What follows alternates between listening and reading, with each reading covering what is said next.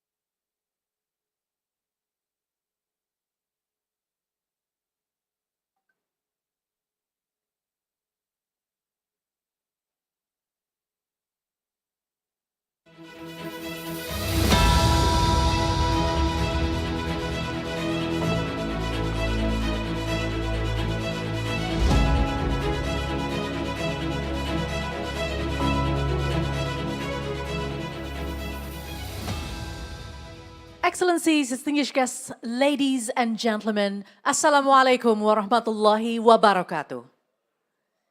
May peace be upon us all. Good morning and welcome back to the plenary hall, and it is an honor to stand before you on the second day on the International Infrastructure Summit 2025.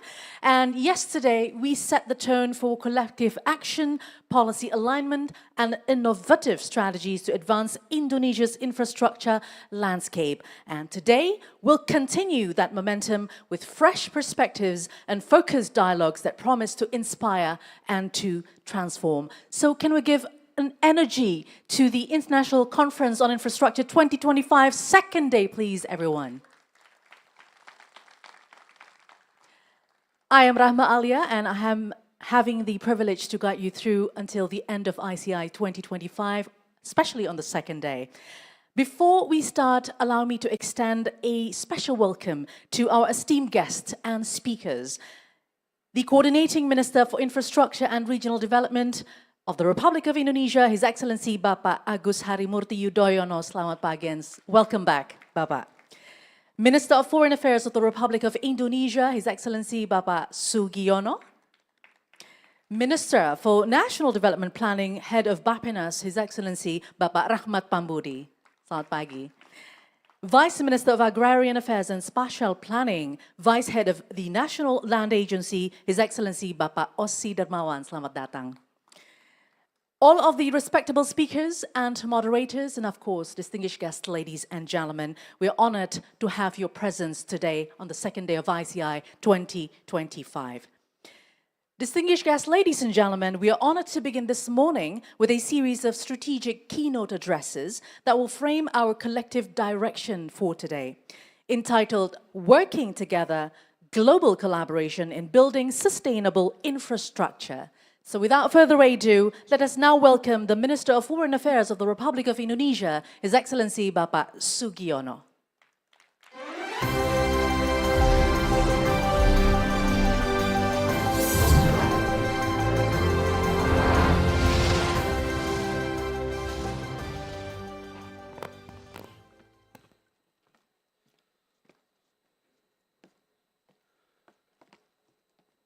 Coordinating Minister for Infrastructure and Regional Development, Bapak Agus Harimurti Yudhoyono, Minister for National Development Planning, Professor Rahmat Pambudy, Vice Minister for Agrarian Affairs and Spatial Planning, Bapak Osi Dmawan, Member of Commission 5 of the House of Representatives, Bapak Danang Wicaksana Sulistia, distinguished guests, ladies and gentlemen. A very good morning and very warm welcome to all of you, especially those who have just traveled to be with us on the second day of the International Conference on Infrastructure. And I'm very pleased this morning that many of our partner countries, investors, companies, and financial institutions are present at this conference. It's also giving a strong signal that there is a strong global interest in this conference. And I would like to thank Coordinating Minister of Infrastructure and Regional Development for hosting this prominent conference and also for inviting me to give an address in this conference. To deliver a message with, I think, is very powerful and timely theme, which is working together and collaborating, because this is also the theme of Indonesian foreign policy, basically, that we try to find common ground with our friendly countries, with all of our neighbors, immediate, intermediate, and far away, to work together and collaborate and cooperate for the prosperity and for the good of our people. And I would like to personally also thank Coordinating Minister of Infrastructure for giving me this opportunity to talk and allow me also to deliver my address for this conference. Distinguished guests, ladies and gentlemen,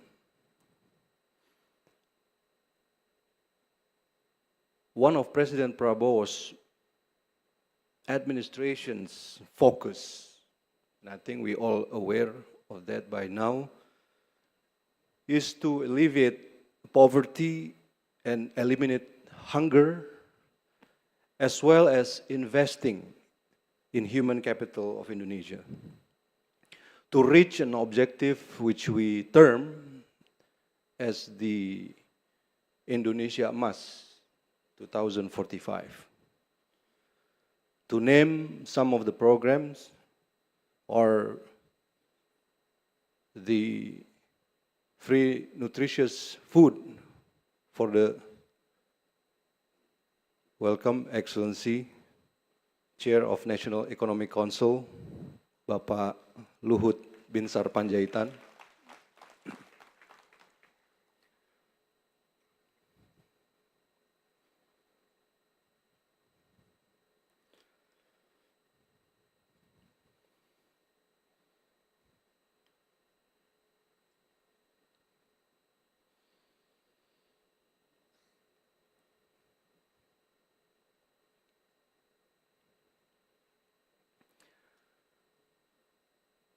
Request permission to carry on, Excellency.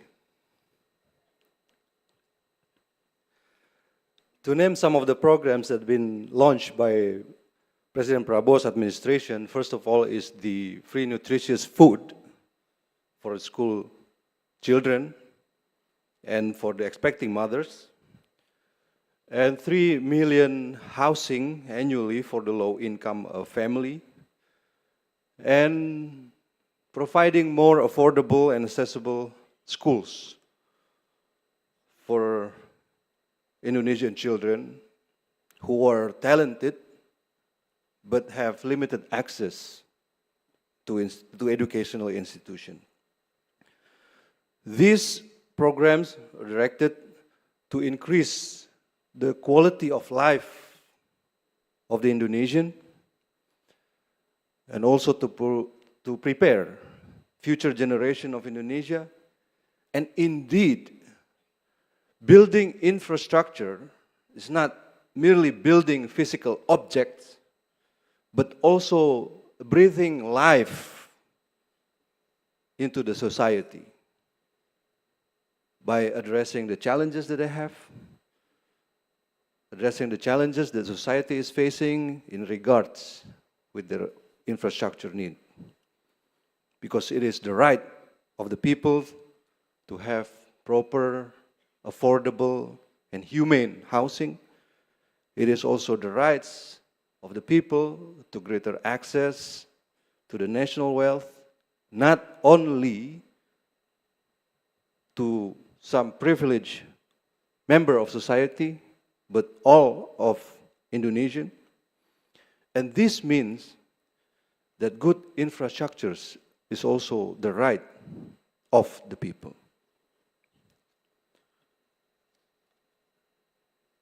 And to be able to address the challenges that we have in facing this infrastructure problem and issues, and addressing various global challenges, requires us to work together across borders, sectors, and stakeholders. Over the past decade, Indonesia has made significant strides in infrastructure expansion,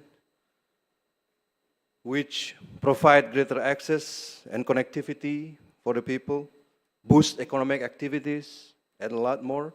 And none of this progress has been possible without the cooperation and the partnership from all of our friends. And therefore, I would like to use this opportunity also to thank our partners and investors for long-standing commitment and cooperation. Distinguished ladies and gentlemen, on the other hand, building infrastructure need also to consider the preservation of environment as well as addressing the issue of environment itself. That's why I think two of the most important program that's launched by President Prabowo's administration, first of all, is the giant seawall, which covered the length of northern coast of Java as one of the big answer to the issue of inundated coastline of the island, and also the waste management program that will also answer the issue of a cleaner environment. Because we believe that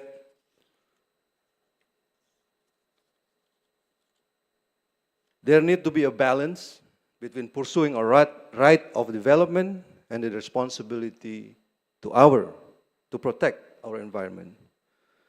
And therefore, sustainable infrastructure is more than a rhetorical goal. It's also a bridge between nations, a foundation for collective resilience, and concrete manifestation of shared responsibility.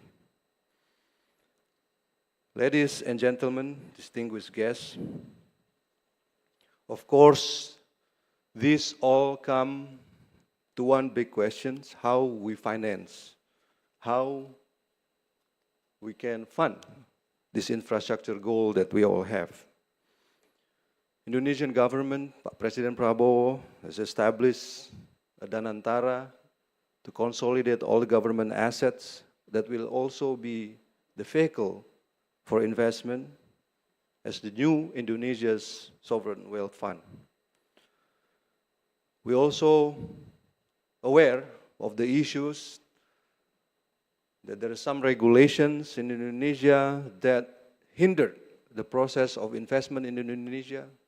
That's why Indonesian government has also streamlined the regulations, improve the ease of doing business, and remain committed to strengthening legal certainty and transparency. Ladies and gentlemen, because I see the timer, it already shows that my time is up. Allow me also to address one thing in relations with the field of work that I am entrusted, that the Indonesian government and firms have also been actively contributing to various infrastructure projects abroad, mostly in Global South, to name a few, developing the metro, skyway system, in the Philippines, and offshore projects in Senegal and Mauritania, bridges in Taiwan, housing in Algeria, and a presidential palace in Niger. These projects showcase the global reach and competitiveness of Indonesia's state-owned enterprises through the State-Owned Enterprise Go Global initiative. And I think with Danantara as the new vehicle, this effort will also can be expanded to cover more part of the global south. And also in 2019, we also initiated the Indonesia-Africa Infrastructure Dialogue, resulting in considerable agreement based on inclusive collaboration that leads to one conclusion, that Indonesia is a reliable partner in infrastructure development, both domestic and overseas. And with the policy of President Prabowo, which opened the infrastructure's market to private sector, as well as all the effort in streamlining the regulation, this is also a very good opportunities for our friends to come and also answer the issues of developing infrastructure project in Indonesia.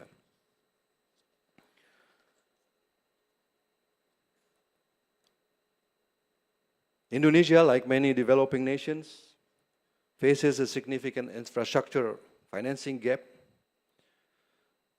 Indonesia need $280 billion by 2030 for climate action, and only 30% can be achieved by public funding. And the rise of inward-looking policies may potentially also impact the international development cooperation. That's why I mentioned that we have to find a common ground for us together to cooperate in order to be able to overcome these issues.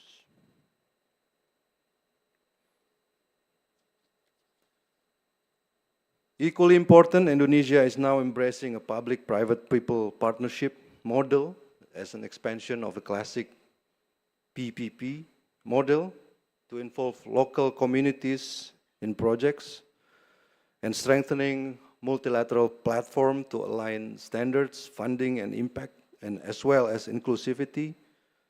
We're committing to a just inclusive transition by ensuring infrastructures to support the poorest and the most vulnerable. As I already mentioned, that infrastructure projects and infrastructure building, not necessarily just building physical object, as well as breathing life into society and increase the quality of life of Indonesian, which also align with the Sustainable Development Goals of the United Nations. And in the spirit of working together, I extend a heartfelt invitation to all global stakeholders to join us in building sustainable infrastructure. We stand ready to facilitate and look forward for meaningful and tangible collaboration.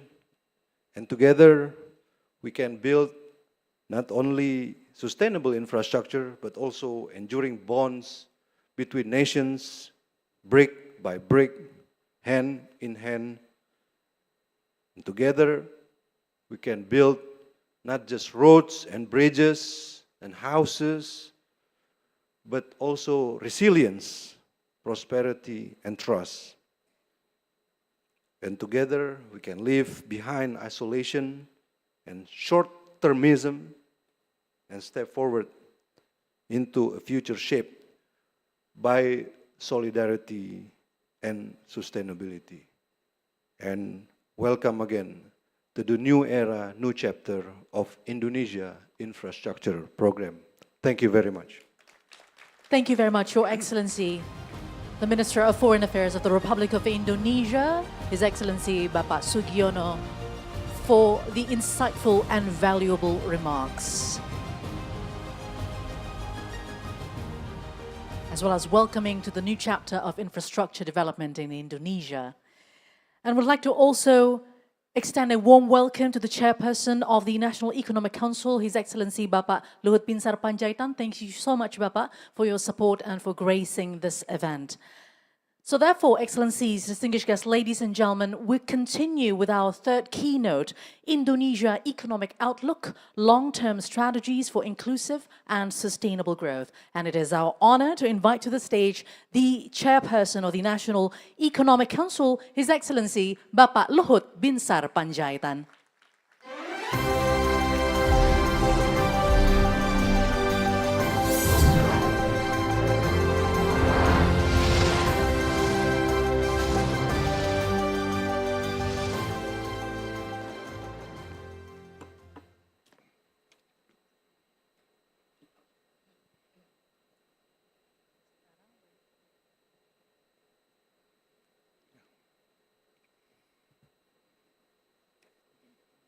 Yeah.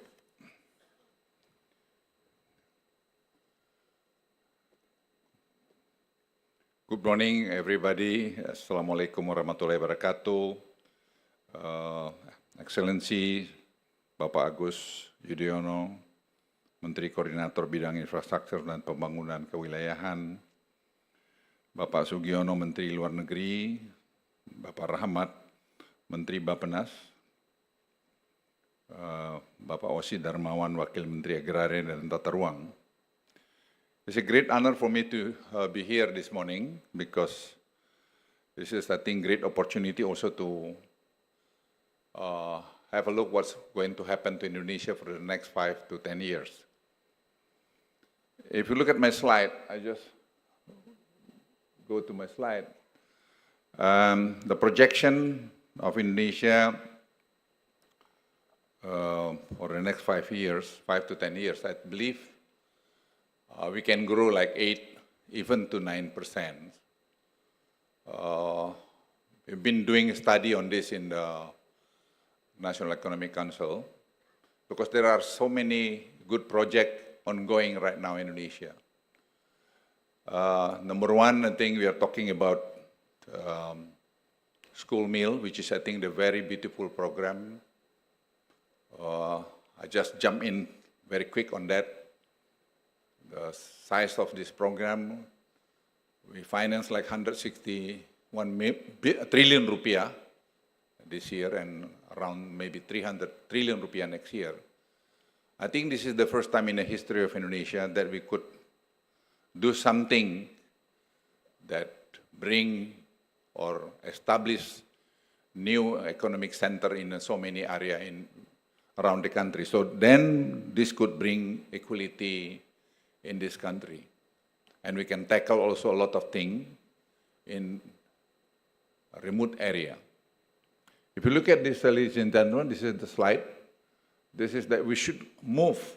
If you're talking about 2045, we have to grow like 6, 7, or 8% by 28, 29, or 30.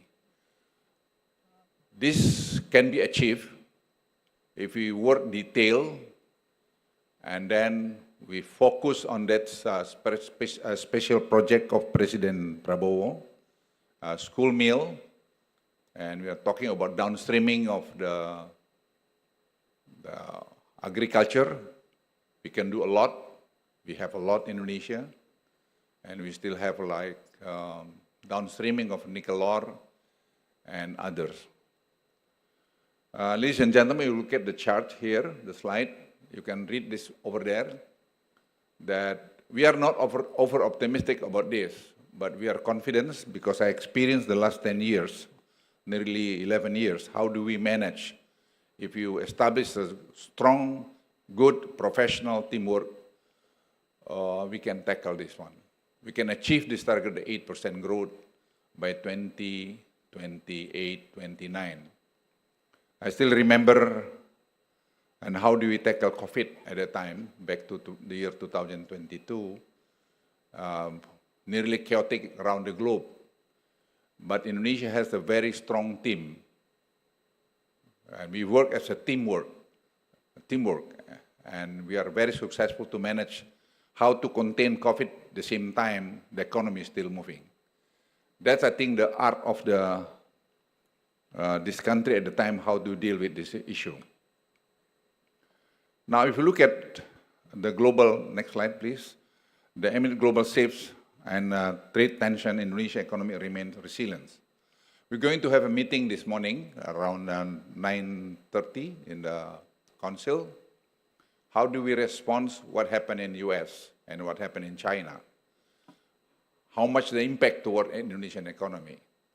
So this is, I think, a recommendation we are preparing to the president, because the volatile things in US, but at the same time, China has also the problem. It's very hard to predict, but we have to prepare the worst and the best scenario in order to respond to this situation. You look at this also, the fragile economic growth in Europe, and I think US could, this is our prediction, could reduce their presence in Europe, but at the same time, Europe has a problem also with Russia. So this kind of situation, if you look at also some books written by Redalio, then you can see the cycle, the big cycle of this situation today. If you look at also the slide, economic growth projection by country, this is the slide. We have to keep our growth above 5% in order to achieve the 8-9% by 2028, 2029. The question whether this is doable or not. I can say yes, doable, but we have to work together. Detail cannot be just give the instruction, but we don't go to detail to this project. That's why infrastructure is so important. Infrastructure cannot immediately give the response to the economy, but we learn the infrastructure, for instance, that we built in Sumatra to Bengkulu. The result, after 6 years, you see the demand of electricity hike very much. The infrastructure in Java also changed the picture of the industry in Indonesia. Labor-intensive industry, very important for Indonesia. Some people said about the garment and footwear decline in Indonesia, which is not true, because we were so surprised last time that from China, they relocate some of their industry to very small city in Java, like in Jawa Tengah. They don't go to the special economic zone. They go to the small city because they said simple, or the feng shui is very good there instead of here. So something like this we never predict. But you know how much they employ? They employ 10,000 people. So our prediction now, the people say that lay off a lot, yes, but at the same time, our prediction will come up with my slide later on, around 67,000 employees going to happen before end of this year.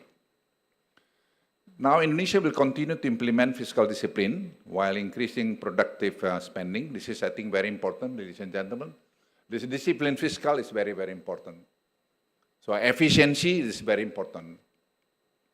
That's why the President Prabowo encouraged to move very quick on the government technology, which is not right now ongoing. The President insists to launch this by this coming August. If you remember, maybe like 2 months ago, President Prabowo also launched already e-catalog, 6 version, which is, I think, a very good thing to manage the government procurement. Right now, 90% of the government procurement all through e-catalog, which is, I think, very efficient. We save like 30 to 40%. And we learn from our experience in COVID. We have a Peduli Lindung, and then now we have a e-catalog, and Simbara, all the mineral right now through the system. So we have to work based on the system. So I believe with the government technology, hopefully we can start to test this system by end of this year through bantuan langsung, so the bansos. This is, I think, one of the programs that we understand, the direct transfer, cash direct transfer to the people who qualify to get this transfer. This is, I think, the size that you can see. And Indonesia has made continuous progress strengthening connectivity by land and air and etc. This is, I think, very important, talking about cost. At the end, why the people want to invest in Jawa Tengah, Central Java? Simple reason. Because they have a good infrastructure from Java to like Jakarta or to Patimban. Patimban, we have a seaport over there. And we have airport in Kertajati. So the infrastructure connectivity is very important in order to reduce the cost. So ladies and gentlemen, if you invest in Indonesia today on infrastructure, that's the right time to do. Of course, it takes some time to see the return because but some toll road in Java is very lucrative business to invest. But we offer also to you later on about infrastructure in Sumatra, toll road from South Sumatra to Medan. Improved connectivity drives the spread of industrial development. I mentioned already this one. And if you look at this one, number of employees that we created because of this. Some people pessimistic, but I can tell you honestly, we are very optimistic on this. At the end, people, the investor look at whether they can get return or can they get benefit or profit from their investments. As simple as that. So that's why a number of investors also right now increasing quite good. We don't have much problem in that. I went to China. I just back from China 3 weeks ago. I've been discussed also with some of my friends, colleagues in China. They're willing to do that, to invest in Indonesia, to relocate some of their industry to Indonesia because facilities in Indonesia also very good. And ladies and gentlemen, Trans Sumatra, the other infrastructure to offer to you, the completion, the 1,000 something kilometer. Yeah, this is, I think, financing need to connect Lampung to North Sumatra. This is 161 trillion rupiah. This is, I think, very important for Indonesia because once this toll road, we able to finish this by within 5 years' time, then we can see the economy can move much faster in the Sumatra area. Because in the middle of Sumatra, there are so many industry over there, so many potential renewable energy over there. I mentioned earlier about free nutrition meal, pro-jobs, pro-poor, and pro-equality program. This is, I think, very, very important for Indonesia to bring equality in Indonesia. Before, we don't have this kind of program. But this program, I sent my team to have a look what's going on the school meal. I think ongoing quite well. Of course, still have some problem here and there. But in general, I think it's going very well. And we're going to establish supply chain because of this. Then we can see the new economic sector in the rural area, in the district, and in other area.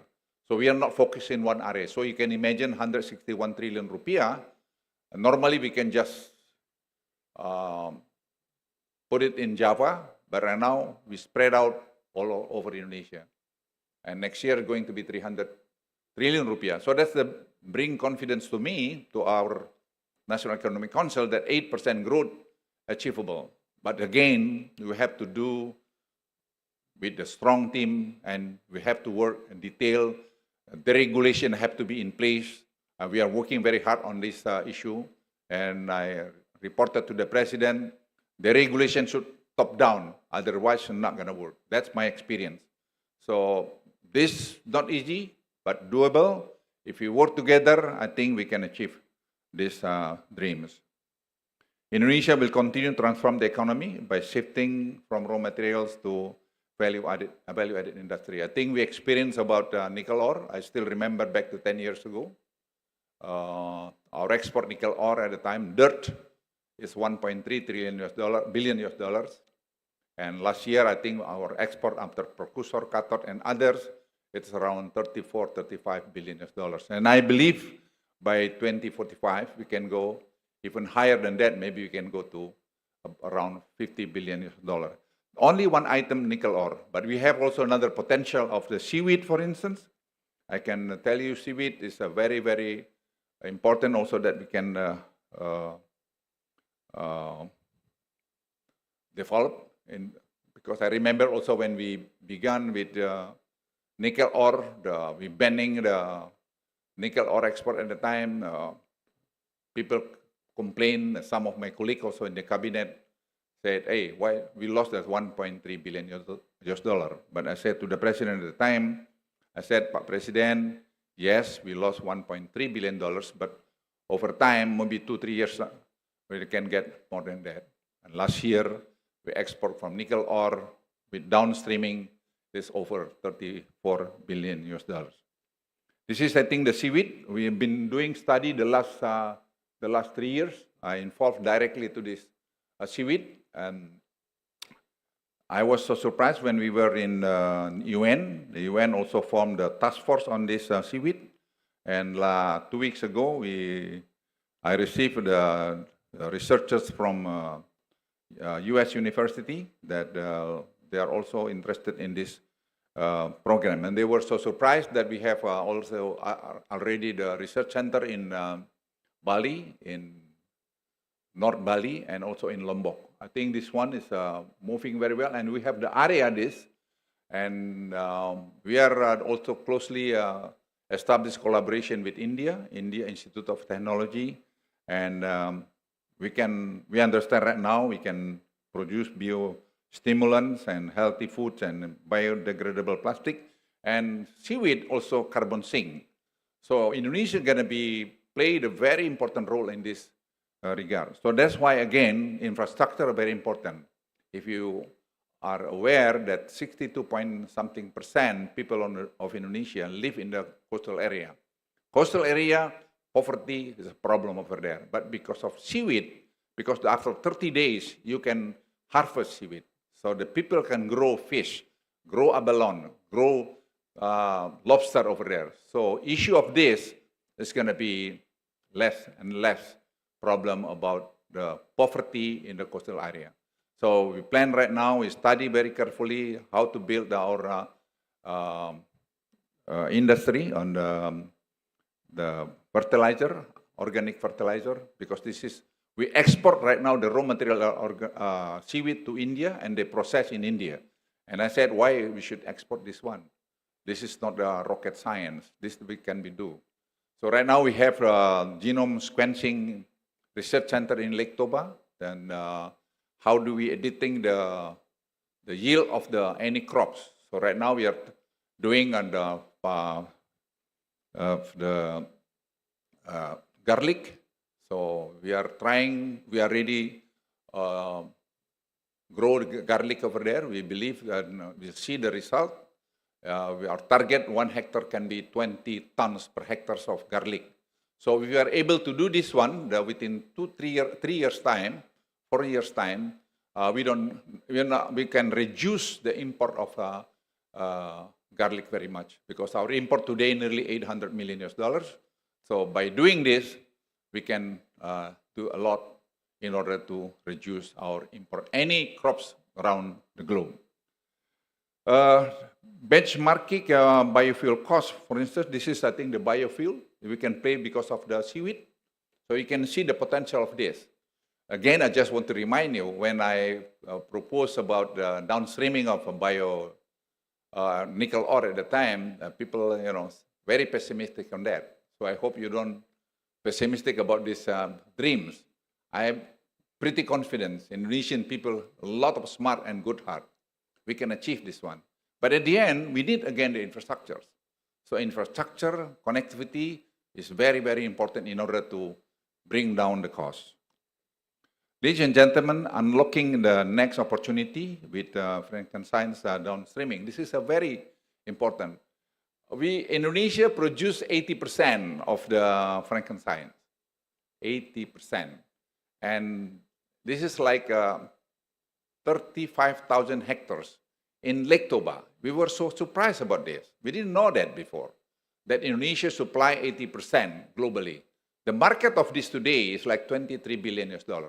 So you can imagine, ladies and gentlemen, this is the potential for Indonesia. But again, infrastructure is the bottom line. If you don't have a good infrastructure, how people can go there? So this is right now ongoing, and genome sequencing also working on that. We are able to have a data about this, and I think the data that we collected the last 3 weeks, 4 weeks, is around 75,000 trees of the Frankensteins in Lake Toba that can produce 75,000 kilograms of Frankenstein. So this is again the potential in Indonesia, but again we need the infrastructure, toll road, and also other things. But basic infrastructure right now are already in place. The bilateral cooperation has offered key lesson and paved the way for further. If look at this with China, 2 country twin parks, and also about Kaltara Green Industrial Park. I think this Kaltara Green Industrial Park is the biggest green industrial park globally, because we have like 7 gigawatt of hydropower. We can go maybe to 8, 9. Existing right now 6 something gigawatt. So all the industry over there, the aluminum, for instance, everything gonna energy by green energy. So we have like 6.3 TCF of gas in IDD in South Sulawesi. It's a very close connective to SIS. And also the fiber optic cable from US past this Makassar Strait. So if we have the data center over there, we can have the data center with the green energy. We can just connect to the this cable. So Indonesia, ladies and gentlemen, I think we can do a lot today, especially when the Danantara Sovereign Wealth Fund are already in place right now. I understand they are working around the clock in order to, to fulfill the president wish to 7.5% return of this in Danantara investment. So I'm pretty confident that this could bring Indonesia again, to support Indonesia again to go to 7-8% growth by 2028-29.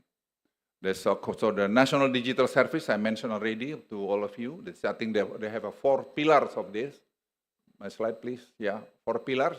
We are already working on this very much, and again, I'm pretty confident because of been experience. We are not begin from scratch. We are ready in some area. We just to connect, but we need basically how do we work together? So among the ministry and also with the other agencies. And I'm so happy with the Bappenas, and then Bappenas also involved and also with us. And we have some issue here and there, but in general, I think we were able and successfully to tackle the problem within the ministry and also with the institution.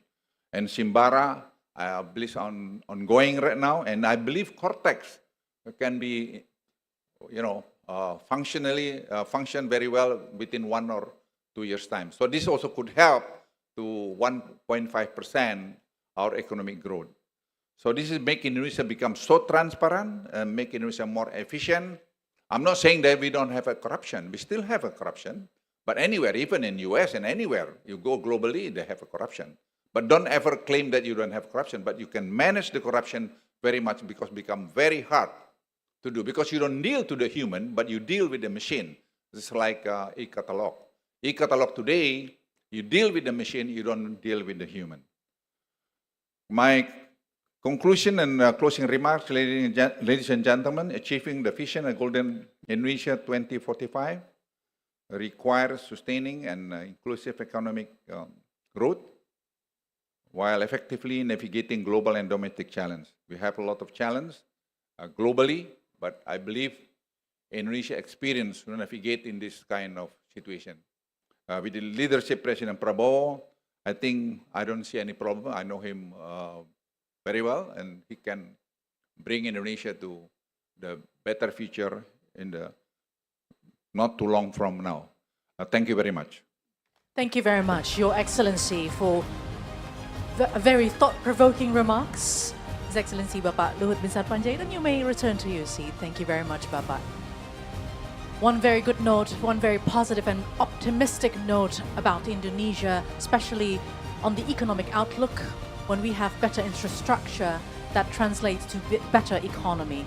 But that means we need more collaborative actions with the private sector's partners as well as global partners to make those goals come true in the near future.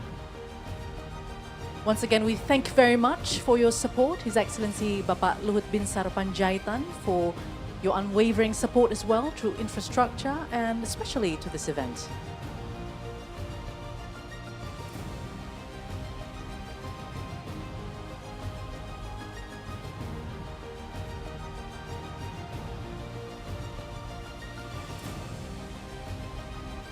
And now, Excellencies, distinguished guests, ladies and gentlemen, we talked about international affairs and economic outlook. Now we proceed to our next keynote address, which will outline a national strategy for a climate-resilient infrastructure future, which is very relevant to a lot of countries, and especially Indonesia as well, that sits in a ring of fire. So a pivotal component in ensuring Indonesia's development remains robust and sustainable. Please join me in welcoming Minister for National Development Planning and Head of Bappenas, His Excellency Bapak Rahmat Pambudy.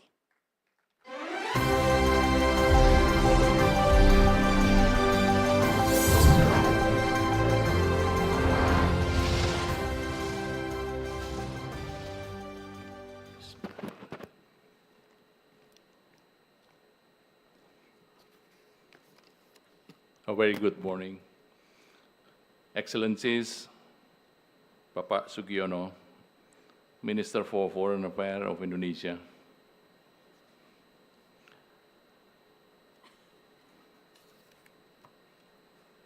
Vice Minister of Agrarian Affairs and Spatial Planning, Bapak Osi Dmawan, and the most important person here, the host of today,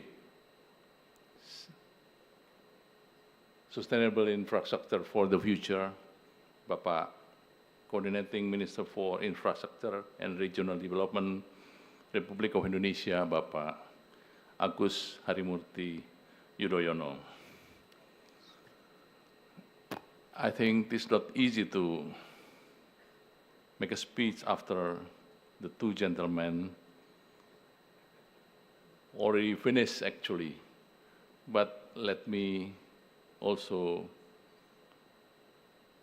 give something that may be important to all of distinguished guests, ladies and gentlemen.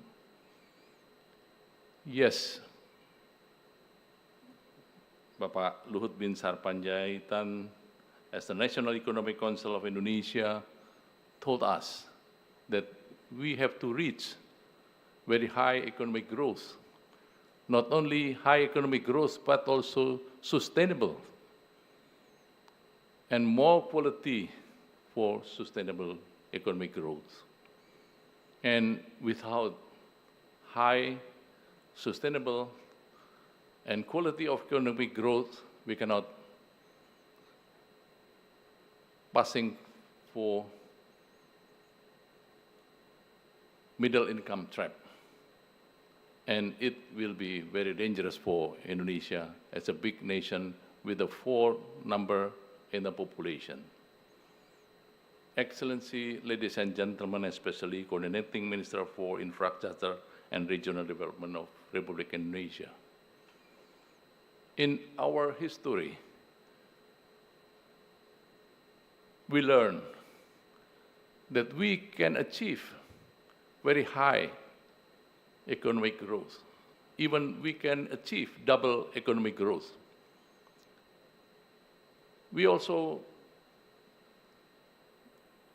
combating poverty from 70% become less than 10%. We also develop our school, elementary school, secondary school, and high school. And again, we can develop our nation, our country, that we can achieve as a model of not only model in Asia, not only model in Asia Pacific, but model in the world. We can achieve, we can improve our production of our staple food. We can achieve to improve our production, not only staple food, but we can achieve to improve a lot of things to give our people their feed, like a milk, poultry product, beef, agriculture product, and many things. As also, we can also build our schools, we can build our hospital, we can build our market. That's the only thing why. The only thing we can do this because of we built our infrastructure, especially physical infrastructure. Yes, we are not as rich as now.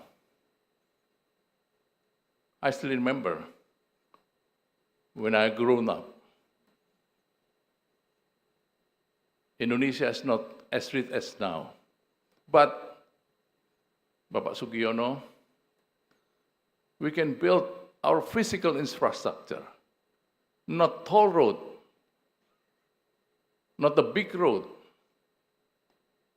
Because a big road, when I was very young, the big road, the best road is built by American, what we call it Jakarta bypass. But at the time, we built access road, rural access road.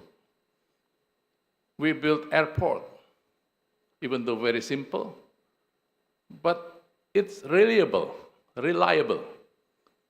We built port, yes, not the big port, not the port for container, but the port for our fisheries. That's what Pak Luhut told us. Connectivity. That was Pak Sugiono told us. This is what we need. Infrastructure to improve the quality of our people. Infrastructure to improve the quality of our education. Infrastructure to improve the quality of our population healthcare. That's why I work together with the Minister for Infrastructure and Regional, Bapak Agus, Yudhoyono. Sometimes I told Pak Agus, please, even though I'm the Minister of National Indonesia Planning, I'm happy if I work as his assistant. Because why? Without the reliable infrastructure, we cannot develop our nation. Our president many times tell me, Indonesia is big, very big. If we put our map in Europe, and then Aceh in London, and Merauke in Istanbul. How big Indonesia? So this kind of a nation like Indonesia only can be developed, only can achieve as a developed countries if we develop infrastructure. In Bappenas, we think not only physical infrastructure. We also plan to develop what we call it social infrastructure. Another infrastructure, we also call it economic infrastructure. And now, in the era of digital, we also develop digital infrastructure. But again, the most important thing still physical infrastructure that is under the Minister of Infrastructure and Regional Development, Bapak Agus Harimurti Martoyo. Pak Agus Harimurti Yudhoyono. So, Pak Agus, I don't want to waste all the time. We already prepare what I speak, but again, if I deliver speech, not as good as Pak Luhut, not as good Pak Minister of Foreign Affairs, so let me finish my speech, and then better I make a copies of the speech. And again, I want to tell all of the audience, yes, I'm a professor in Bogor Agriculture University, but today I'm not stand in the front of my student.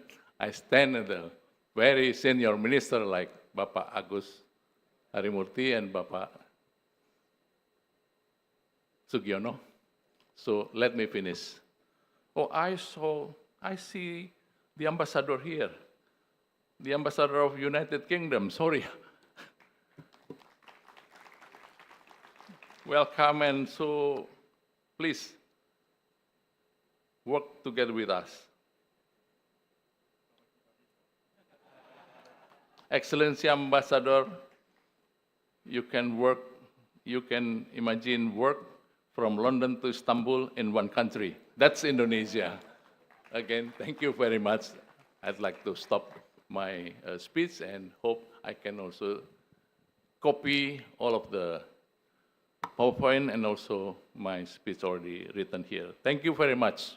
Thank you very much, Your Excellency, Bapak Rahmat Pambudy, for your unwavering commitment on the Indonesia's infrastructure agenda, opening the hands to help out, especially with the agenda of infrastructures under the Coordinating Ministry of Infrastructure and Regional Development. We do feel very grateful for your presence, His Excellency Bapak Rahmat Pambudy. And ladies and gentlemen, we now invite you to please remain comfortably seated as we prepare the stage for our next session, a strategic panel discussion that marks a key moment in today's plenary agenda. And the theme of the upcoming panel is Resilient by Design, Building Urban Infrastructure to Protect People and Planet. And this conversation will bring together distinguished policymakers, international partners, urban experts, and practitioners who are actively shaping Indonesia's infrastructure response to climate change and urban pressure. Urban centers such as Jakarta and Surabaya are currently experiencing complex and compound challenges like land subsidence, with some areas sinking by as much as 20 centimeters per year. Air pollution, where in Jakarta over 80% of days from the year 2019 to 2024 have exceeded national health standards, and the constant threat of coastal flooding, water insecurity, and rapid urbanization. And these challenges demand not only innovative design, but systemic and inclusive infrastructure solutions designed for resilience, driven by data, and sustained by collaboration. So this session that we're about to have will explore how to integrate climate risk into urban planning, how to deploy food, I repeat that, how to deploy flood and coastal protection system effectively, how to manage air quality, natural resources and urban livability, and how to build synergies between national and local governments, the private sector and global partners. As the technical team now continues staging the setup, we invite you to take a moment to reflect on the role that infrastructure plays in not just shaping the cities, but protecting lives as well as future generations.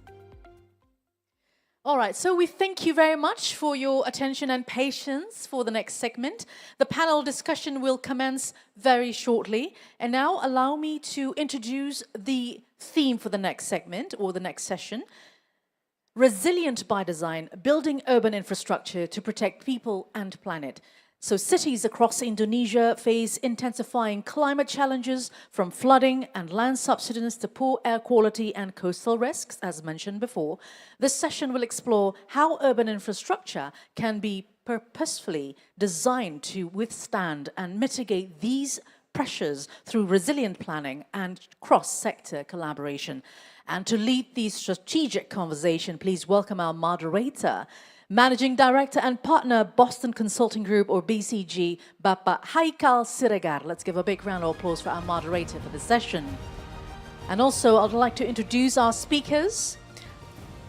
Deputy Coordinating Minister for Basic Infrastructure, Rahmat from the Coordinating Ministry for Infrastructure and Regional Development. Country Director, ADB Indonesia Resident Mission Southeast Asia Department, Jiro Tominaga, please come forward as well.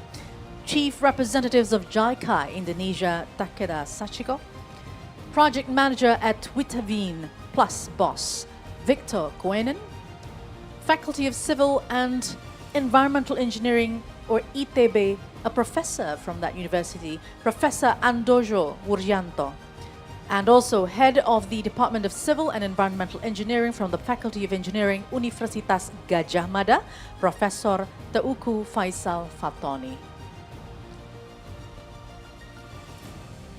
Welcome all speakers and moderator to the stage. And with this, I'd like to hand over the stage to our moderator. Please take it away. Thank you. And ladies and gentlemen, thank you for being here today. And my panelists, thank you a lot for bringing the time. This is such a big topic and such an important topic that we'll cover a lot of things, but we'll also have a lot of thematic deep dive sessions after this where we'll go deeper into the session. So today, I first have to apologize that I'm going to be a very strict timekeeper because we're going to be discussing quite a strategic range of topics with only 35 minutes to do so, right? I think on this one. And so let me just jump right in on this one. So, Pak Rahmat, we've heard a lot about this, right? And I think the background context and the MC had introduced the problems quite strongly, right? And it's obvious that resilience is a top of mind agenda for Kemenko, right? And also for the Indonesian government. Lots of studies have also been done, right, on that one. But in a nutshell, could you summarize, like, what's the nature of the challenges that we face, right? And, you know, what are the cross-sectoral plans that the government already has in Thank you, Pak Haikal. Very difficult question to answer. But maybe let me quickly step back and see what is the problem we are facing, right? The last day or so, we've been talking about building infrastructure, building roads, building bridges, building connectivity. But all of that cannot happen if we don't build resilience in our environment. So for example, if you don't have land, you don't protect your land, how can you build the roads and bridges and your ports? And also, quite importantly is that not only about the land or the infrastructure, we also need to think about the people. And the people, what do they need? They need food, they need water, they need fresh air to breathe, right? So we need to ensure, to be resilient, we need to make sure that our infrastructure is also able to provide enough water, both quality and quantity, not too little, not too much, and not too dirty, so that people can do it for food supply, for industry, as well as for daily use. And basically, what we need to do is protect the air quality. For example, we all breathe air, and if the air quality is bad, then the people will all get sick. So all of that problems, how can we protect the land? How can we protect the water resources? How do we protect the air quality? Definitely is the key things that we want to do in the government. And in Indonesia, it's all done by different ministries, both local and central government. So Pak Rahmat Pambudy has explained, both in his speech and I'm sure in his presentation, and his beautiful long-term and mid-term planning, all of the interventions that need to be made. The job is to execute it and to create a coordination for that to happen. So maybe before I take all the time, let me stop here and then pass it to the others first. Thank you, Pak Rahmat. And I think it's very interesting to hear kind of like the priorities across the sectors, right? And I guess you mentioned also the collaboration required across the different players, right, on this one. Jiro-san, I understand ADB has actually been active a lot in this space, right? And a lot of the work that Rahmat mentioned, I think ADB has actually been also involved in, right? What's your view right now on the Indonesian plans on building this, especially in cities where on the coast where there's actually real challenges we're facing today, right? And I guess specifically, what are the investment gaps that need to be closed? Thank you very much. I think Rahmat just kind of laid out all the sort of the agenda and priorities that Indonesia will need to face. So I could just say I agree, and we can move on. A little bit of a contribution to the discussion. I think I can think of three sort of high-level, if we step back, high-level sort of agenda type of thing for urban resilience, and then also in adaptation field. I think one is protecting the people. Yeah, I think it's really because of the climate change, etc. The natural disasters, with or without climate change, I think Indonesia is always vulnerable. So you have to have the infrastructure and system to protect the people living in the urban area. And second is that it's very, urban centers is really the centers of economic growth.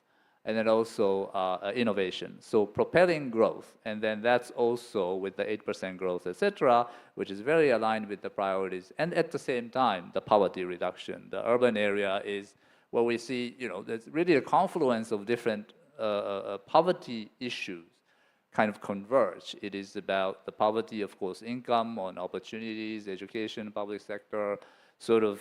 So I think that's, protecting and then also making sure that the infrastructure in urban area, that propels growth and then poverty reduction. And finally, of course, the preserving the environment.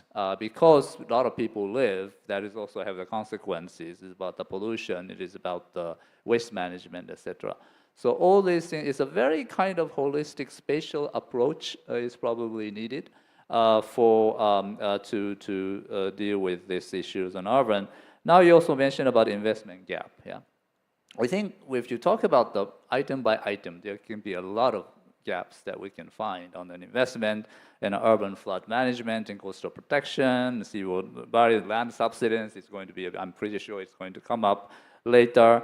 Water resource management, also about the new source of watershed management and storage of water storage, sanitation and solid waste management as well. It is also about infrastructure, but also about the system, right? The public awareness of the sanitations, and then also about waste management, and also connecting the sewage system to the households also requires collaboration and understanding at the civil community level that it is needed. So that kind of, in addition to the physical infrastructure, but also the social infrastructure. So, but I think if we want to come sort of a little bit high level of what can be done in the gaps or the area that we can improve, I think one is, of course, the coordination. I think it's because in urban issues, it is a challenging issue because there are so many, say, cooks in the kitchen. It is not in a critical or sarcastic way, but it is just the way it is because it just transcends the boundaries between the sector or also central and local government. So there needs to be a very sort of functional system of coordination. So coordinating ministry like Rahmat and his team, it's going to be very, very important, I think. And second is, of course, funding, financing. It's both the private sector financing is very, very important, but at the same time, particularly in the adaptation area, some level of public financing is also very important to really to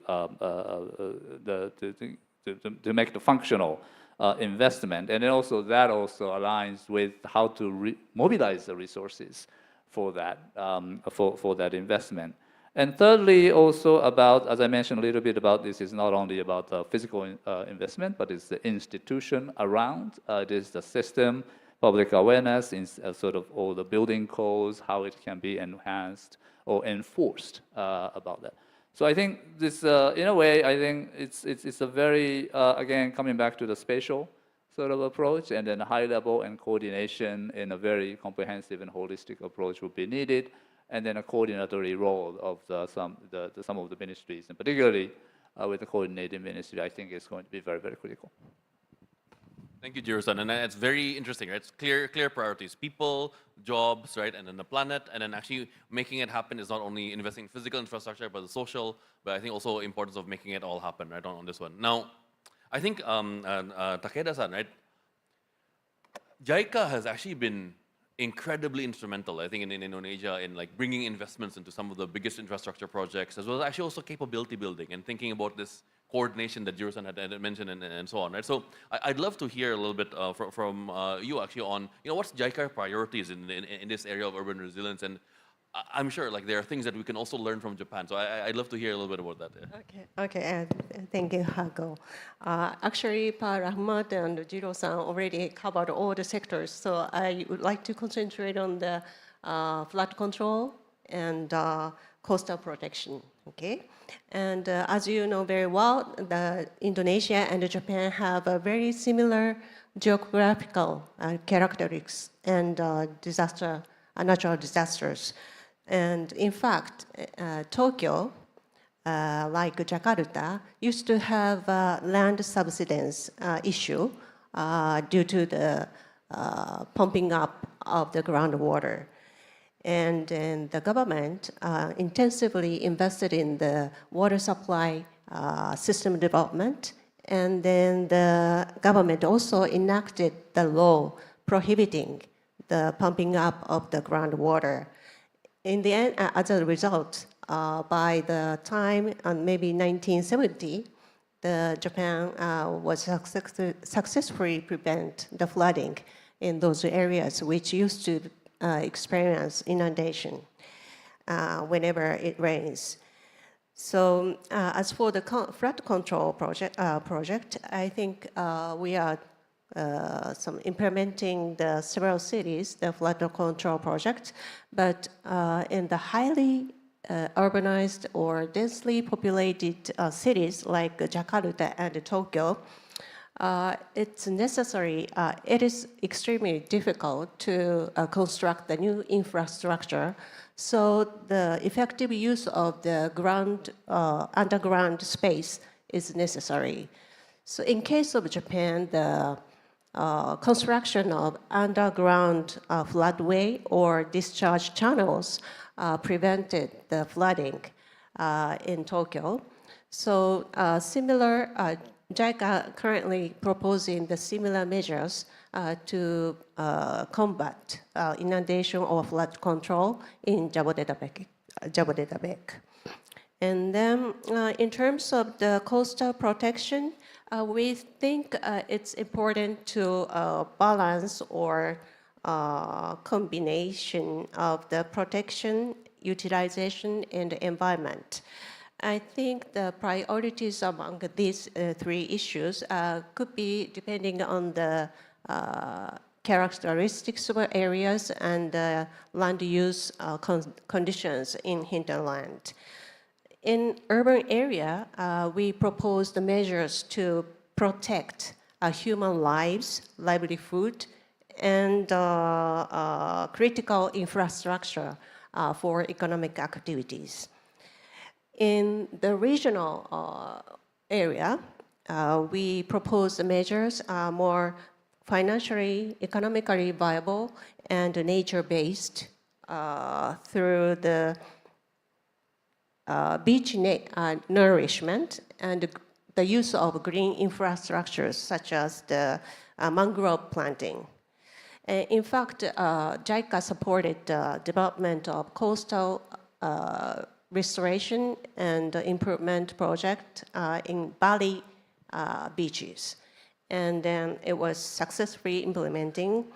And then we are also proposing the similar measures in the several cities in the coast of northern Java. Okay, that's it. Thank you, Takeda-san. It's a very interesting point you mentioned on you need to have a specific solution for each specific area, right? And so that you can't take a single paintbrush and apply to all different areas on this one, right?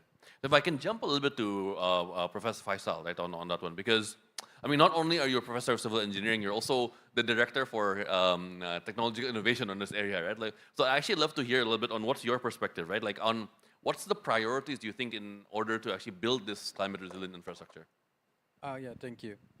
So I want to strengthen what has been explained by Takeda-san. Yeah, it's very interesting in how we deal with the infrastructure planning for climate resilient, especially in coastal areas. So I want to highlight 4 key points or priorities that we have to do. The first one is the climate vulnerability in infrastructure cities. Yeah. Just now it has been explained by Takeda-san that we have a problem in Indonesia for coastal area like major city, Jakarta, Semarang, Surabaya, even in Makassar and Manado for land subsidence and also low-lying area in North Jakarta as well. So we need to pay attention on that. Even in IKN, yeah, it is located inland in East Kalimantan, but it's surrounding by the coastal ecosystem and also river deltas. So that's also potential for climate variability. So this city represents both administrative and economic hub that making the need for resilient in infrastructure. And then the second one is what is the impact of climate change? Yeah. I can explain that there's so many, but first thing is sea level rise, of course. Yeah. And the second one is tidal flooding. We know it as ROP, yeah. And then salt water intrusion. So this threatening the freshwater supply and agriculture. And the fourth one is land subsidence, and then storm surges and extreme weather, and also ecosystem degradation. So that's the impact. And the third priority is what should we do? What is the mitigation effort to overcome that problem? The first one, I suggest to that we take a look at the nature-based solution. So by rehabilitating the mangroves, the wetlands, and coastal forests to act as a bioshield. The second one is for restoring natural drainage and estuarine system. And then the second mitigation is hard infrastructure. So just now the coordinating minister, yeah, Pak Rahmat has been explained that we need to deal with physical infrastructure and also the human, yeah, or the people living there. For hard infrastructure,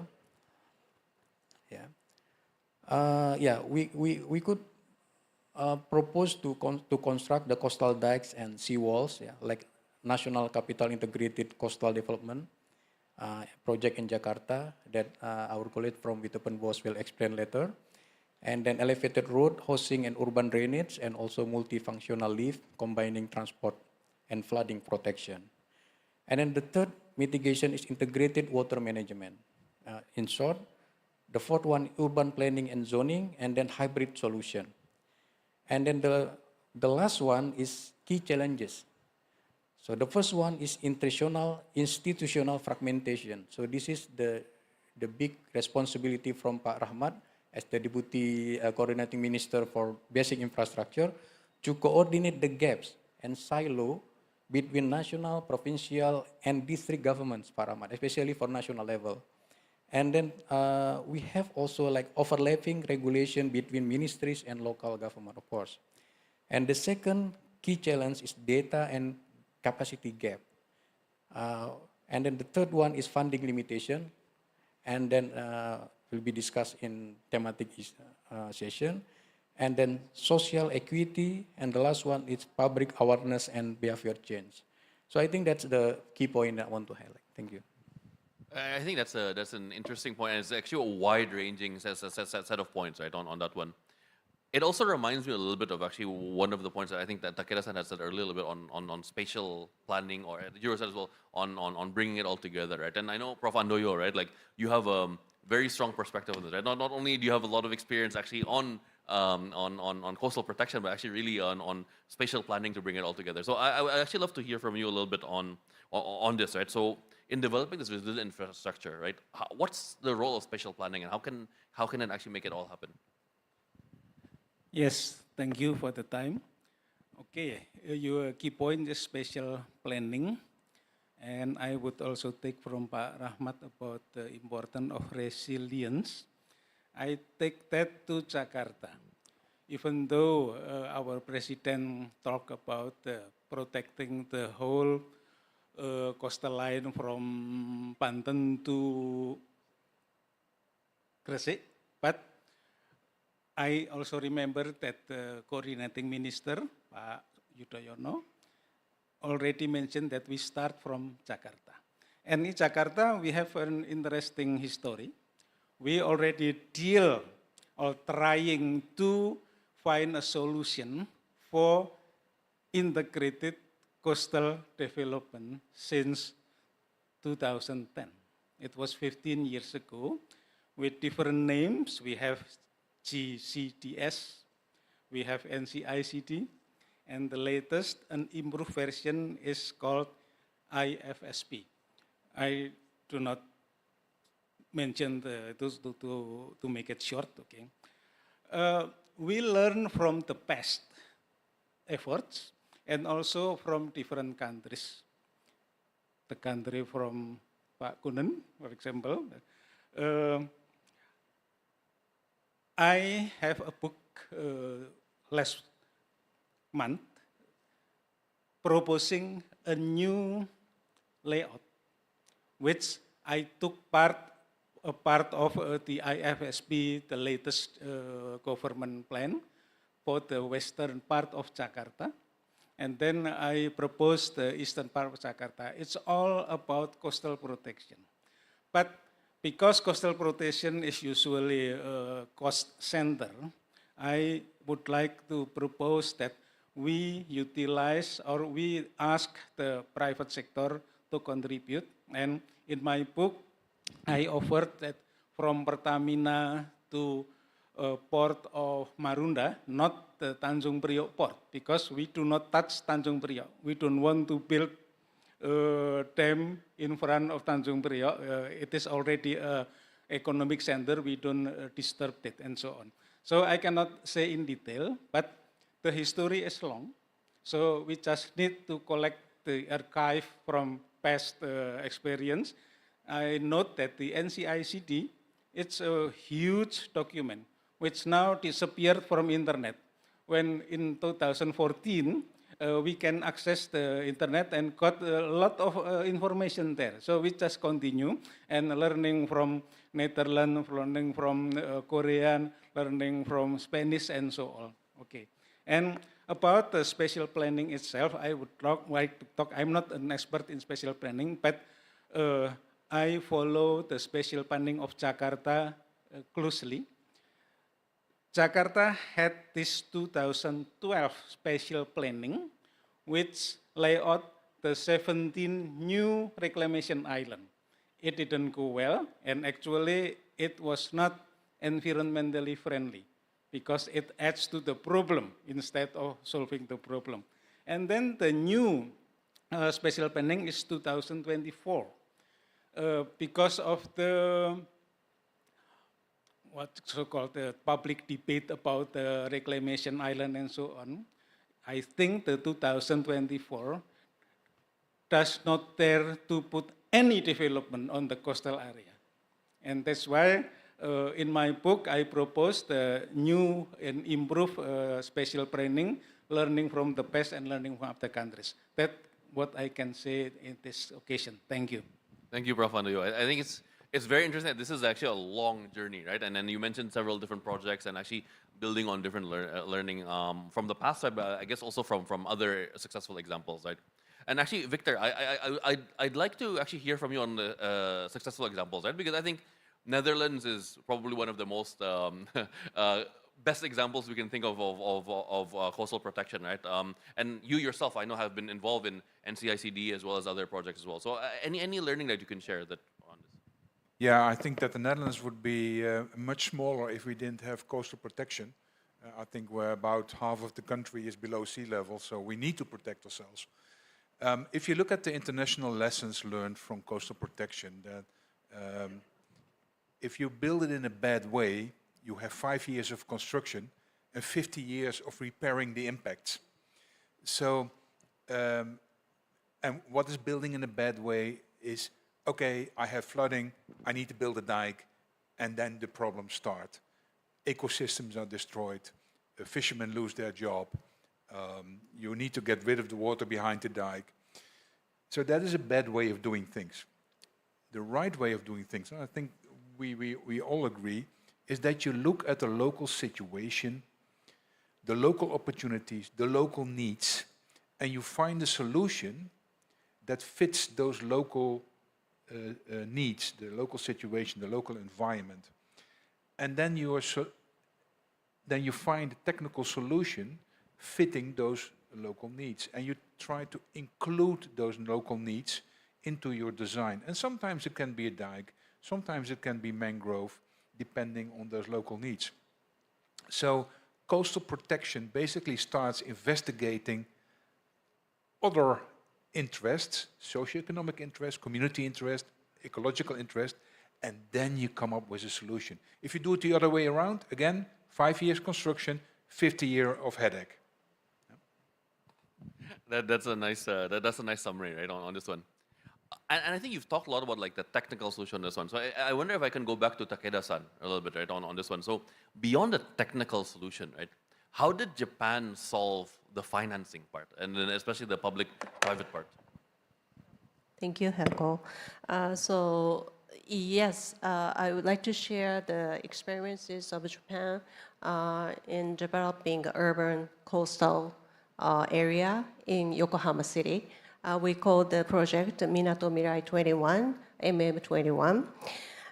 This project is to redevelop the port area and to create a mixed-use urban area with the functions of commerce, business, culture, and residential living. Another feature of this project is to focus on sustainable urban development, incorporating the disaster prevention and energy conservation, as well as environmental protection. So when the project starts in 1983, MM21 area, it was largely vacant land.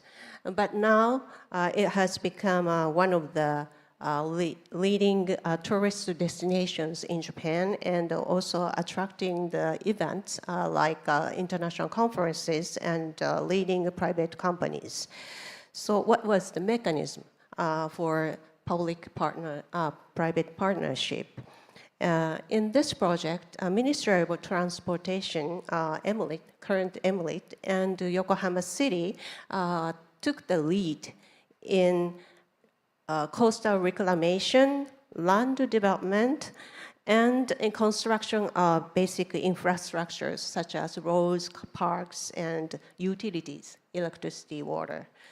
And then the Yokohama City also commissioned UR, which is a public entity specialized in the urban development and housing projects, to implement land use planning and development. So at this stage, numerous disaster prevention measures as well as environmental protection measures were incorporated and implemented. Then, once the investment environment was established, the UR and the local private developers attracted private investment in this area. So the next question is, how did they finance this land development project?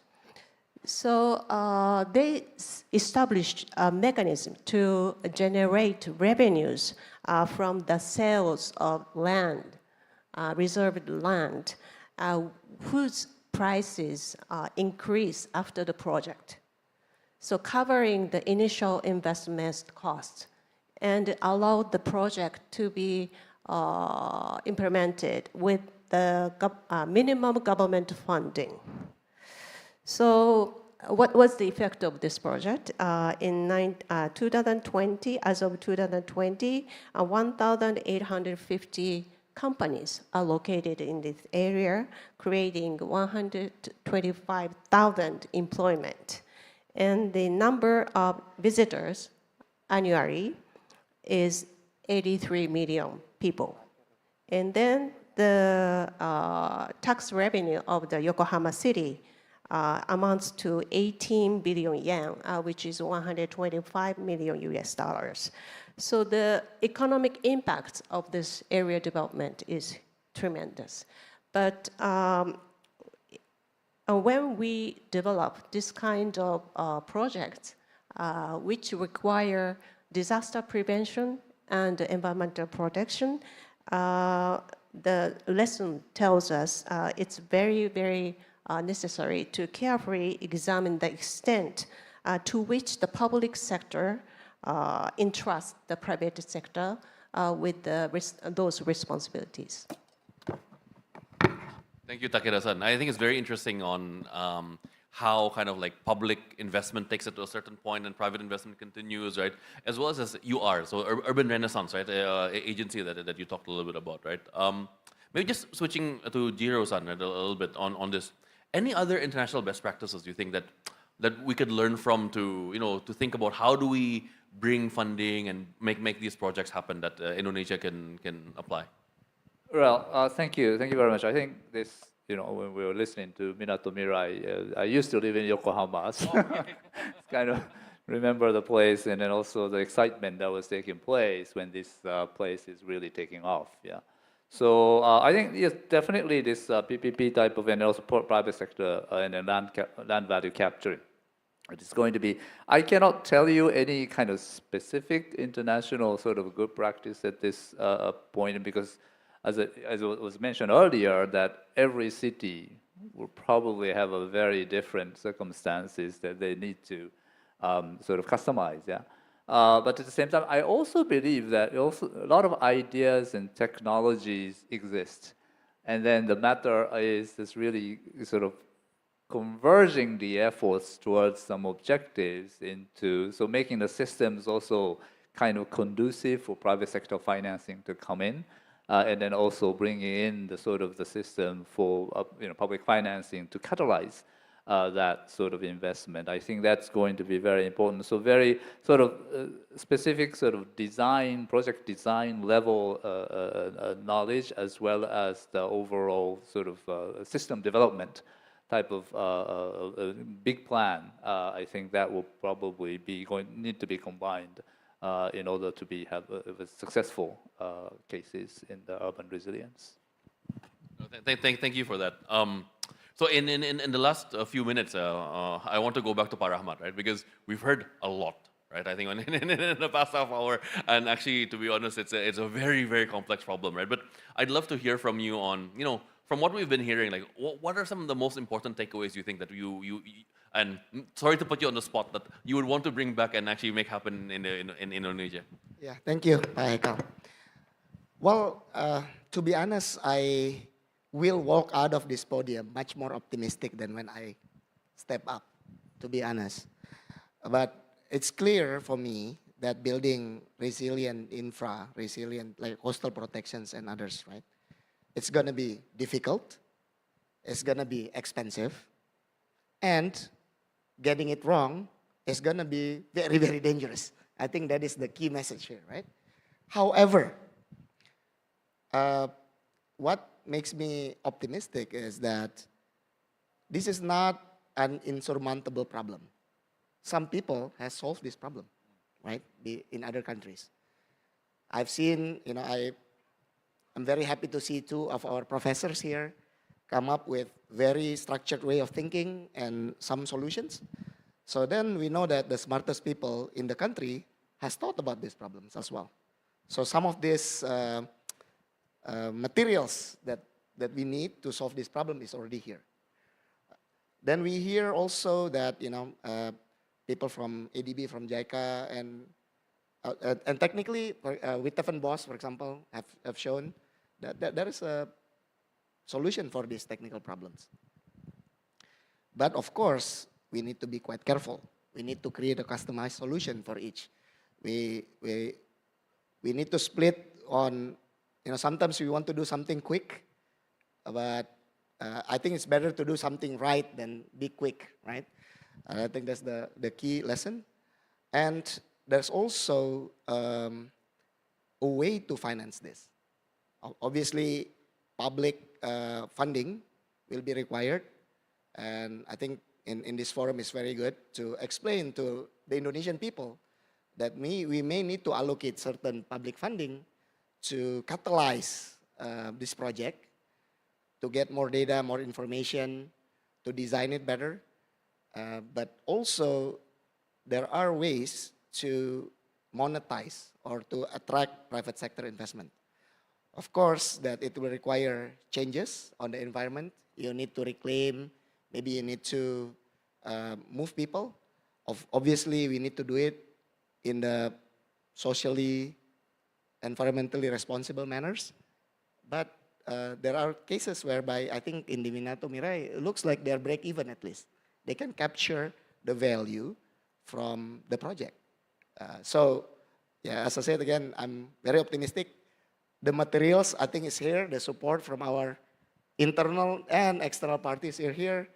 I guess now it's my job to try to coordinate with my ministry. Now I don't think I will sleep tonight. Thank you, Rahmat, right? And then, look, just as a conclusion to this, one, the discussion has only just started, and we'll be continuing this, of course, on thematic, but also I think beyond this, right? But today we heard actually a lot about the challenges on technical, financial, as well as kind of coordination or governance, but actually a lot of the solutions, right, on this one. And as Rahmat said, right, we have the best minds in Indonesia, for example, Prof. Faisal and Prof. Handoyo working on this, but also globally, for example, like Victor actually working on this. Lots of learning that we can take from other countries, lots of development partners engaged, such as JICA or ADB, right? And if I can add just one point of optimism to Rahmat, right? I'm actually very happy that you're actually taking on this challenge, right? And the coordinating Ministry of Infrastructure. So I think there's hope for us all. So I guess for this panel, I think we will conclude this. Thank you so much for your inputs. Thank you. Thank you very much, moderator Bapak Haikal Siregar. Thank you to have led the moderated session. We invite everyone to please rise and move maybe 1 or 2 steps just to take center stage for some group picture.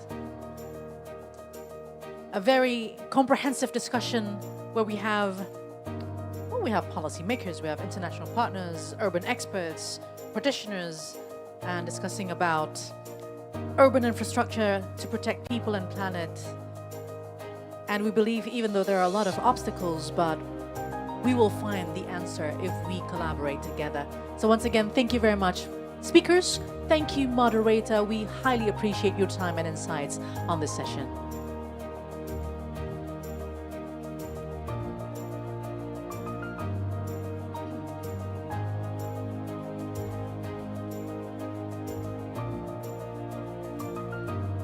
And ladies and gentlemen,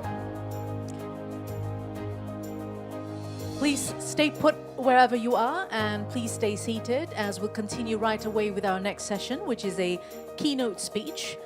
We now move forward to another strategic perspective in today's discussion. And this keynote will highlight the critical role of spatial planning in urban and ensuring that infrastructure is not only efficiently built, but strategically located for maximum impact. So without further ado, please welcome to the stage Vice Minister for Agrarian Affairs and Spatial Planning, Vice Head of National Land Agency, His Excellency Bapak Osi Dmawan to the stage. Let's give a big round of applause, everyone.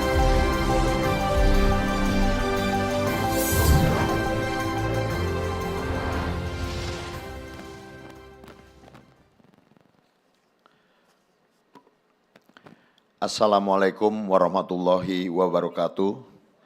May peace be upon us all.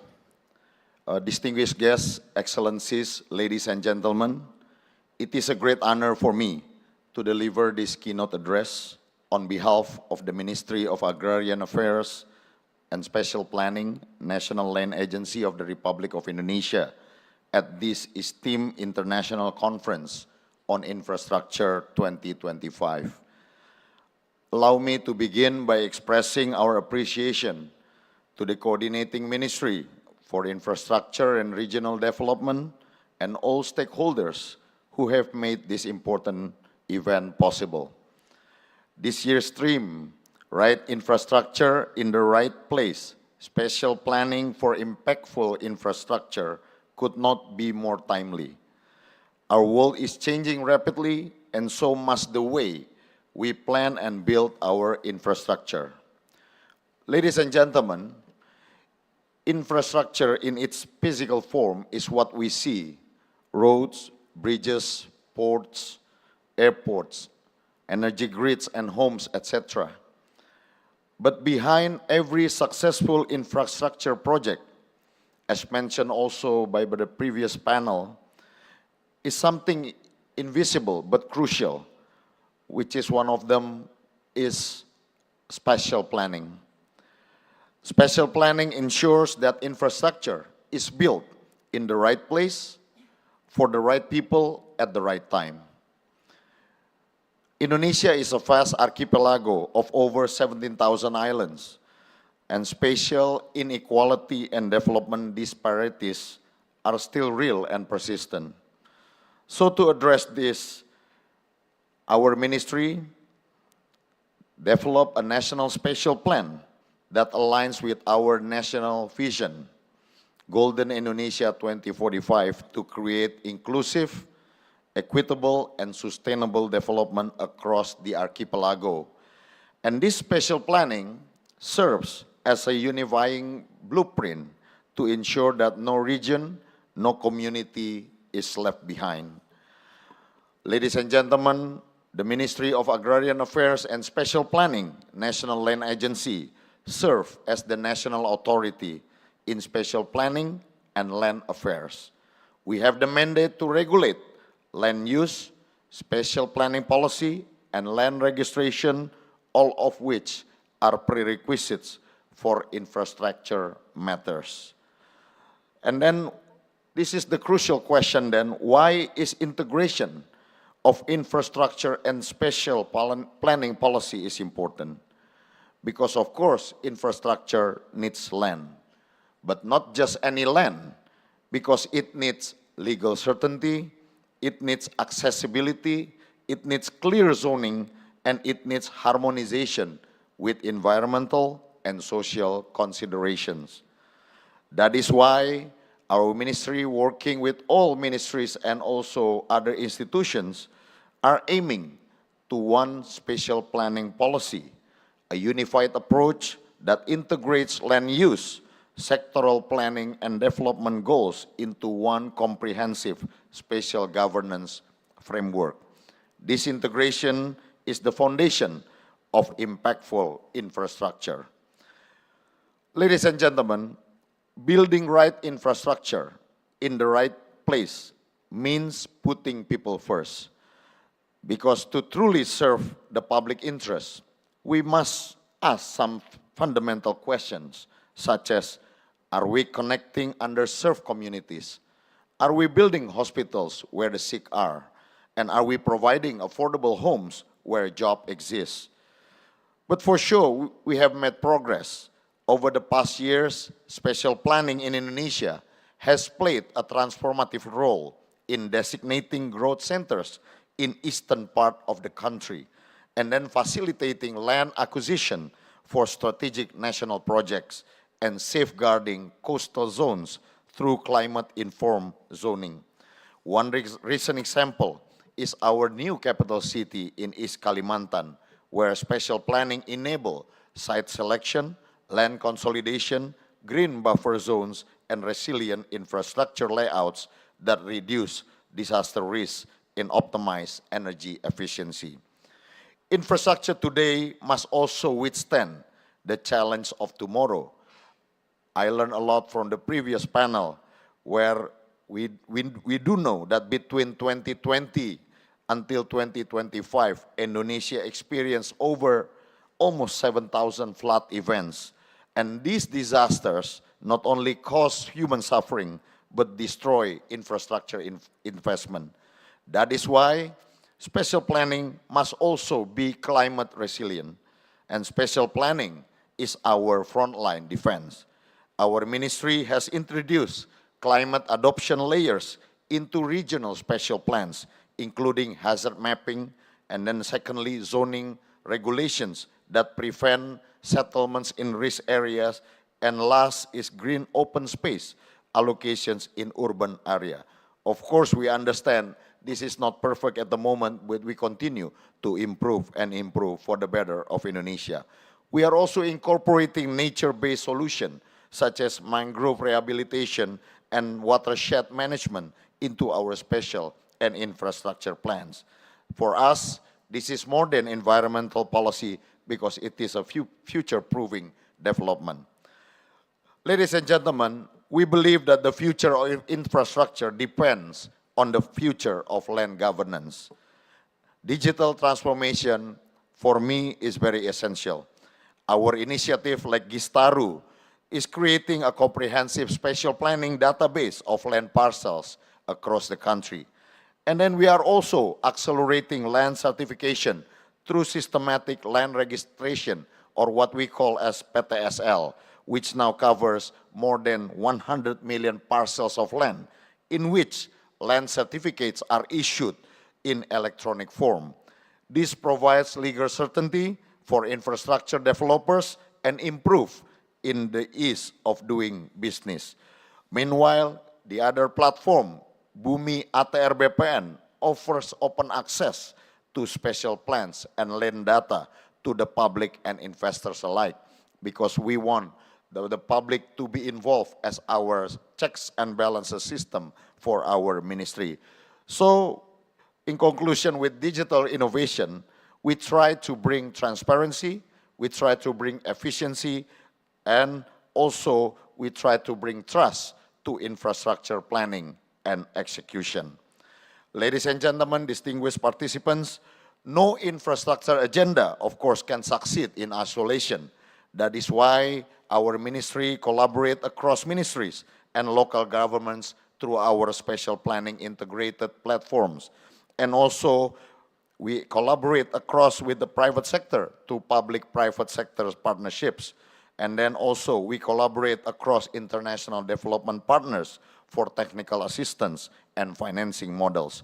We believe in inclusive infrastructure where the voices of women, voices of indigenous people, and the poor are heard and reflected in the infrastructure we build. And let us remember, when spatial justice is achieved, then the social justice becomes possible. To conclude, let us not be satisfied with building more, let us commit of building better. Because better infrastructure means plan with care, grounded in data, designed for resilience, and deliver with integrity. As we move forward, the Ministry of Agrarian Affairs and Special Planning, National Land Agency ready to support national and global effort in ensuring infrastructure equity, in embedding special planning in policy and execution, and also in promoting climate adaptive development pathways.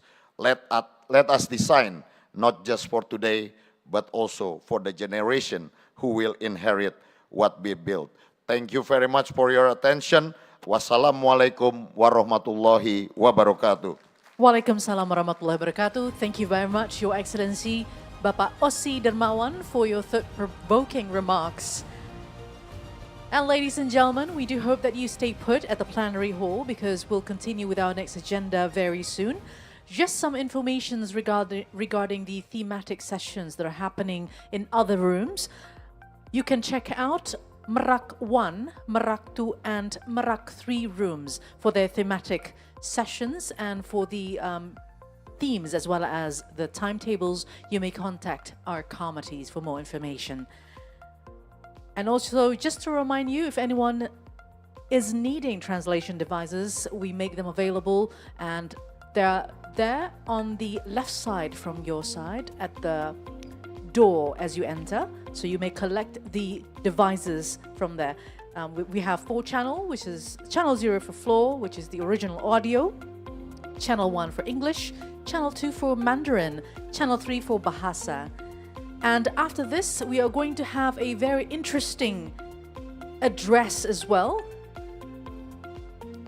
that focuses on one of the most human-centered sectors, actually 2 of the most human-centered sectors, health as well as tourism. So we do have you stay put here and continue with the next agenda with us. Thank you.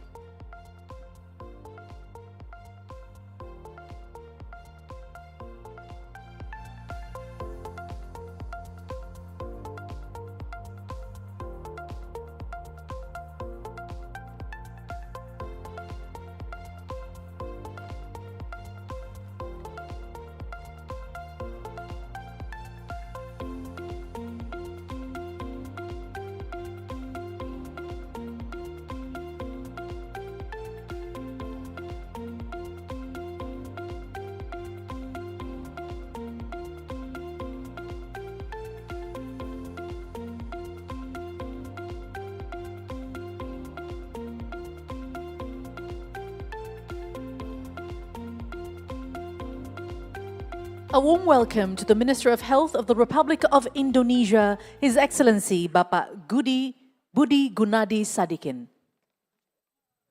And also a warm welcome to the Minister of Tourism of the Republic of Indonesia, Her Excellency Ibu Widi Wardana.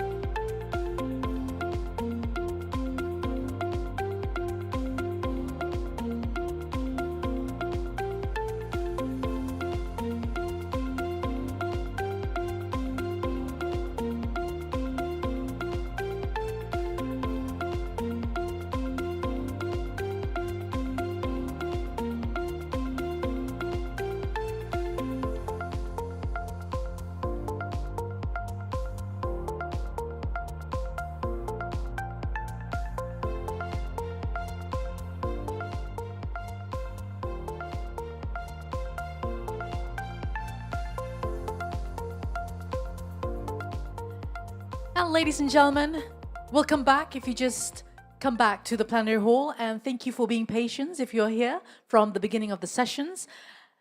And let us continue this session. Now we turn to the tourism sector. We have the minister already here among us, a cornerstone of Indonesia's national identity and a catalyst for regional growth. We are very excited when it comes to health as well as tourism.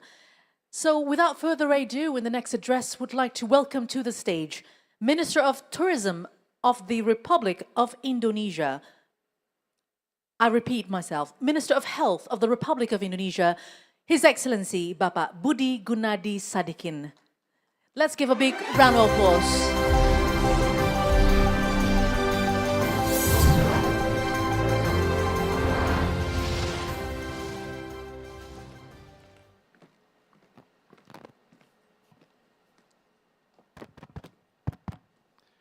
Ladies and gentlemen, good morning. Indonesia is a very rich country. It has 280 million population spread over 7,000 inhabited islands. And as a Ministry of Health, it is my responsibility to make sure that they are all healthy so they can work, including in tourism sector. Ladies and gentlemen, the Indonesians spend their money to be healthy. The average life of Indonesians now is around 72 years old. and they spend around 140 US dollar per annum, each of them. So the total spending on healthcare sector by Indonesian is around 40 billion US. So the first idea that I would like to promote to Ibu Widi, talking about health tourism. Yeah.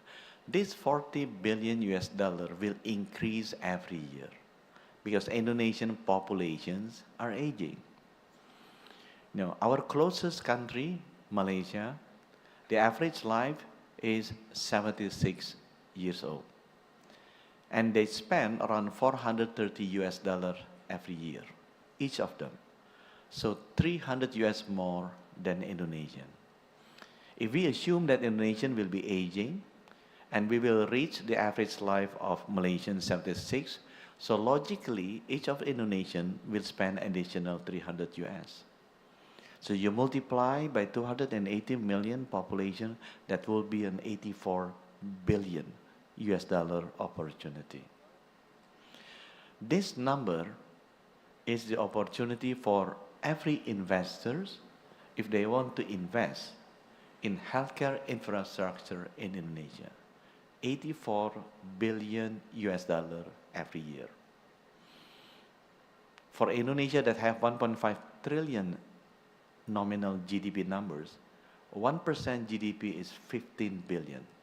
So 84 billion is close to 6 times, 6% GDP increase in healthcare sector alone. Now, the second fact that I would like to share with you related with this number is the number of money, the amount of money that Indonesians spend abroad. Many Indonesians, rich Indonesian or upper middle income Indonesian spend their money to have healthcare services in Malaysia, in Singapore, in Thailand, United States. The numbers that I received, it is more than 10 billion US dollar they spend. Between 1 million or 2 million Indonesian every year go abroad. 10 billion US dollar is almost 1% of the total GDP. So my first proposal to you and to Ibu Widi, if we would like to focus and create healthcare tourism industry, let's start with a domestic healthcare tourism industry. Let's start to attract the rich Indonesians and upper middle income Indonesian to divert this 10 billion US dollar money that they spend on Malaysia's healthcare services, on Singapore healthcare services, to Bali, or to Labuan Bajo, or to Batam, or to other interesting cities. So they can spend their money not only to come to see the beach, to see the painting, to see the culture for holiday, but also for health. If we can successfully attract Indonesians to take the healthcare services in Indonesia, then it will be easier for us to convince foreigners to come. Because in my view, before you can convince foreigners to come to your country for healthcare services, you need to convince the rich Indonesian, Ibu Widi families, the governors, families, the ministers. If they're sick, if they prefer to be served in Indonesia, that will be a good example. So in the future, I do hope that tourism is not only for holidays, but tourism also to improve your health.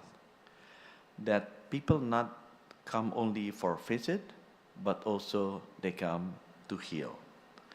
And let's move forward together, because uniting health and tourism, we can build a healthier, stronger, and more jobs for Indonesia. Thank you.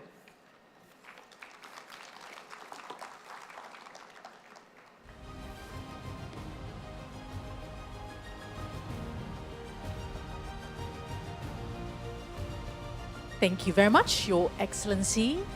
Bapak Budi Gunadi Sadikin. So we have to start with us before asking other people from outside Indonesia to come for healthcare tourism. So it is indeed a very dear matter to us, both healthcare and tourism, and infrastructure for well-being and destination development plays a pivotal role in enhancing quality of life and national competitiveness. So the next one will explore about strategic synergies that unite healthcare, hospitality, public space planning into a cohesive development agenda. And for the next opportunity, let's welcome to the stage Minister of Tourism of the Republic of Indonesia, Her Excellency Ibu Widianti Putri Wardana, for the address. The floor is yours.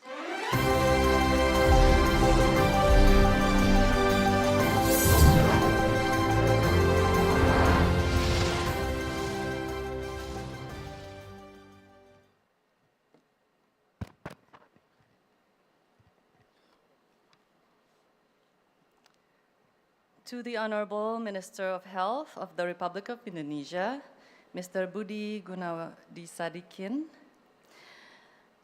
distinguished panelists, ladies and gentlemen, Assalamualaikum warahmatullahi wabarakatuh. Shalom, Om Swastiastu, Namo Buddhaya, Salam Kebajikan. May peace be upon us all.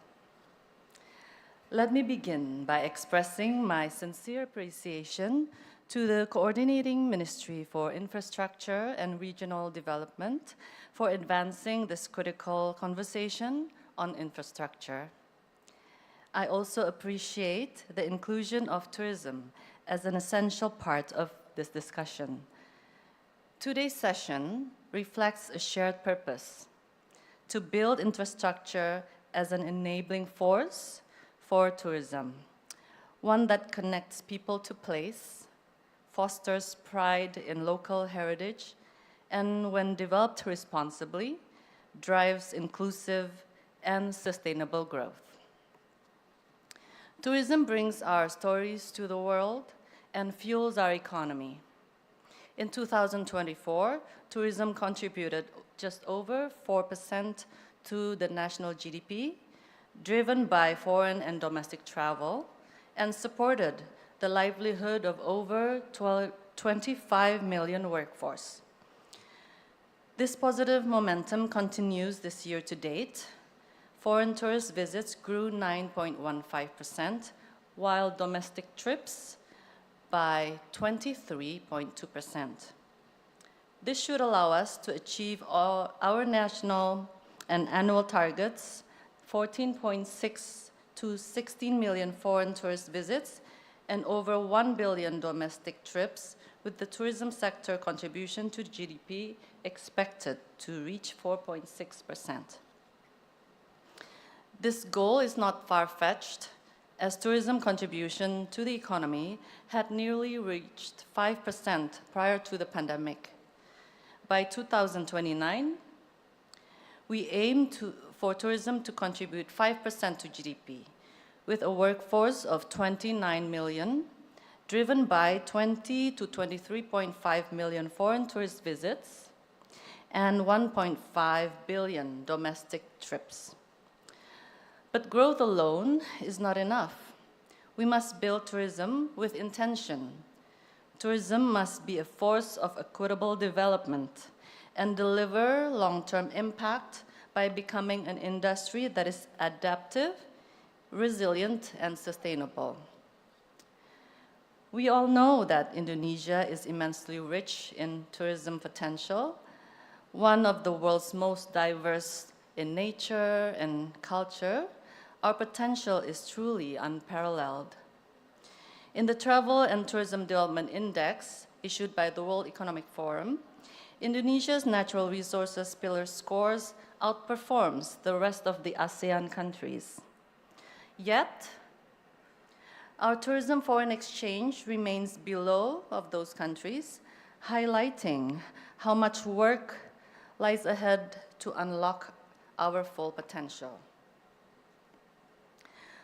A closer look highlights key areas requiring our attention, which is strengthening tourism infrastructure and services, as well as improving health and hygiene aspects, both of which are currently lagging behind the Asia-Pacific average. Our approach to infrastructure must be focused, measurable, and guided by concrete plan. We have a detailed roadmap for each priority destinations in the national plan. In the case of Borobudur, Yogyakarta, and Prambanan, in the current 5-year plan, phase development is being made towards better connectivity and accessibility to the main transport hub. And it is not just about the major infrastructure, such as road, electricity, or airports.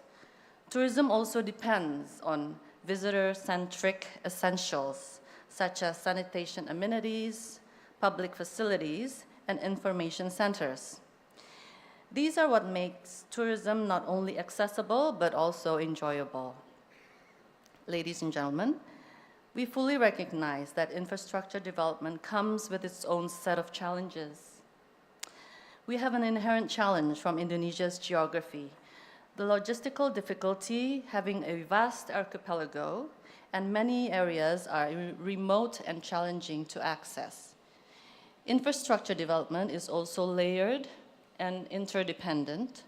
Sanitation, for instance, relies on clean water access, which remains a challenge in certain destinations. Community readiness is also another crucial aspect, as infrastructure is only impactful if the people are prepared to sustain it. Investment gaps persists, which many investors possibly being discouraged by the uncertain investment climate and the long-term investment horizon. Moreover, execution challenges such as unresolved land status, compliance with environmental assessments should also be anticipated to ensure timely implementation. These are real issues, but not reasons to hesitate. They are reminders for us to plan thoroughly and act strategically. Infrastructure also opens new frontiers. It opens the new tourism themes that is growing in demand today, including health and wellness tourism. With this view, Indonesia developed the Sanur Special Economic Zone and Batam International Health and Tourism Special Economic Zones. These special economic zones are being designed to provide integrated health services in tourism settings. If developed well, they could help retain domestic spending, like Bapak Budi was just mentioning previously, while attracting international visitors who also value holistic health experiences. With its nature, culture, and healing traditions, Indonesia has what it takes to compete in the wellness tourism industry. The Ministry of Tourism recently highlighted several leading projects in Osaka, Japan, potential investors and business partners. These projects range from traditional Indonesian spas to senior living facilities, generating strong interest from a wide range of potential investors, including medical companies. Like Pak Budi also mentioned that we also need to collaborate, that we did in 2022, initiated a collaboration to advance health and tourism starting with the Indonesia Health Tourism Guideline. Pak Budi, with many more opportunities ahead, it is indeed the time for us to begin our next phase of collaborations. So, ladies and gentlemen, let me underscore a key point. Collaboration is essential in advancing infrastructure development. We need bold and enduring private and public partnerships, innovative blended financing schemes, and community-led models that unite innovation, accountability, and a shared purpose. We have already seen this approach in action. The first is the development of special economic zones, stand as a strong example of public-private synergy. Secondly, Through the Indonesia Tourism Development Project, we are mobilizing capital to build infrastructure in key destinations. Thirdly, private sector contributions, like those of Nihisumba, demonstrated how business and philanthropy can collaborate to advance basic infrastructure. Through partnerships with the Sumba Foundation, they have helped expand access to clean water, support education programs, and reduce the impact of malaria in the surrounding communities. Fourthly, the community-driven initiatives like Kelompok Sadar Wisata are also being advanced, ensuring development that benefit the local community. The private sector brings agility, expertise, and scale. The government provides vision, policy, and safeguards. Only through collaborations, we can build infrastructure that deliver lasting value. I look forward to hearing how we can explore and further advance these ideas in today's session. And ladies and gentlemen, at last, I invite all stakeholders to co-invest in Indonesia's tourism future.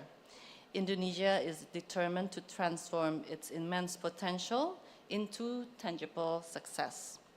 Join us in building infrastructure that is more for advanced tourism and our common prosperity. Thank you. Thank you very much, Your Excellency, Ibu Widianti Putri Wardana, for your remarks, very insightful and valuable, and it's also an invitation for collaborations with the Indonesian government to upscale our health and tourism sector, not only in the major infrastructures, but also in the soft ones, because when it comes to tourism, you want to feel everything from A to Z. Once again, we are very grateful that we have two eminent leaders who have opened this thematic sessions, and they both are the forefront of this transformational journey, and hopefully all of us are inspired as well from the addresses that they did. Thank you once again. And now, ladies and gentlemen, we do hope that you stay here, because we'll continue right away with our next thematic session. The connection between health and tourism represents an exciting frontier for infrastructure development, one that encompasses wellness, economic growth, and cultural expression. So, on the theme, health and tourism synergies, advancing infrastructure for well-being and destination excellence, we are going to discuss about this. This panel will explore how strategic collaboration between the public and private sectors can strengthen health infrastructure, promote wellness tourism, and enrich Indonesia's destination experiences. And to moderate this discussion, please welcome our session chair from the Asian Development Bank, or ADB, Senior Health Specialist of ADB, Mr. Ye Shu. Please join him, welcoming him on the stage as a moderator. Oh, it's a lady. Hello. I'm very sorry for that. We're grateful to have you as a moderator. We'd like to also welcome the speakers for this session. President Director of PT Pengembangan Pariwisata Indonesia Persero ITDC, Bapak Ari Respati, and also President of the Regional Tourism Promotion Board, Special Region of Yogyakarta, HRH Princess Gusti Bendoro, President Director of PT Swire Investments Indonesia, Ainsley Mann, and also CEO of Primaya Hospital Group, Ibu Leona Karnali. Welcome all speakers and moderator to the stage. And with this, I hand over the session to you, moderator. Thank you very much.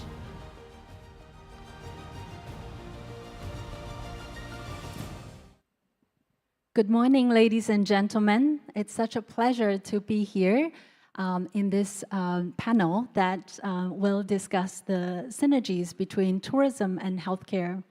I'd like to first appreciate Minister Budi and Minister Widi's excellent presentations that clearly laid out the strong facts and justifications for investing in tourism and healthcare. Today, we have 4 distinguished guests from different sectors, both public and private sectors, to share their experience and insights on their work in the annex of tourism and healthcare. First, allow me to introduce our speakers one by one and allowing them to introduce their work briefly. Maybe we can go with the ladies first.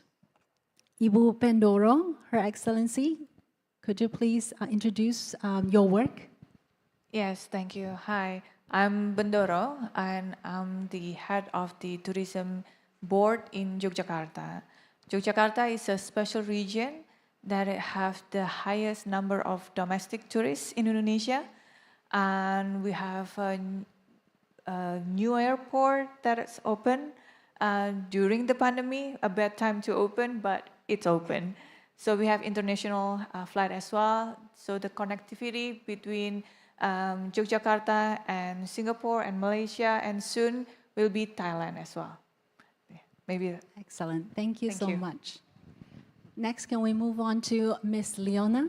Thank you. Good morning, everyone.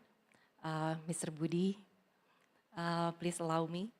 I'm very happy to be here. I'm Leona Karnali. I'm the CEO of Primaya Hospital Group. We are a publicly listed private healthcare institutions in Indonesia. Currently, we have 18 hospitals in our network, from the Type C to Type A hospitals, with a total of 2,400 beds in 12 major cities across Indonesia, from Jakarta, Tangerang, Bekasi, Depok, Bandung, Karawang, Sukabumi, Semarang, Pangkal Pinang, Palangkaraya, and Makassar. Yeah, I'm happy to be here. We continue to grow and support the development of Indonesia healthcare infrastructure. Thank you, Ms. Leona. Next, can we move to Pak Ansley? Good morning, everyone. My name is Ainsley. I'm originally from Scotland. I work for a 220-year-old UK company that has been in Asia for 170, 180 years. We're actually quite involved in the tourism sector. We own an airline called Cathay Pacific. We have real estate, we have hotels, we have Coca-Cola bottling, we do shipping, and we also have healthcare platforms in China and more recently in Indonesia through Indonesia Healthcare Corporation, which includes the hospital in Sanur in Bali. And I would like to fly to Jakarta from Hong Kong if we got the rights. Great. Last but not least, Pak Alri. Thank you, The Excellency, Bu Menteri, Pak Menteri, Pak Budi. My name is Ari Respati. I'm currently the President Director of ITDC. ITDC is a tourism development company. Right now, we are overseeing the precinct of Nusa Dua, Mandalika, and Golomori Labuan Bajo. Thank you so much. Let's start with the healthcare situation in Indonesia. So my first question goes to Ms. Leona. Could you tell us a little bit about how Primaya Group is working in Indonesia in terms of servicing the higher income group and reducing Indonesians from seeking healthcare abroad? Thank you for the question, Ms. Yesu. So with a network of 18 hospitals across 12 major cities in Indonesia, Primaya Hospital Group positions strategically ourselves as the leading healthcare provider in Indonesia, providing health services accordance to international best practices, as we have been accredited internationally by Joint Commission International since 2014, and combining the clinical excellence and patient-centered care, we put ourselves as a strong player in the global health tourism market. But when we talk about health tourism, I totally agree with Mr. Budi, our minister. We still have the fact, it's a harsh fact for us, but we have to accept that many Indonesians, some of us, still not satisfied with health services in Indonesia. So this is a huge homework for us. So when we see health tourism, it's not only about the commercial opportunity, but more importantly, to elevate the overall healthcare standards, service standards, medical standards, clinical standards in Indonesia.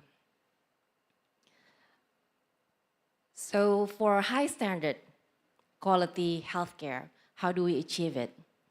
It's not only about hospitality or quality and patient care, but we have to have a complete medical services in the country.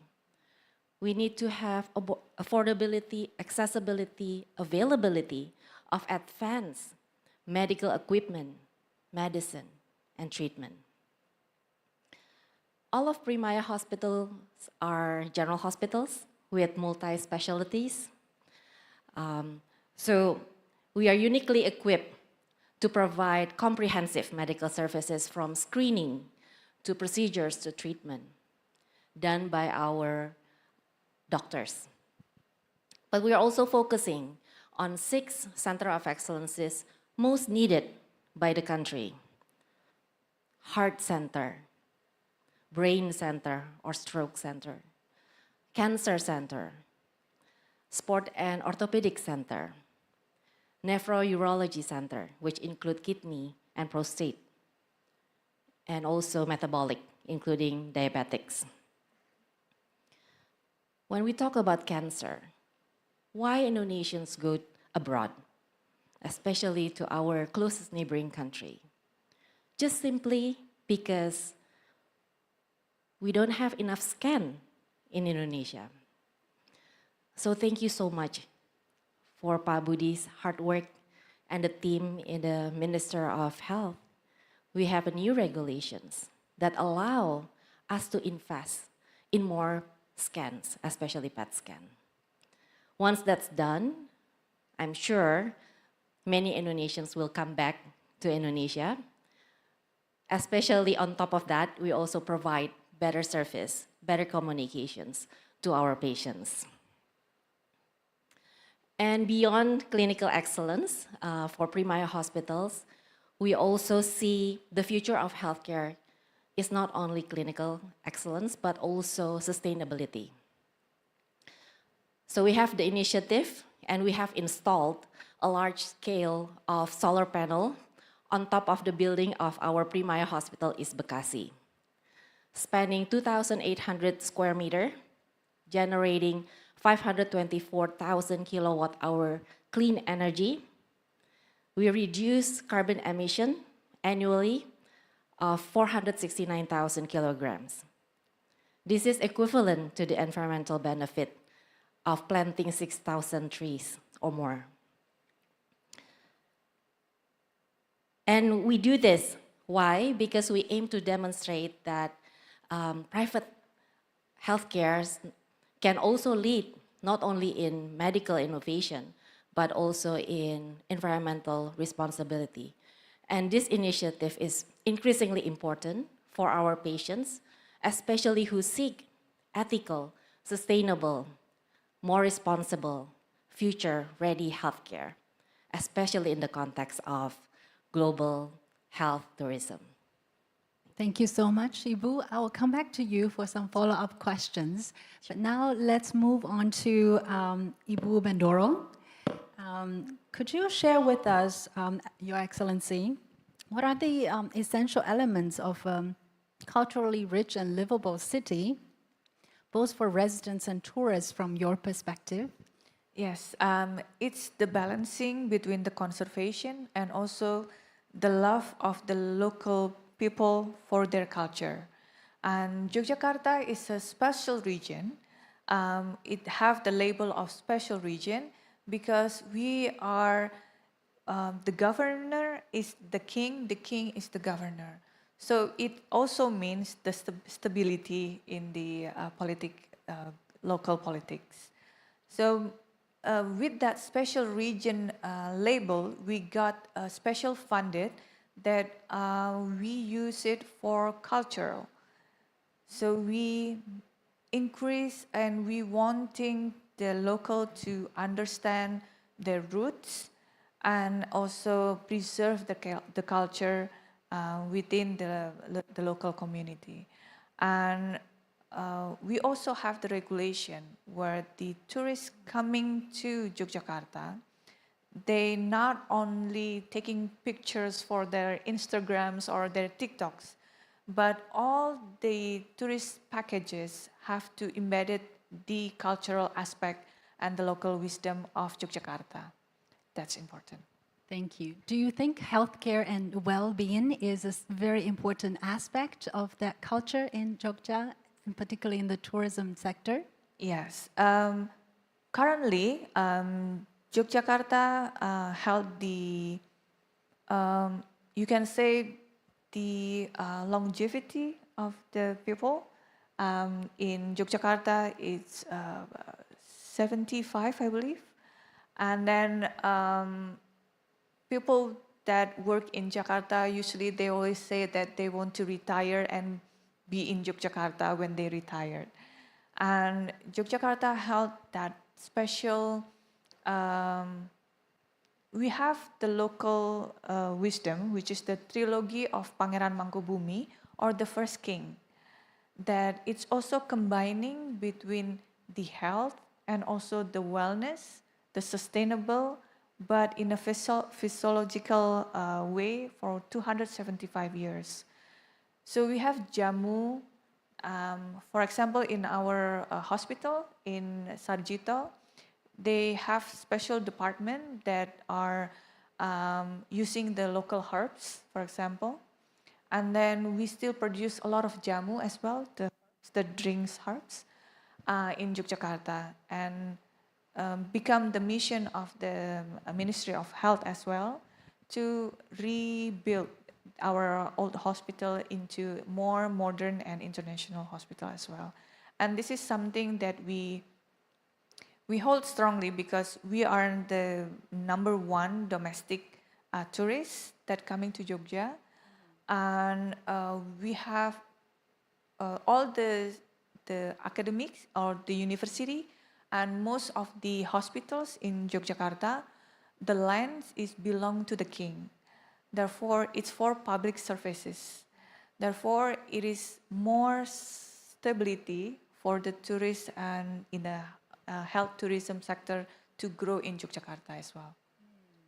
Thank you for those points. Jogja is such a lovely city. Thank you. And I believe that if people want to retire there, they would also want to have excellent healthcare services available in the city. Yes. Yeah. Next, can I move on to Mr. Ari? From your perspective, I wonder what is the strategic development projects that your organization is looking at recently? Yes, I think in current days, the global landscape of tourism has changed rapidly. And I can sense that there is a growing demand for destination company like us, ITDC, to support and to extend our vision for healthcare, for recovery, wellness, and all other related about health. Like what we have experienced in one of our precinct in Nusa Dua, there's so many change on the business model ever since we welcome 2 hospitals right now in Nusa Dua. Right now, the expectation of travelers no longer only leisure and recreation. It's beyond that objective.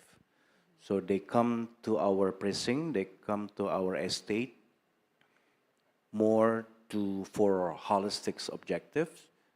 And of course, like what mentioned by Pak Menteri Budi and also Bu Menteri Widi, that actually the health care is already part of the lifestyle of our travelers. And in responding those cases in the recent days, we also, it's our natural extension to our vision that as a development company, we need to provide those things. And we need to complete all the infrastructures. Of course, there's so many requirements in order to comply to those standards for the healthcare, not only for the infrastructures, but also for the digital infrastructures. ITDC right now is trying our best to fulfill those objectives of the travelers. I think that's it. Thank you so much. So then, Pak Ansley, as an international investor, could you comment on how do you see that international investors can coming into the healthcare space and take advantage of Indonesia's growing tourism sector to find new opportunities here? Okay, the attractiveness for us to invest in the healthcare sector in Indonesia actually was very well articulated by Minister Budi. Indonesia spends $130 per capita per year on healthcare, Thailand $300. If Indonesia was to double, it's $40 billion. So the demand for improved and expanded healthcare services is enormous. There's enough room for Primaya, our company, loads of companies in this sector, not just in hospitals, but in the supply chain, in the capability development side of things. And given the scale of the country, that expansion program will probably never, certainly will never stop in my lifetime. It will continue. So the opportunities are really endless. And we were lucky to get involved in a platform of 40 hospitals at one time to move forward.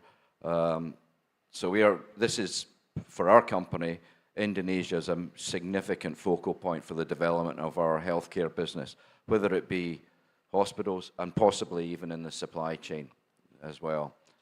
In terms of tourism, well, we have the hospital in Sanur, but I think both ministers alluded to the fact we have to win at home first. We have to improve the quality of healthcare at home. We have to convince Indonesians that we can provide world-class healthcare services. As a foreign investor, the way we've attempted to do that is, for example, a lot of Indonesians go to Penang or Singapore for cancer care. So I went to the top cancer care provider in Singapore, an Australian company, actually big in the UK as well, and we partnered with them in Bali. I went to cardiology, a heart center, #1 in Japan. We partnered with them in Bali. Orthopedics, we're also bringing in from overseas. So in order to try and improve the capability, I'm partnering with specialist providers for centers of excellence to develop that capability within, first of all, our Bali hospital, but to use that as training for the other hospitals. And a number of these partners are very familiar to Indonesian patients. For example, our cancer care partner, 80% of their patients in Penang are Indonesian. A very large percentage of them are stage 3, stage 4 cancer, which means the cancer hasn't been detected in Indonesia until, well, I wouldn't say too late, but late on. So that we also need to really develop the screening capability, the diagnostic capability to improve the overall healthcare provision here. So the preventative healthcare is very important. In terms of tourism, in the first month in our Bali hospital, we treated 58 different nationalities. So we're quite well integrated into the foreign market. But I think what Indonesia's got that a lot of countries do not have is quite a unique culture. And we spoke about this, Jakarta, but also Bali. The culture is unique, and we need to embed that culture into our service provision. We give people an experience they wouldn't necessarily get elsewhere, not just in terms of quality of care, but in terms of a very unique service. And that's how we can win over the international market. Plus, of course, if you want to recuperate, there's no better place to recuperate than Bali. You come for hip surgery from Australia, you want a nice place to recuperate, then Bali's perfect. So there's a lot that we can be doing. As my company, we're involved in airlines, hotels, so we understand the hospitality and tourism sector as well. We understand the need to collaborate with the local government. We understand the need to collaborate with the local tourism boards, and we work actively with them. That's excellent. I fully agree with you that in addition to healthcare service excellence, the technical excellence, the hospitality and the unique culture experience is also part of this.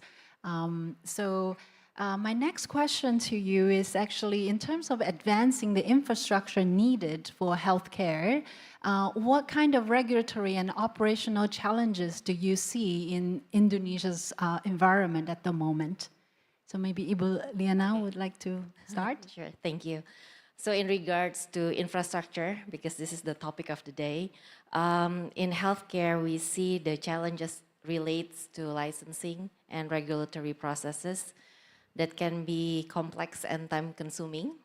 But we also see that there's significant progress from the government, especially, that have shown strong commitment to private sector and really reduce the time and accelerate the licensing process. So that's why we have been able to building hospitals in Indonesia. But the real challenge is not really the building. I think you can see that private hospitals, even public hospitals, can build really nice, beautiful, modern hospitals, buildings. The real challenge comes to the talents. I'm talking about specialists, subspecialists, consultants, as well as hospital management in Indonesia that are competent and can think widely, globally. And also, as I mentioned before, the availability and affordability of high-tech equipment especially. Thank you. Pak Ansley? I see the minister's gone because he knows I'm going to give him a hard time on some of the regulations. The investment regulations for foreign companies into hospitals, there's still some restrictions. They're not as open as they should be, and if they were more open, the investment flow would accelerate. Capability development is still a real challenge. Last year I went to Germany, Holland and the UK to meet Indonesian diaspora doctors. Some of them are Indonesian nationals, some of them are not, but they're Indonesians. And they have been prevented for a long time from coming back here because of the adaptation process. The talent is out there, and there's incredible Indonesian talent overseas. We need that talent to come back, and we need the regulations and adjusted in such a way that they feel welcome to come back. I know Kemenko is working on this and is giving the minister some tough press. I feel some sympathy with them, but the talent is out there, and we need it to come back. And it's under-leveraged because in order to improve the capability, we need to bring in specialists, subspecialists with lots of experience from overseas to do the transfer of knowledge. This is not taking jobs away from people. Far from it. There's not enough doctors and specialists in Indonesia. We need more. So that's my, Kemenko's know, that's my big ask to loosen up and accelerate the process to allow us to bring back the talent from overseas. Totally, totally. I think the Ministry of Health has been doing a lot of work in terms of streamlining the regulation and also developing the talents in healthcare. Ministry also invested in a series of fellowships for specialists training, hoping to increase the number of doctors as well as specialists that can serve the Indonesian population. So let's hope that this effort continues. So moving to Pak Ari and Ibu Bendoro, what do you see as a promising public-private collaboration model in advancing the healthcare in tourism? Yes, I think as the state-owned enterprises and part of the holding in journey, I don't think we can work with our own system without a support from the private sectors. That's for sure indeed. And knowing that actually the healthcare sector is also a part of the promising industry in the future, we regularly open most of the discussion with the investors. As per example, one of our estate, our precinct in Mandalika during the MotoGP, we welcome investors to build hospitals because there's so many, I'm not saying incidents, I'm saying about the room for opportunity that actually right now the circuit, our circuit in Mandalika, we have almost occupied 75% throughout the year. So we mostly facing so many accidents during those racing. And frankly speaking, we are very fortunate because we have a small clinic which is certified with the international healthcare standard. But what our intention is also to inviting the private investors to come. And this collaboration also will complete the customer journey of our precinct from A to Z. Thank you. Ibu Bendoro? Thank you. So health tourism, in the definition of tourism itself, it's not only about hospitals, but it's also about sports. It's also about wellness. And a lot of the private sectors are well ahead in this department.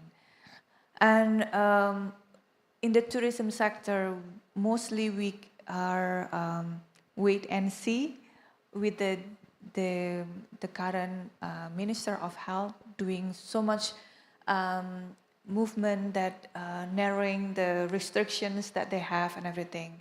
Because in the tourism industry, Indonesia are trying to bring more tourists to Indonesia, but if there's no guarantee for them to coming healthy and living healthy, then it will become question mark to coming to Indonesia. So health become a necessity for tourists that coming here, not only for specific medical checkup, but also people with disability or certain medication that they have to intake daily, for example. Then it becomes necessity for hospitals as well to become part of the journey of tourists in here. For example, we still have difficulties, for example, a tourist that need HIV drug daily intake, but then it get lost or it got spoiled during their vacation in here. Then it's difficult for them to go to hospitals to get that. And there's certain areas that you can get it, but it's not well publicized on where you can get it. It's still very taboo for Indonesian to get that. And then this has become difficult if hospitals are not opening up for this kind of demand by the tourists, and the procedures are still very complicated for certain medication that needs daily intake for tourists, then the tourism sectors get held back because then we cannot provide the security for the tourists as well. So it's not a lot about the infrastructure itself, but it's more about the little needs of tourists as well that needs to be provided by the health sectors. Thank you. I'm curious, among the tourists to Jogja, for example, what percentage of the tourists are relatively young versus maybe elderly tourists? Because Jogja we have UGM, and which is the university that most of our ministers graduate from. And it's a big university, so a lot of people that studied in UGM, they come back to reminisce their memory in Jogja.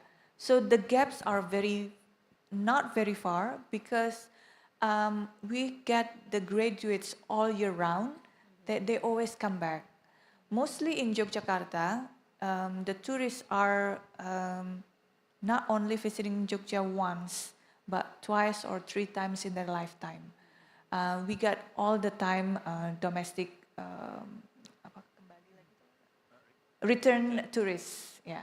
But the younger generation, they go to Jogja, the newer Jogja, the one that very Instagrammable areas and everything, where the millennials and older generation, they come back for their small cafe that they were once visited or something like that.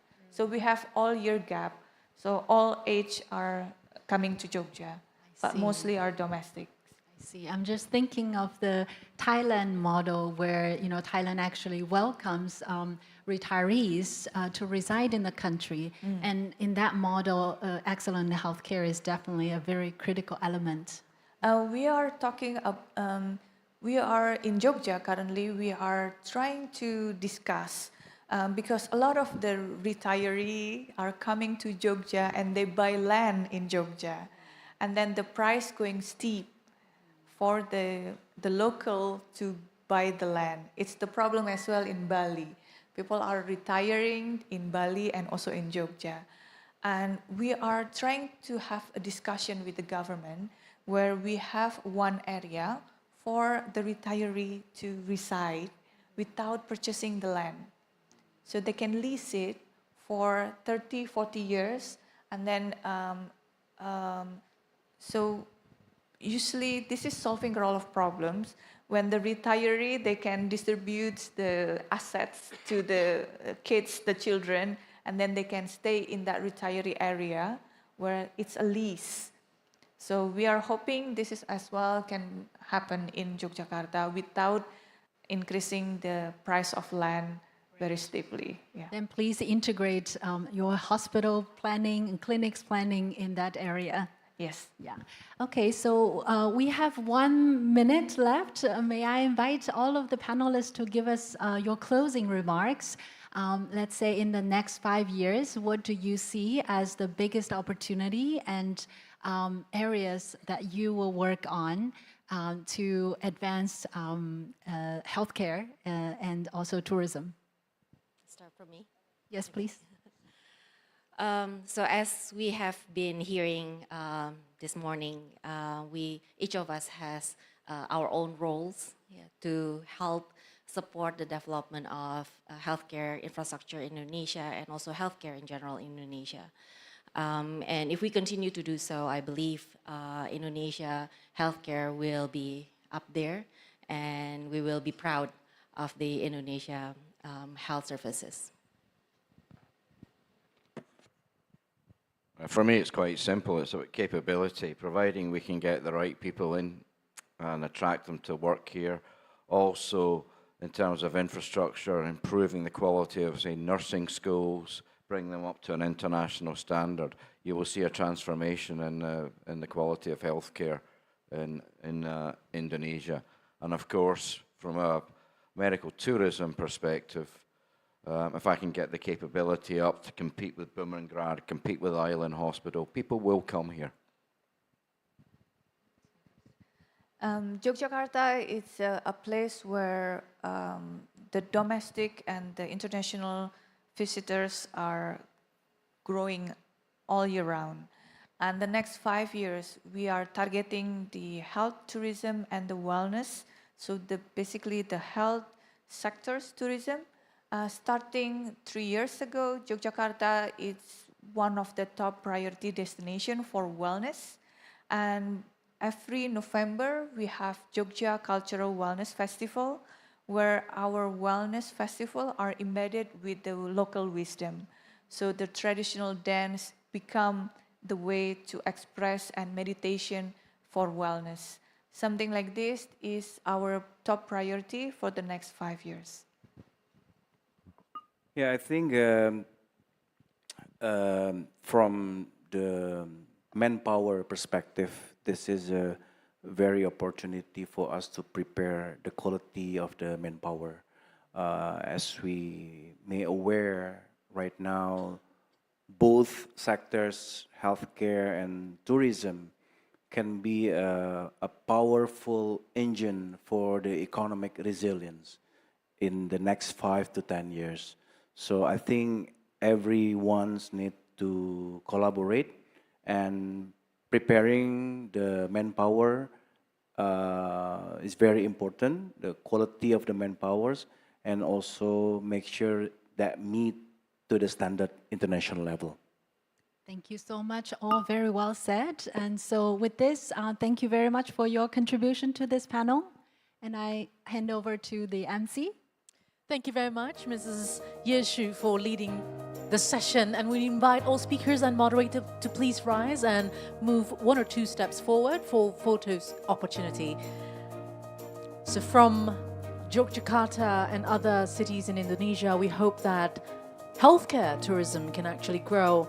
And Indonesia being very unique, we have to level up that uniqueness and sell that as a competitive advantage when it comes to healthcare tourism. And hopefully, with the right trajectory of infrastructure development, we can reach that international standard of healthcare tourism in Indonesia and can be replicated in many cities across this archipelagic country. Once again, we thank all speakers, moderator, for a very, very interesting discussion just before lunch today.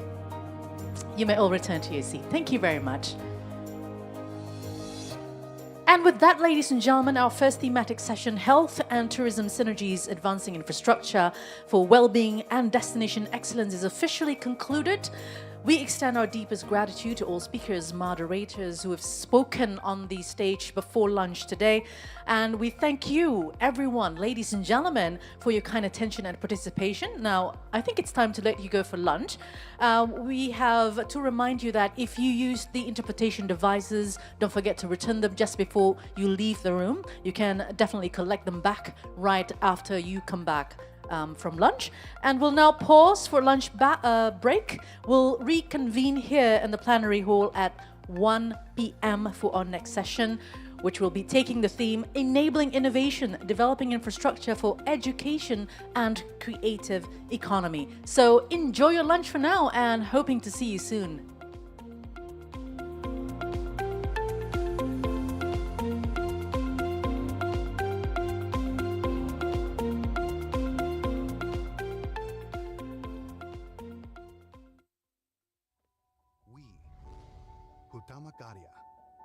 Present our innovations in the construction industry with every changing era.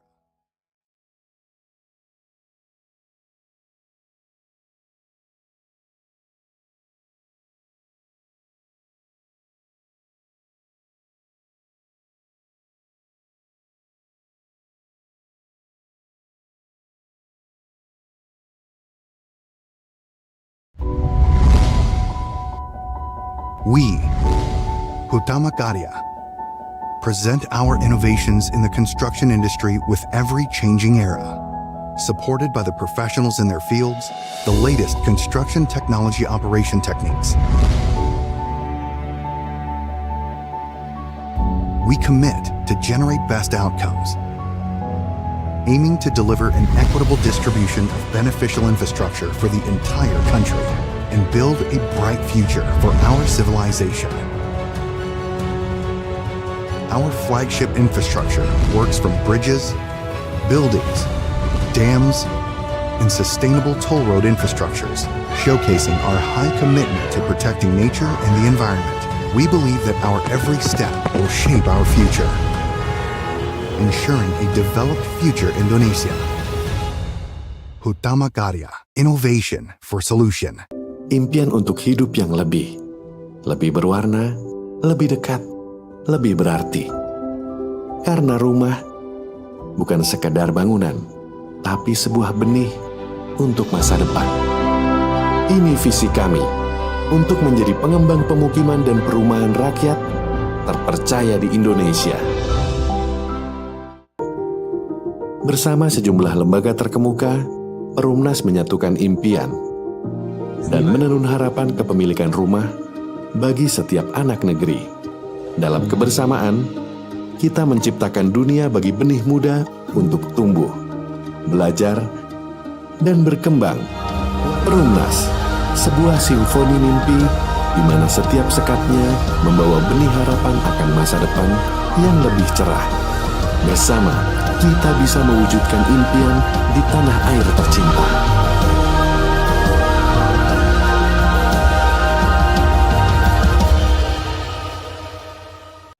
For more than 7 decades, PLN has carried out the state's mandate to electrify the whole Indonesian archipelago.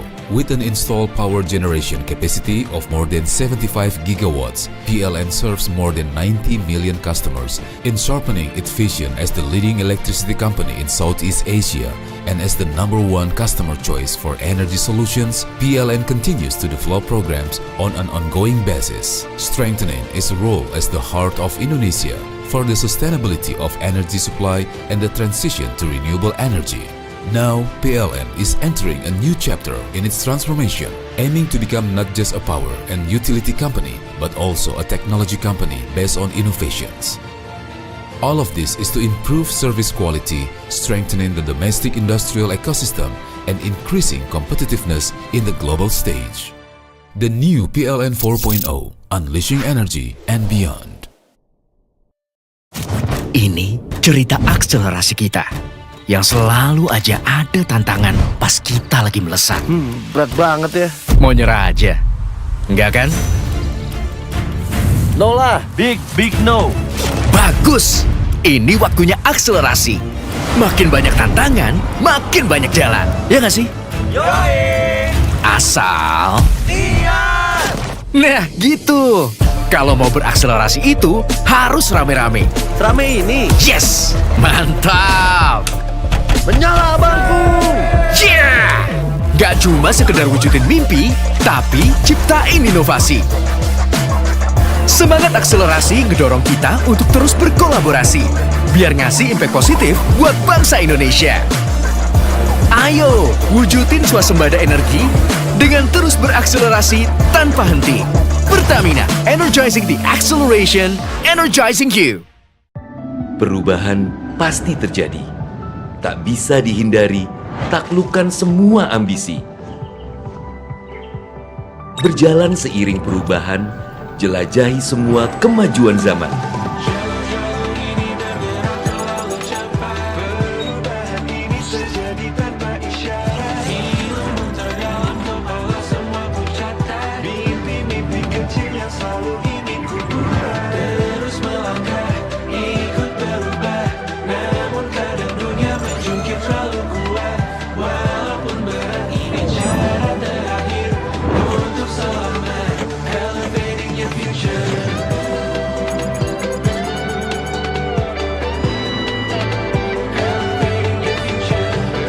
Tunjukkan pada dunia, kita mampu berelevasi jadi bangsa yang luar biasa.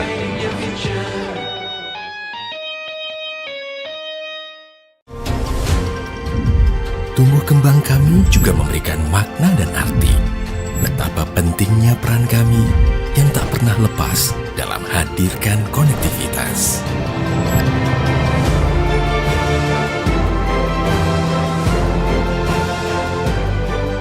Karena kami yakin dan mampu untuk terus lewati batas dan merajut konektivitas. Indonesia.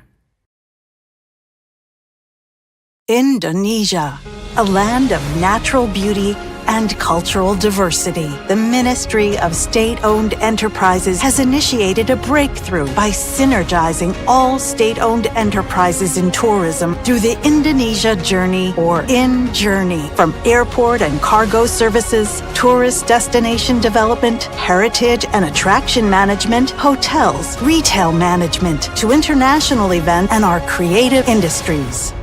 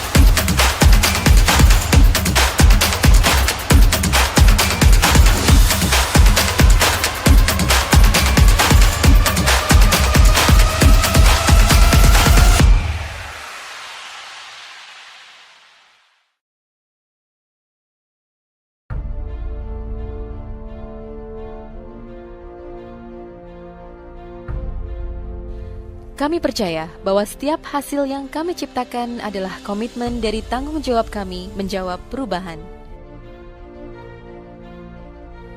Perubahan menuju masa depan yang lebih baik, menciptakan mimpi menjadi kenyataan, mimpi bagi banyak orang, dan memberikan solusi untuk kemudahan.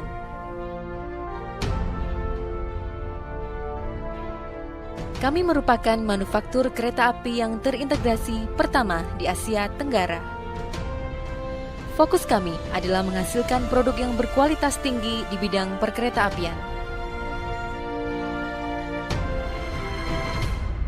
Kami adalah mitra untuk membangun masa depan. Kami terus menatap ke depan untuk terus berinovasi, mengembangkan visi besar, membangun industri transportasi yang lebih baik.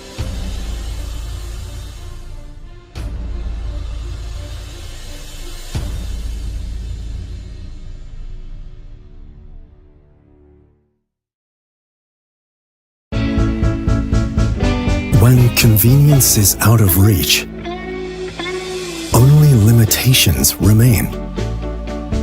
Constrained business navigation limits the potential growth. In business, flexibility is everything. It's time to unleash your business potential beyond limitation. BNI Direct is here to provide solutions. One unified digital platform with a diverse financial solutions to elevate your business to a whole new level.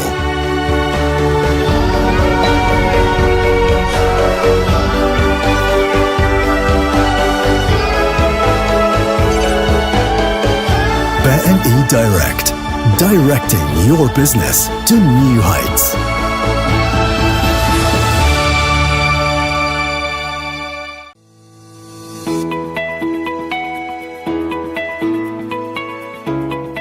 Indonesia is the world's largest island country, consisting of over 17,000 islands.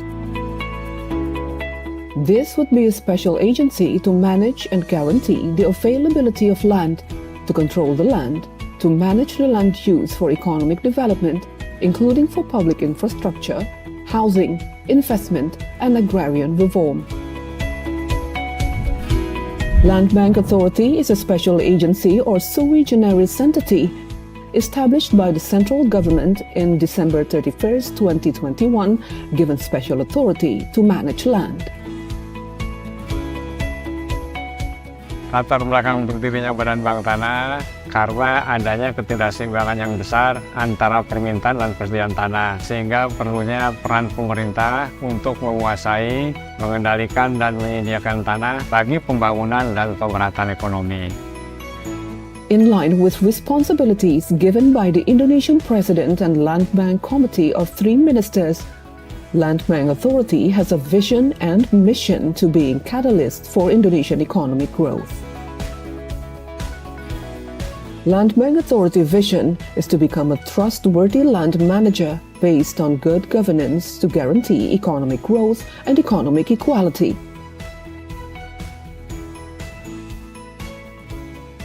Land Bank Authority mission is to carry out various efforts related to land bank operational for public interest, social interest, national development interest, economic equality, land consolidation, and agrarian reforms, as well as improving community welfare to provide employment.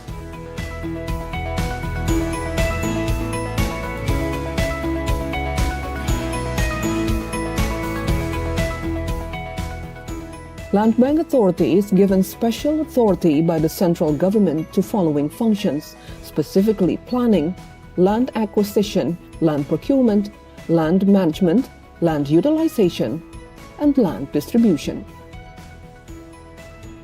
Harapan Badan Bank Tanah yaitu menjadi lembaga yang terpercaya dalam rangka menciptakan ekonomi berkeadilan di bidang pertanahan untuk meningkatkan kesejahteraan rakyat. With the responsibilities given to Land Bank Authority, we are confident we can increase the economic growth and justice for Indonesian citizens.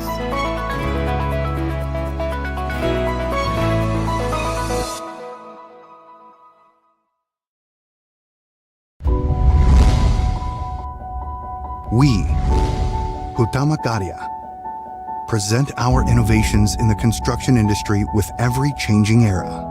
Supported by the professionals in their fields, the latest construction technology operation techniques. We commit to generate best outcomes, aiming to deliver an equitable distribution of beneficial infrastructure for the entire country and build a bright future for our civilization. Our flagship infrastructure works from bridges, buildings, dams, and sustainable toll road infrastructures, showcasing our high commitment to protecting nature and the environment. We believe that our every step will shape our future, ensuring a developed future Indonesia. Hutama Karya, innovation for solution. Impian untuk hidup yang lebih berwarna, lebih dekat, lebih berarti. Karena rumah bukan sekadar bangunan, tapi sebuah benih untuk masa depan. Ini visi kami untuk menjadi pengembang pemukiman dan perumahan rakyat terpercaya di Indonesia. Bersama sejumlah lembaga terkemuka, Perumnas menyatukan impian dan menenun harapan kepemilikan rumah bagi setiap anak negeri. Dalam kebersamaan, kita menciptakan dunia bagi benih muda untuk tumbuh, belajar, dan berkembang. Perumnas, sebuah simfoni mimpi di mana setiap sekatnya membawa benih harapan akan masa depan yang lebih cerah. Bersama, kita bisa mewujudkan impian di tanah air tercinta.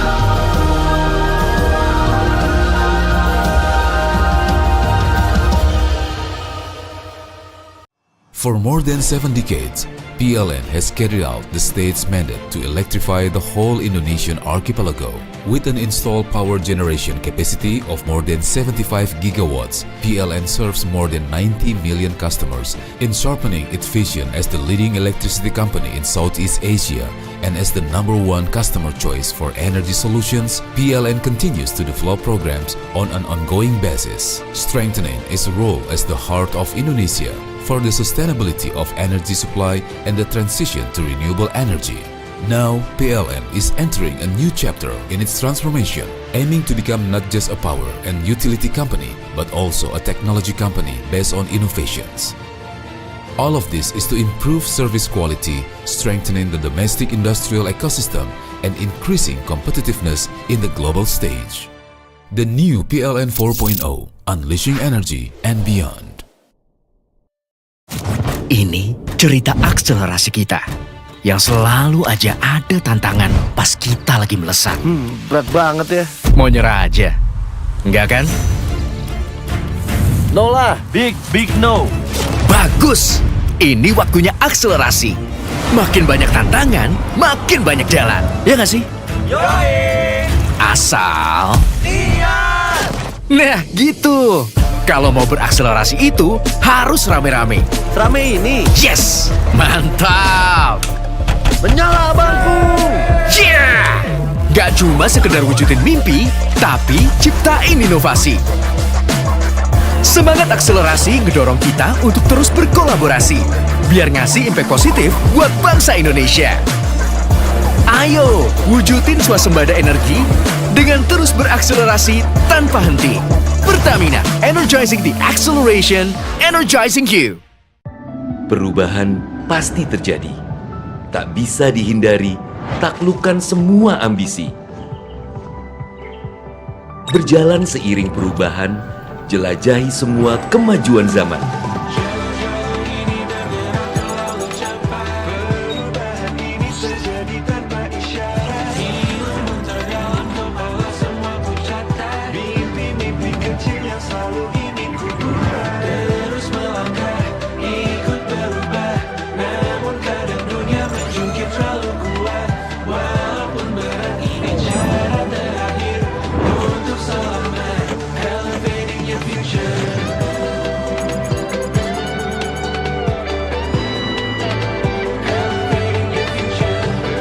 Tunjukkan pada dunia, kita mampu berelevasi jadi bangsa yang luar biasa.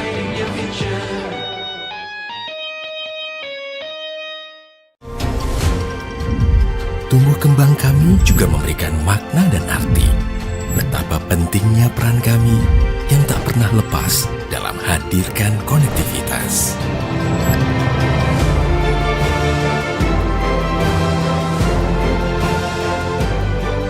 Karena kami yakin dan mampu untuk terus lewati batas dan merajut konektivitas.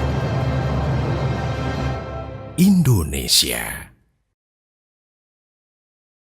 Indonesia, a land of natural beauty and cultural diversity. The Ministry of State-Owned Enterprises has initiated a breakthrough by synergizing all state-owned enterprises in tourism through the Indonesia Journey, or InJourney. From airport and cargo services, tourist destination development, heritage and attraction management, hotels, retail management, to international events and our creative industries.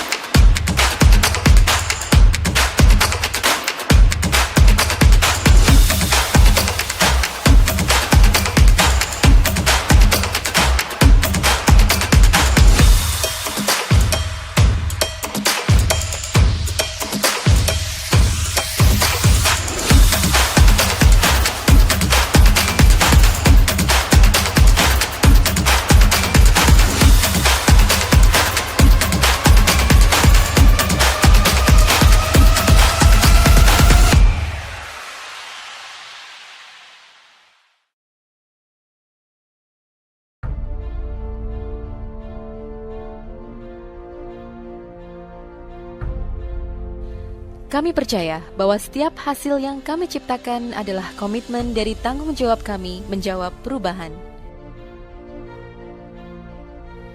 Perubahan menuju masa depan yang lebih baik, menciptakan mimpi menjadi kenyataan, mimpi bagi banyak orang, dan memberikan solusi untuk kemudahan.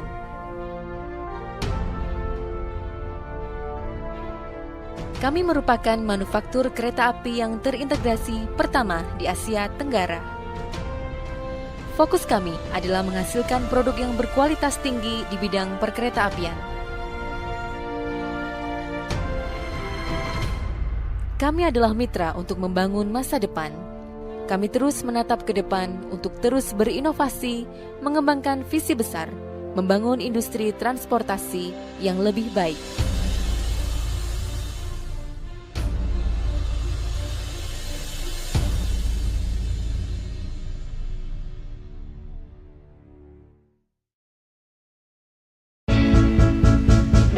When convenience is out of reach, only limitations remain. Constrained business navigation limits the potential growth. In business, flexibility is everything. It's time to unleash your business potential beyond limitation. BNI Direct is here to provide solutions. One unified digital platform with a diverse financial solutions to elevate your business to a whole new level.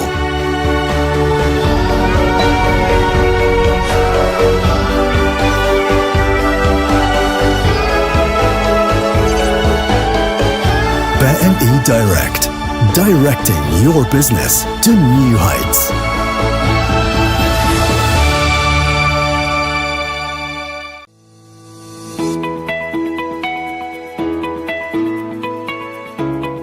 Indonesia is the world's largest island country, consisting of over 17,000 islands.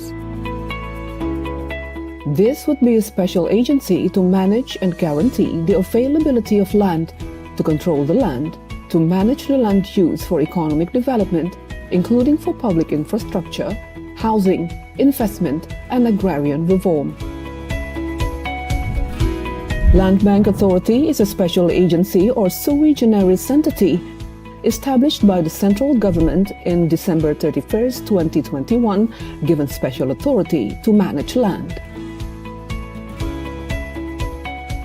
Latar belakang berdirinya Badan Bank Tanah karena adanya ketidakseimbangan yang besar antara permintaan dan persediaan tanah, sehingga perlunya peran pemerintah untuk menguasai, mengendalikan, dan menyediakan tanah bagi pembangunan dan pemerataan ekonomi. In line with responsibilities given by the Indonesian President and Land Bank Committee of 3 ministers, Land Bank Authority has a vision and mission to being catalyst for Indonesian economic growth. Land Bank Authority vision is to become a trustworthy land manager based on good governance to guarantee economic growth and economic equality. Land Bank Authority mission is to carry out various efforts related to land bank operational for public interest, social interest, national development interest, economic equality, land consolidation, and agrarian reforms, as well as improving community welfare to provide employment.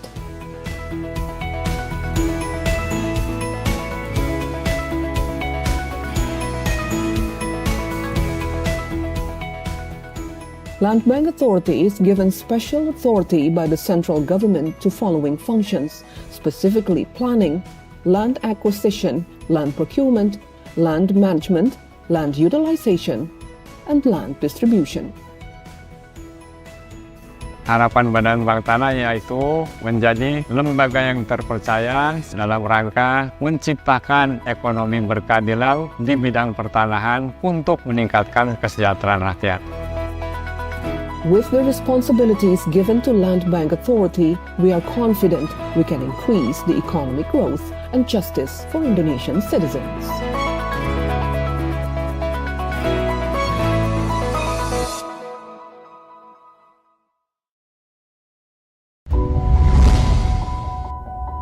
We, Utama Karya, present our innovations in the construction industry with every changing era. Supported by the professionals in their fields, the latest construction technology operation techniques. We commit to generate best outcomes, aiming to deliver an equitable distribution of beneficial infrastructure for the entire country and build a bright future for our civilization. Our flagship infrastructure works from bridges, buildings, dams, and sustainable toll road infrastructures, showcasing our high commitment to protecting nature and the environment. We believe that our every step will shape our future, ensuring a developed future Indonesia. Utama Karya, innovation for solution. Impian untuk hidup yang lebih berwarna, lebih dekat, lebih berarti. Karena rumah bukan sekadar bangunan, tapi sebuah benih untuk masa depan. Ini visi kami untuk menjadi pengembang pemukiman dan perumahan rakyat terpercaya di Indonesia. Bersama sejumlah lembaga terkemuka, Perumnas menyatukan impian dan menenun harapan kepemilikan rumah bagi setiap anak negeri. Dalam kebersamaan, kita menciptakan dunia bagi benih muda untuk tumbuh, belajar, dan berkembang. Perumnas, sebuah simfoni mimpi di mana setiap sekatnya membawa benih harapan akan masa depan yang lebih cerah. Bersama, kita bisa mewujudkan impian di tanah air tercinta.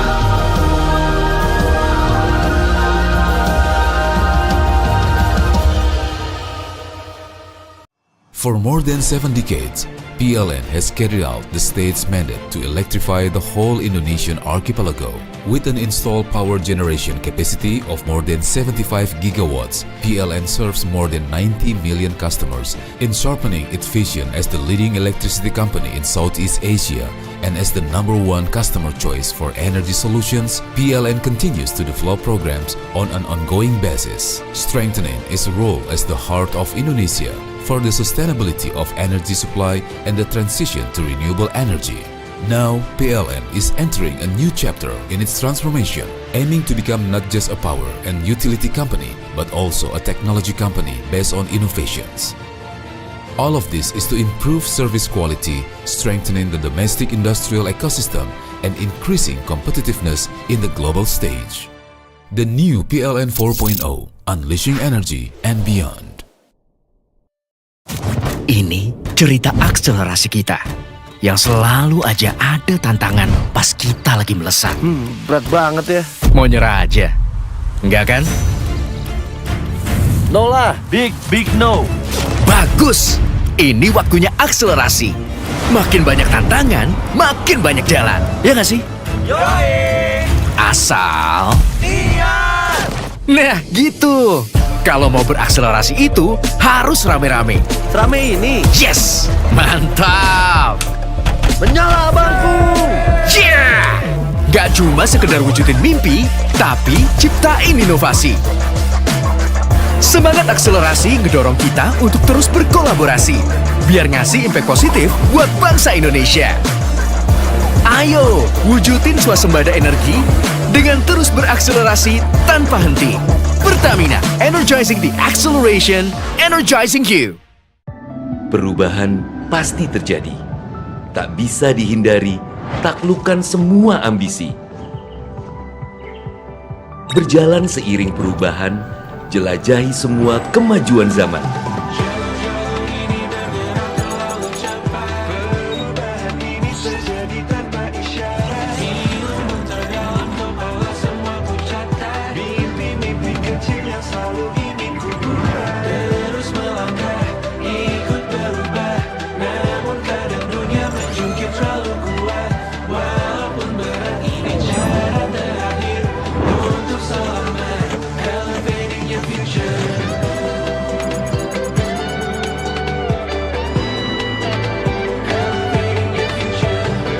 Tunjukkan pada dunia, kita mampu berelevasi jadi bangsa yang luar biasa.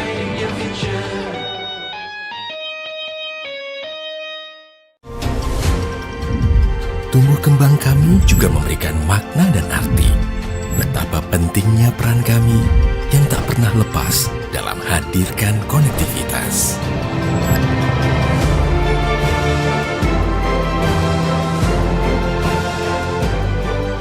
Karena kami yakin dan mampu untuk terus lewati batas dan merajut konektivitas. Indonesia. Indonesia, a land of natural beauty and cultural diversity. The Ministry of State-Owned Enterprises has initiated a breakthrough by synergizing all state-owned enterprises in tourism through the Indonesia Journey, or InJourney. From airport and cargo services, tourist destination development, heritage and attraction management, hotels, retail management, to international events and our creative industries.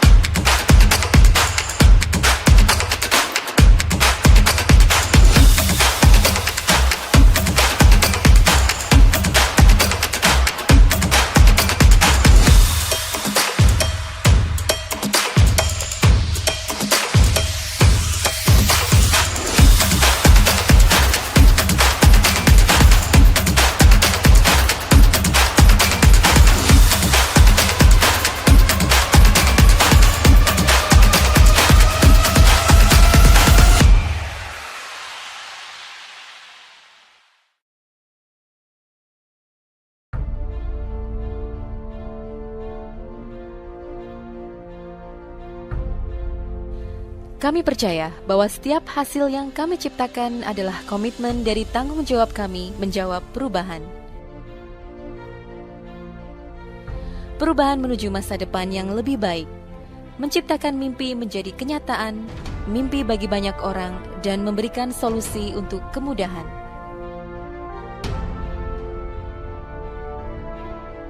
Kami merupakan manufaktur kereta api yang terintegrasi pertama di Asia Tenggara. Fokus kami adalah menghasilkan produk yang berkualitas tinggi di bidang perkeretaapian. Kami adalah mitra untuk membangun masa depan. Kami terus menatap ke depan untuk terus berinovasi, mengembangkan visi besar, membangun industri transportasi yang lebih baik.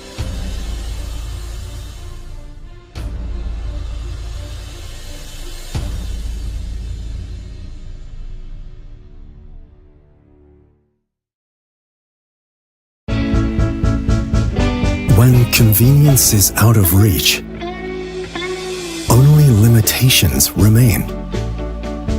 Constrained business navigation limits the potential growth. In business, flexibility is everything. It's time to unleash your business potential beyond limitation. BNI Direct is here to provide solutions. One unified digital platform with a diverse financial solutions to elevate your business to a whole new level.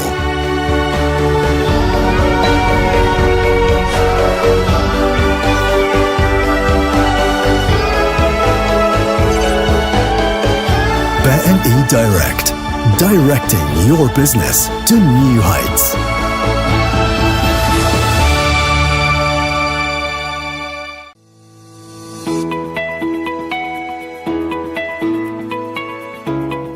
Indonesia is the world's largest island country, consisting of over 17,000 islands. This would be a special agency to manage and guarantee the availability of land, to control the land, to manage the land use for economic development, including for public infrastructure, housing, investment, and agrarian reform.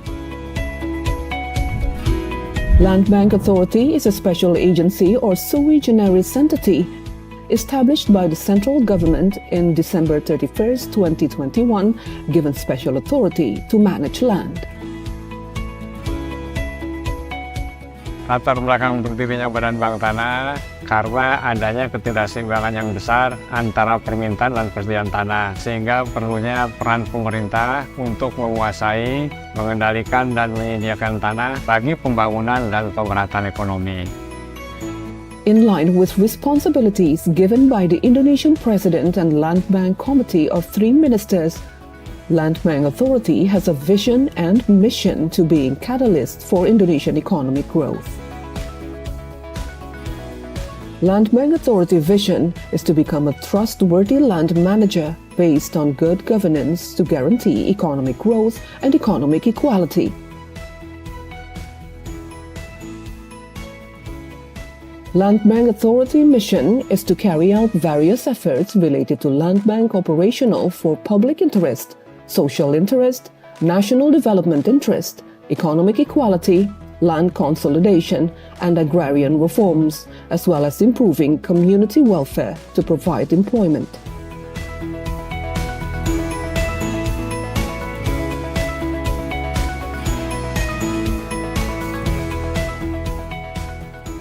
Land Bank Authority is given special authority by the central government to following functions, specifically planning, land acquisition, land procurement, land management, land utilization, and land distribution.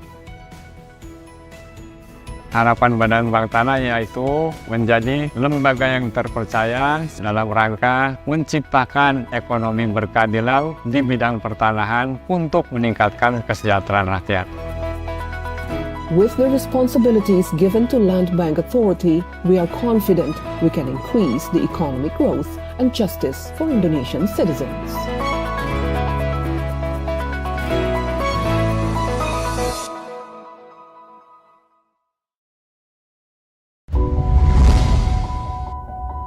We, Hutama Karya, present our innovations in the construction industry with every changing era.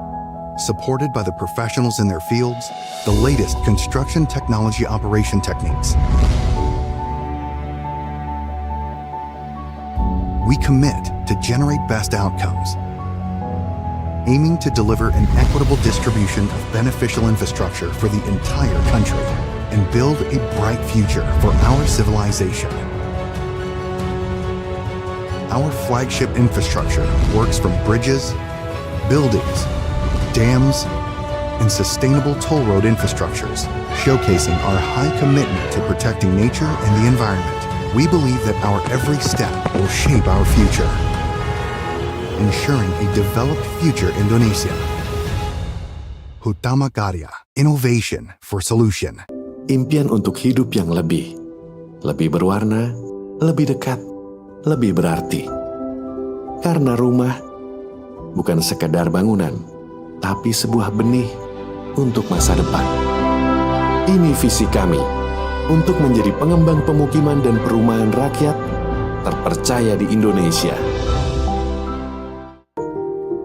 Bersama sejumlah lembaga terkemuka, Perumnas menyatukan impian dan menenun harapan kepemilikan rumah bagi setiap anak negeri. Dalam kebersamaan, kita menciptakan dunia bagi benih muda untuk tumbuh, belajar, dan berkembang. Perumnas, sebuah simfoni mimpi di mana setiap sekatnya membawa benih harapan akan masa depan yang lebih cerah. Bersama, kita bisa mewujudkan impian di tanah air tercinta.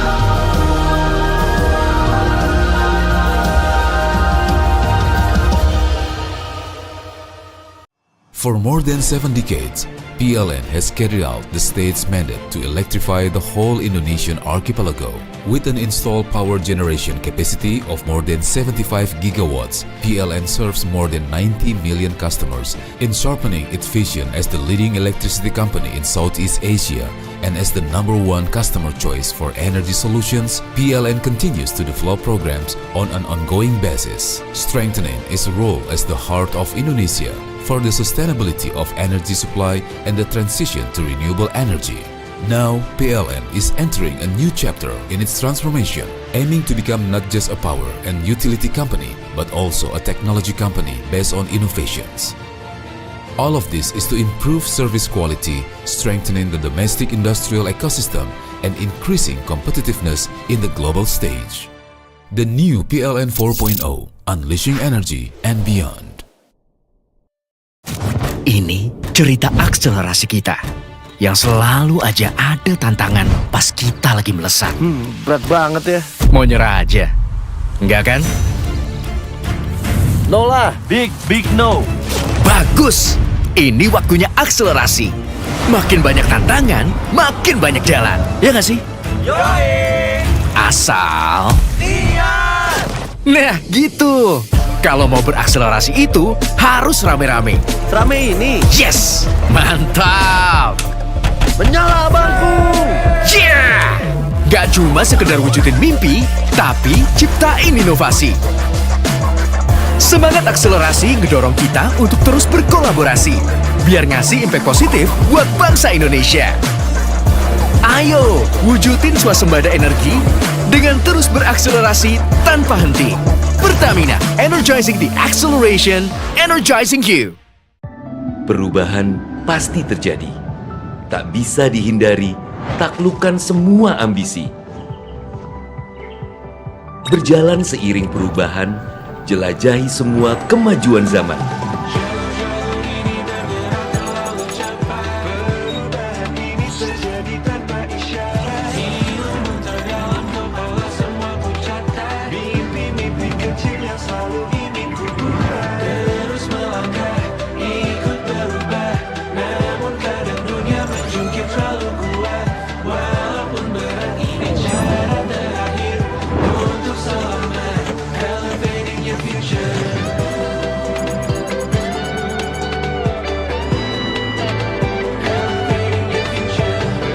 Tunjukkan pada dunia, kita mampu berelevasi jadi bangsa yang luar biasa.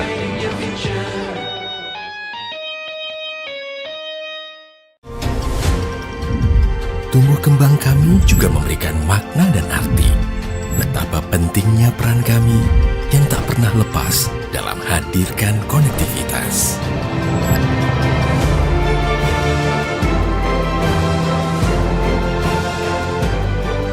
Karena kami yakin dan mampu untuk terus lewati batas dan merajut konektivitas. Indonesia. Indonesia, a land of natural beauty and cultural diversity. The Ministry of State-Owned Enterprises has initiated a breakthrough by synergizing all state-owned enterprises in tourism through the Indonesia Journey, or InJourney. From airport and cargo services, tourist destination development, heritage and attraction management, hotels, retail management, to international events and our creative industries.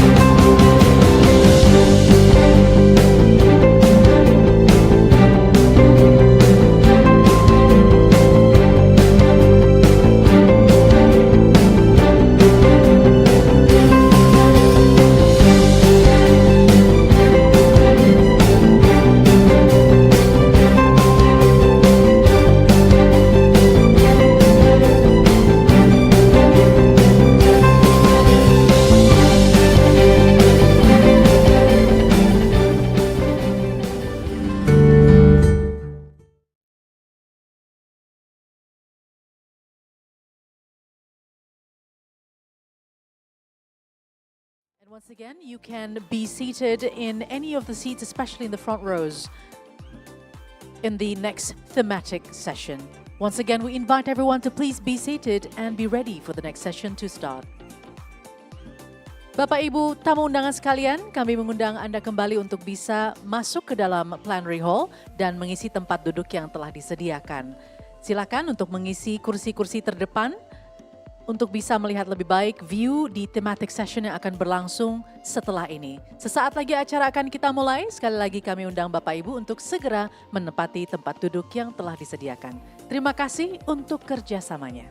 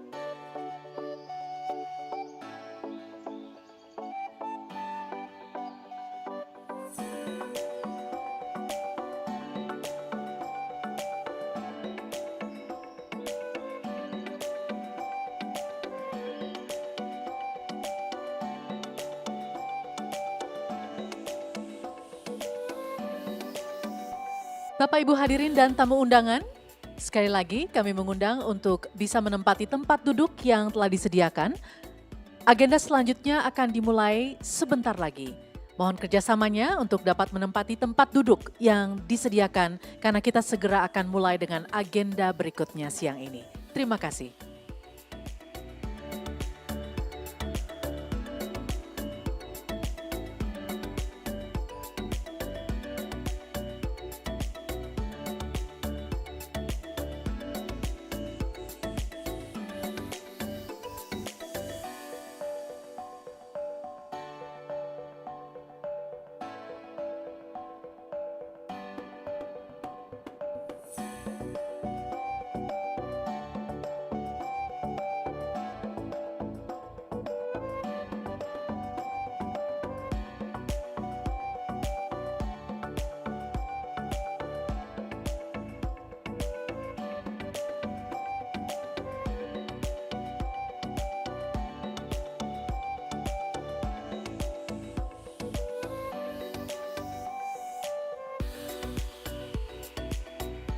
Bapak Ibu hadirin dan tamu undangan sekalian, kami informasikan Anda bisa menempati tempat duduk di mana sudah ada tag yang menempel.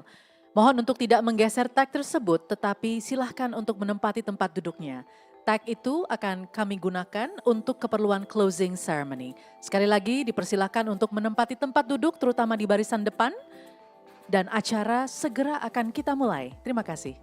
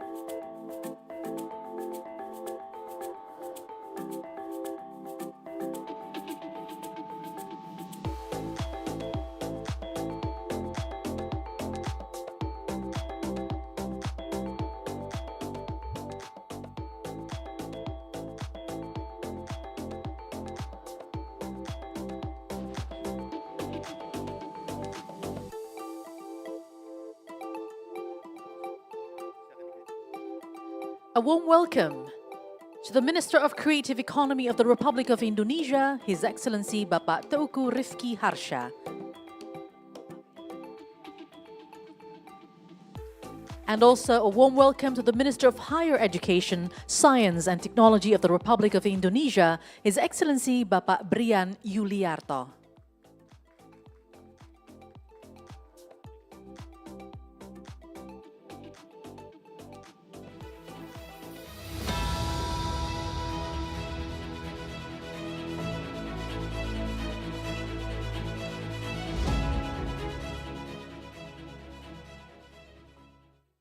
A very good afternoon, ladies and gentlemen. And welcome back to the plenary hall. We are about to start with our next agenda. We do hope that you enjoyed the refreshments and some conversations along the way and still in the high spirits of absorbing information regarding infrastructures in Indonesia. As we resume today's agenda, we now turn to our next thematic session, a conversation that connects education, creativity, and infrastructure into a powerful engine for future growth. And now let's dive back into today's agenda with a session, and to open that session, we are honored to welcome a leader who continues to advance Indonesia's creative industries through infrastructure, innovation and education. And I am beyond pleased to invite the Minister of Creative Economy of the Republic of Indonesia to deliver his keynote addresses. Please welcome His Excellency Bapak Teuku Rifki Harsha.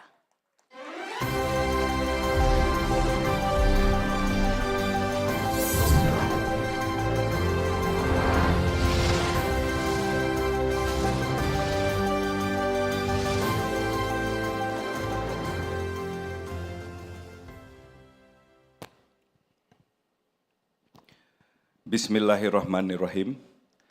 Assalamualaikum warahmatullahi wabarakatuh. Shalom, Om Swastiastu, Namo Buddhaya, Salam Kebajikan. Excellency Bapak Brian Yuliarto, Minister of Higher Education, Science and Technology. Ibu Stella Christie, Vice Minister of Higher Education, Science and Technology. And all the panelists, Ibu Maulidia Najila Shihab, Yumiko Yamakawa, Mas Gupta, Mas Aldi, and all governor, mayors, and regions, all delegates, participants of International Conference on Infrastructure. As we gather today, we are reminded of the transformative power of creative economy, a sector driven by ideas, collaboration, and innovation. Looking ahead, we believe that investing in creative economy infrastructure is not just about building facilities. It is about shaping a future where Indonesia leads with the creativity, empowers its youth, and steps confidently toward the vision of Indonesia Emas 2045.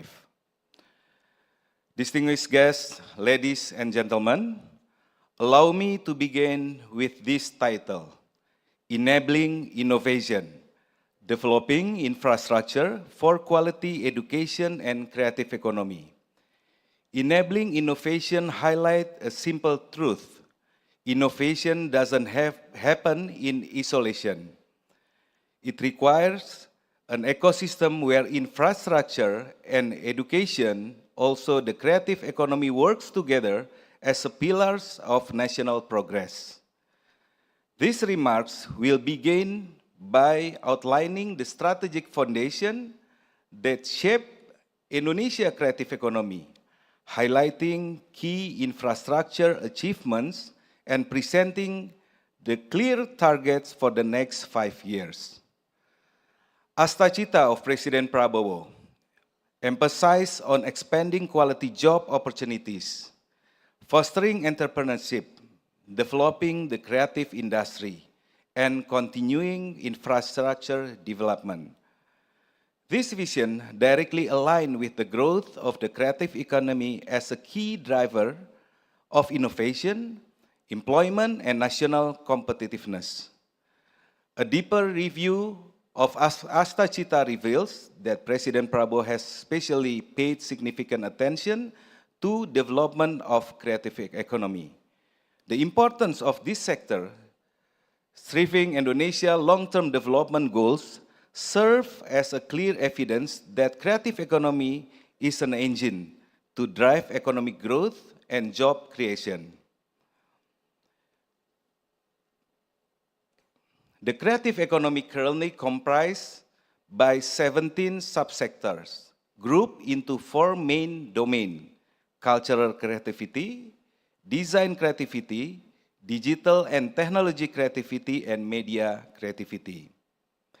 To ensure sustainable growth of creative economy, we adopt the hexahelic approach, which integrates 6 key elements: government, academia, business, community, media, and financial institution. Esteemed guests, ladies and gentlemen, in this part, we will see how creative economy has achieved some numbers of statistics and key programs. Evidence of creative economy contribution to the national economy over 11 years shows remarkable growth. Employment has increased by 89%, approximately about 26.5 million people in 2024. Similarly, the value added has surged by 119%, and export value has increased by 67%. This achievement demonstrates the significant potential of the creative economy. Looking ahead, the target set the National Medium-Term Development Plan, RPJMN, is for the creative economy GDP ratio to reach 8.0 to 8.4%. Export growth is targeted at 6%. Workforce absorption is targeted 27.6 million people, and investment growth is targeted at 7 to 8%. We believe that creative economy can be a solution to job creation, especially for the younger generation, where the data shows that 82.6% of unemployment within the 15 to 39 years old age group. However, it also shows that this factor has been a very effective absorber of workforce. In the last 4 years, the number of creative economy works has continuously increased with the strong average growth, reaching 26.5 million people in 2024. The majority of workers in this sector are young generation, where 18.7% are Gen Z and 38.5% are millennials. This proves that creative economy not only creates jobs, but also relevant and appealing jobs for the young demographic. Consequently, our budget and program orientation is aimed to create quality employment in line with Asta Cita number 3, mitigating the impact of tariff wars due to geopolitics, ensuring the achievement of RPJMN targets, and contribution to the national economic growth. Honorable audience, the following is a map of priority location for creative economy development across Indonesia. This intervention is prescribed in presidential regulation and concerning the RPJMN shows our commitment to create an equitable and sustainable ecosystem through the country, including infrastructure support. The 8th program cluster of us, called Asta Ekraf, extract from RPJMN and inspired by Asta Cita, these programs are strategic steps to enhance the competitiveness of the creative economy sector, both domestic and global, which is Ekraf Data, Ekraf Bijak, Talenta Ekraf, Infra Ekraf, Ekraf Kaya, Dana Ekraf, Pasar Ekraf, and lastly, Sinergi Ekraf. Ladies and gentlemen, in this part, we will see how the creative economy's infrastructure is essential to unlock innovation, support talent, and ensure equitable growth across the region.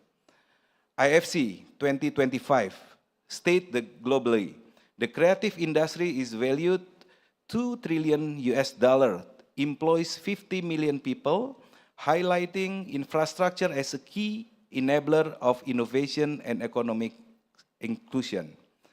Similarly, OECD 2022 said that the creative sector is a driver of development, creating prosperity, employment, and innovation, which are requiring policy and infrastructure support.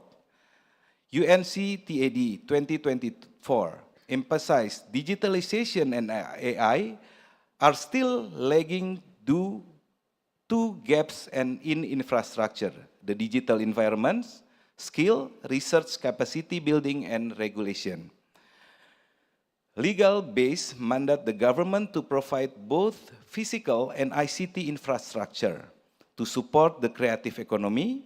Based on existing regulation, creative space must include facilities for exhibition, training, and creativity spaces.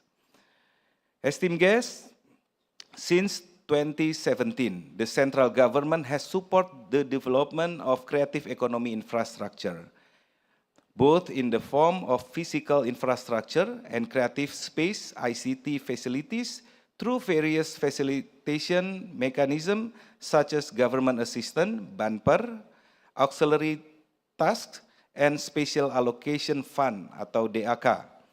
In total, 81 creative spaces have been received government facilitation from 2017 until 2025.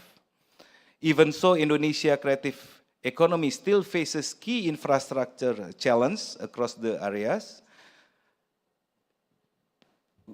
We have several challenges. First is physical infrastructure, such as creative spaces, where it's often underutilized due to unoptimized management system. Second, digital infrastructure, including internet access, AI, data system, and need-specific empowerment. And third, soft infrastructure, including talent, policy, education, financing, need to be accelerated to ensure that creative talent are equipped to thrive.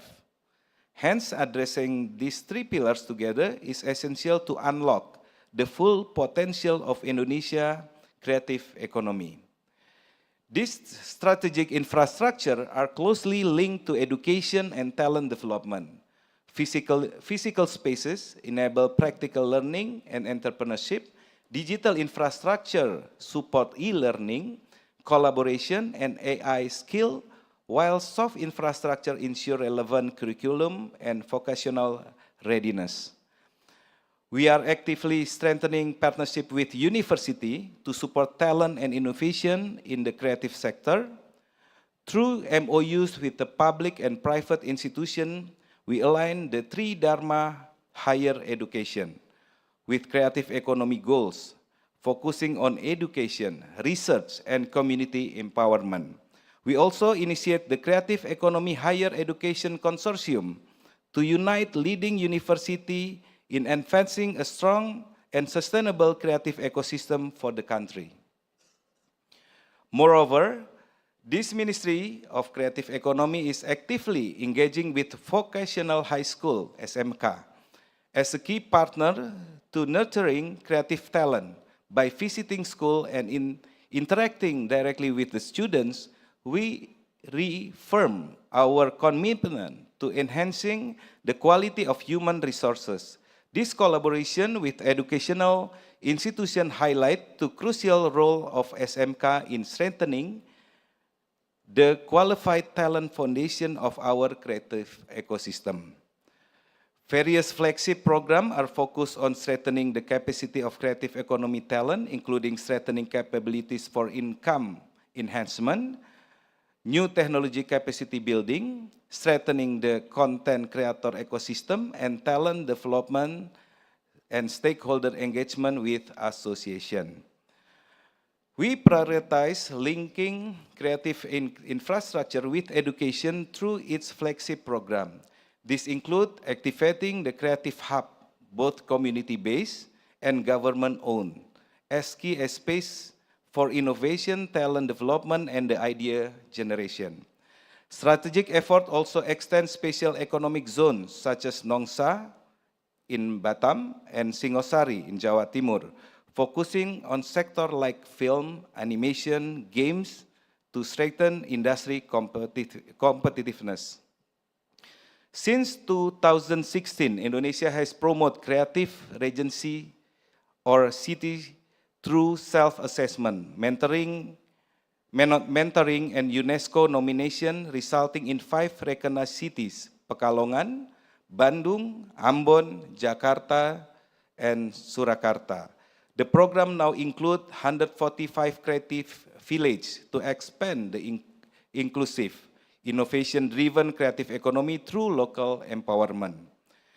Distinguished guests, creative economy infrastructure play a crucial role in driving the growth of sustainability of the creative economy sectors, not only support all the change process, but also creates a conducive ecosystem for innovation and collaboration. We believe that the future of Indonesia creative economy will grow from strong infrastructure foundation with the support of skilled talent and inclusive ecosystem. And at the end, it will be able to absorb millions of high-quality workers, especially the younger generation, and make a significant contribution to the national GDP and export, making it a new engine of growth driven from the region, atau mesin baru pertumbuhan ekonomi nasional yang dimulai dari daerah. Thank you. Wassalamualaikum warahmatullahi wabarakatuh. Waalaikumsalam warahmatullahi wabarakatuh. Your Excellency, thank you very much for your presence and inspiring words. You may return to your seat. What a comprehensive and strategic insights to set the tone for our theme this afternoon. We thank one more time Your Excellency for your presence and support to this event. And now, ladies and gentlemen, to continue this session, we now invite a key figure who is shaping Indonesia's higher education system to align with the needs of the creative, digital, and knowledge of economy. I am pleased to invite the Minister of Higher Education, Science and Technology of the Republic of Indonesia to deliver his keynote address. Let's welcome His Excellency Bapak Brian Yuliarto to the stage.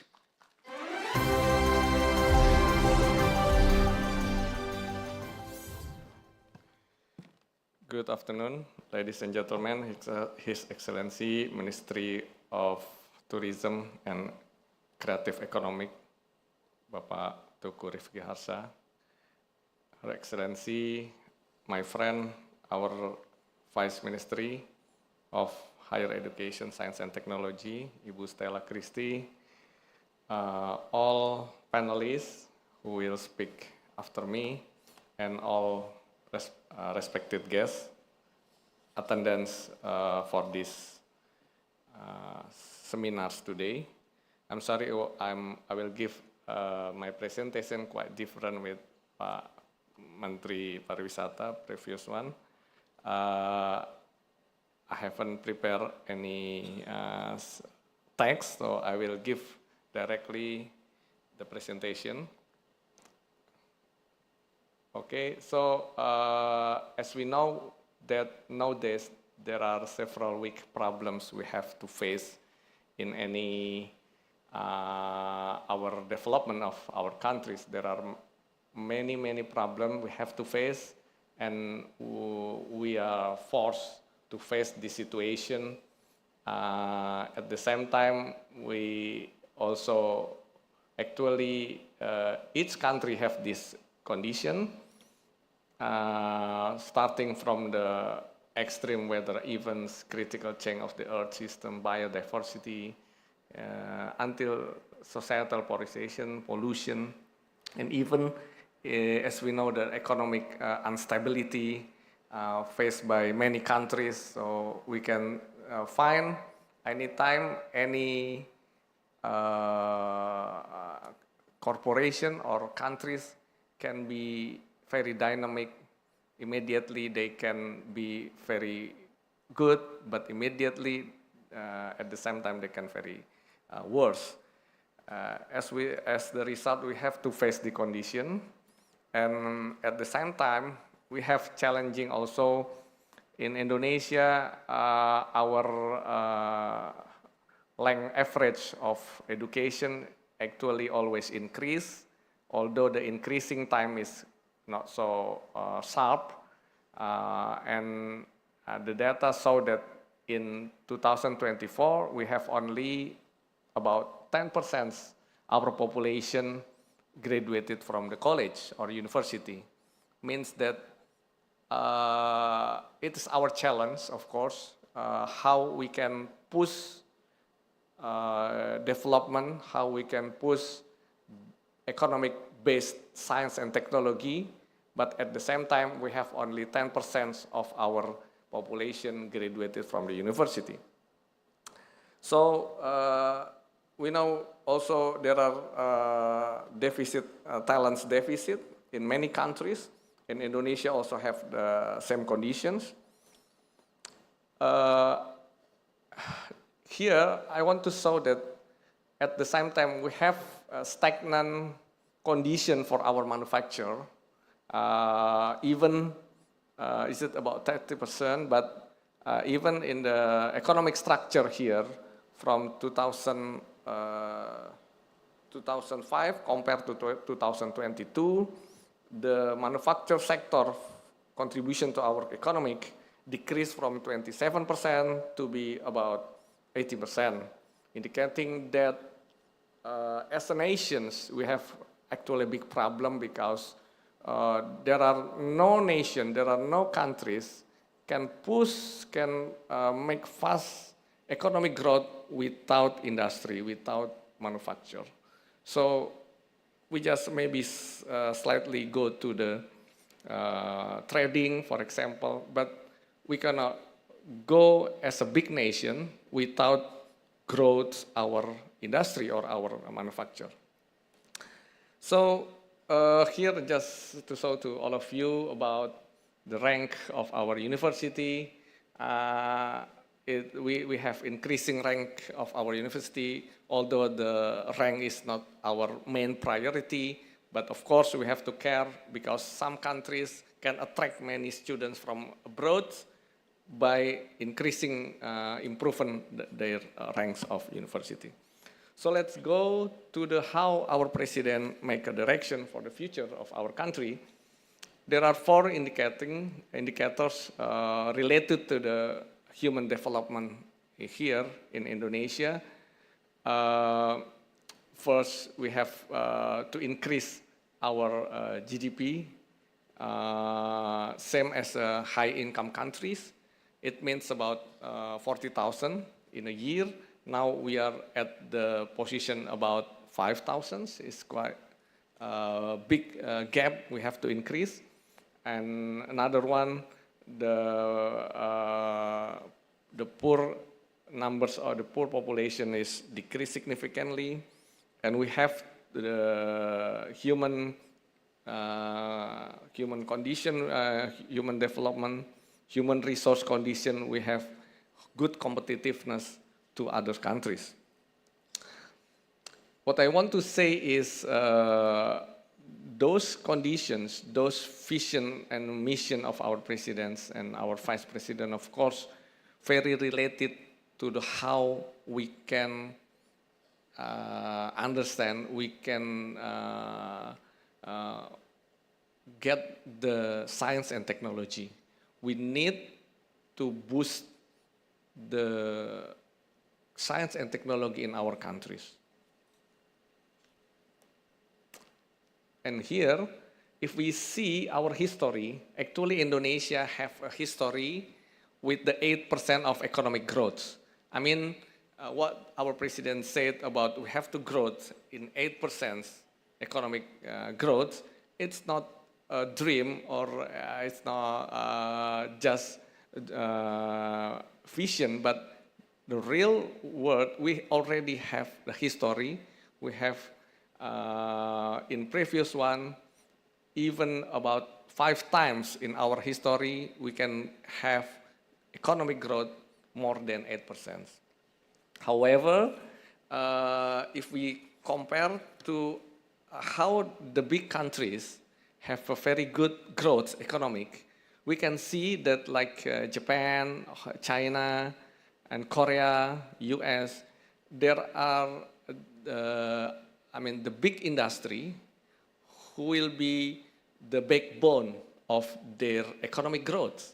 That's we need to create here in Indonesia, how the economic growth come from the big industry.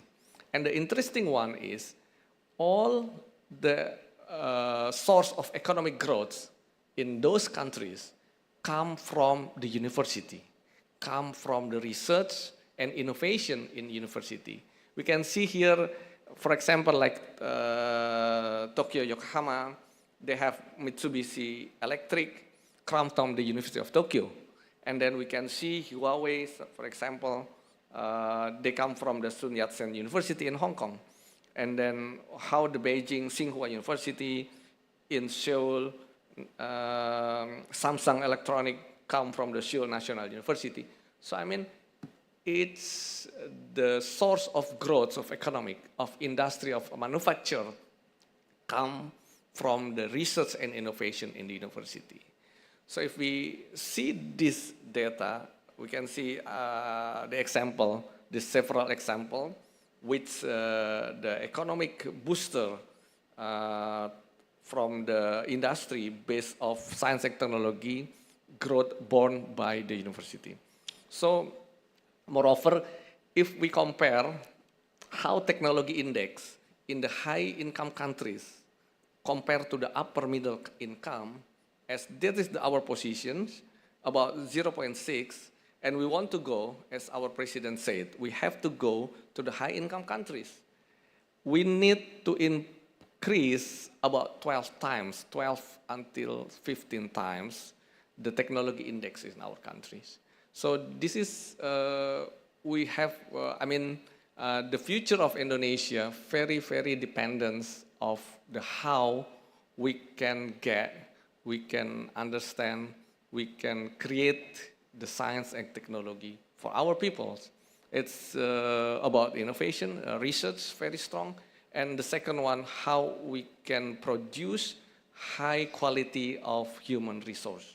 Because the industry, strong industry needs the strong human resource. They also need the research and innovations at the same time. So at the left, at the right side, we can see also how the researchers per million, every million population, we need the researchers. If we now position about Indonesia position is about 500, I think. But for the high income countries, we have to increase about 10 times. Again, we see here that how the countries live going out from the middle income traps, it very depends on the how that countries knowledge, science and technology they develop. So here also, if we talk about again the high income, middle income, we can see the linear graph about the highly skilled workers is very needed again if we want to go to the highly income countries. So I just want to show here is the graphs of the data of our higher education. We have about very huge number of the university, about more than 4,400. And we have about 10 million lecturers and professors.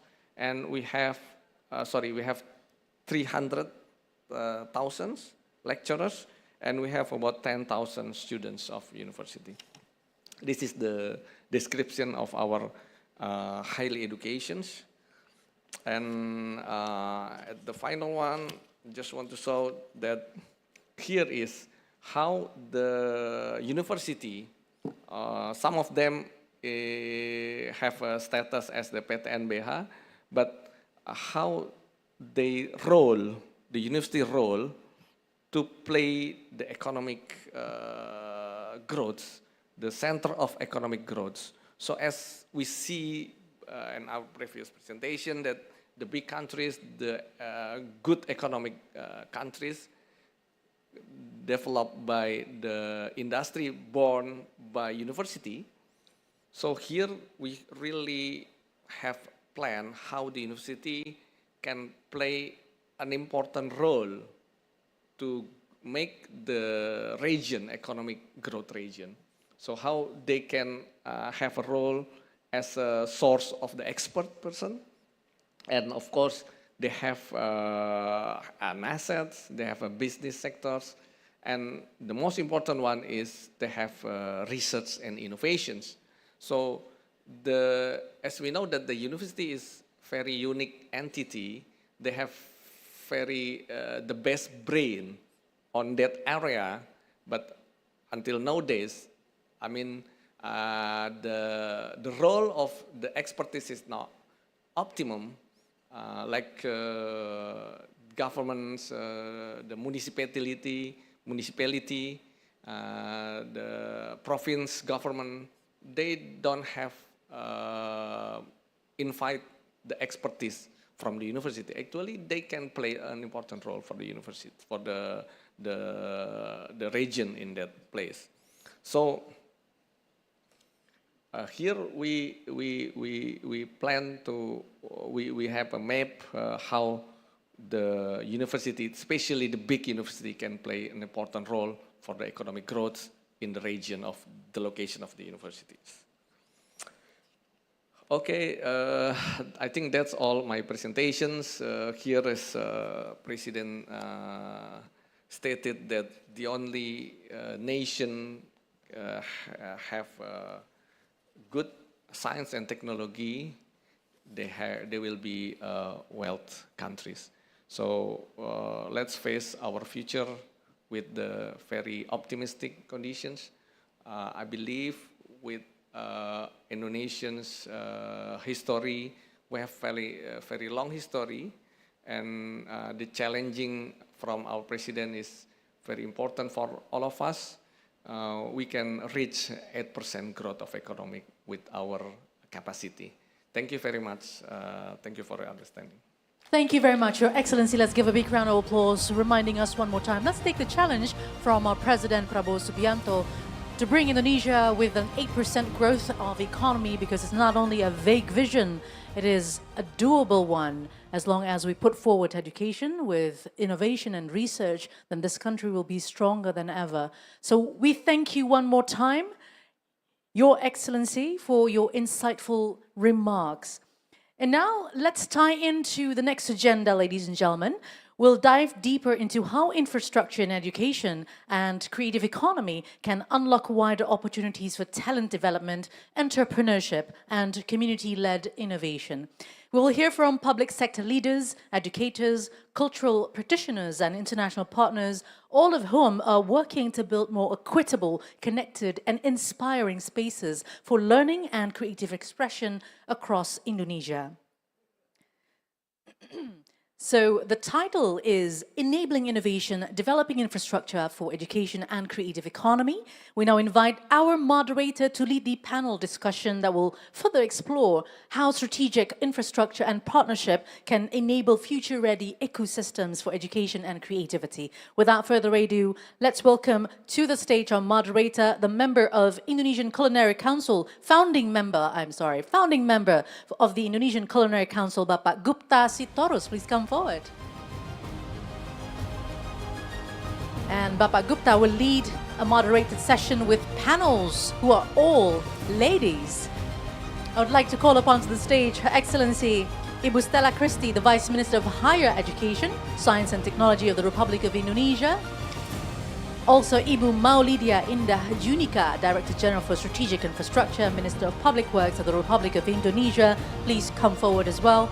Ibu Najila Shihab, founder of Sekolah Cikal, and Miss Yumiko Yamakawa, Principal Education Specialist of ADB. Once again, we invite all speakers to please come forward.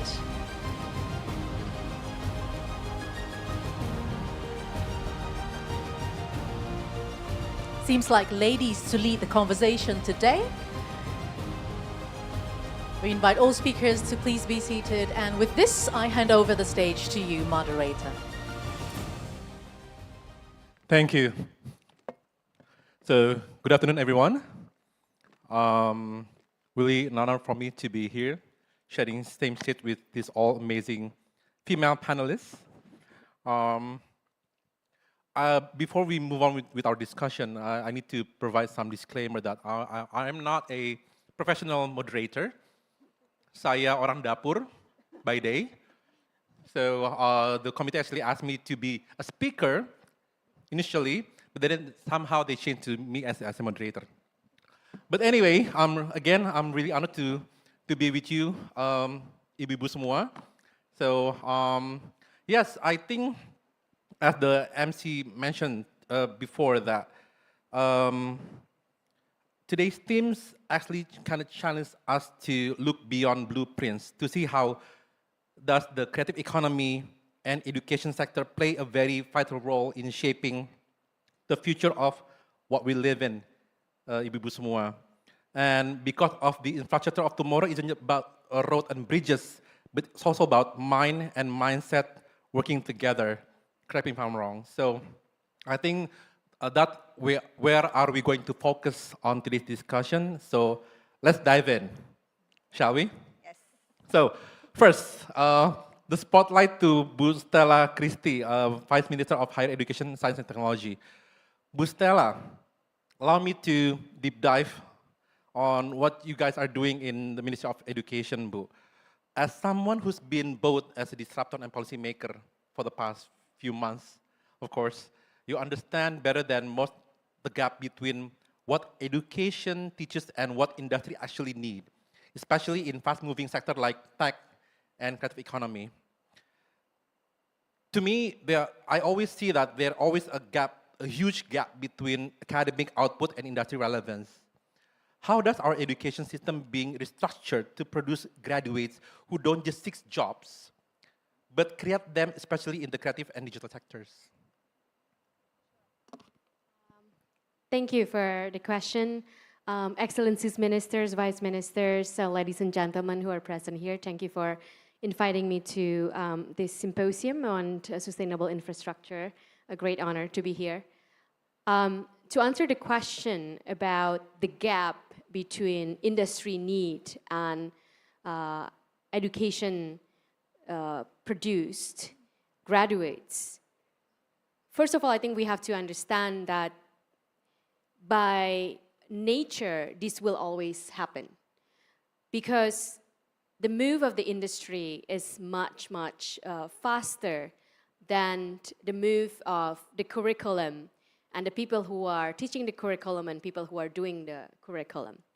So if you let business as usual, the gap will always be there. So that is the first nature that has to be understood. So what is it that one has to do, or what the government has to do, what the practitioners have to do, what people and the public have to do in order to actually decreases this gap? There are two routes, and these are the two most important routes. The first route is the one that I think is very logical to all of you, which is that the industry must participate in the curriculum making. The industry must participate in the curriculum building.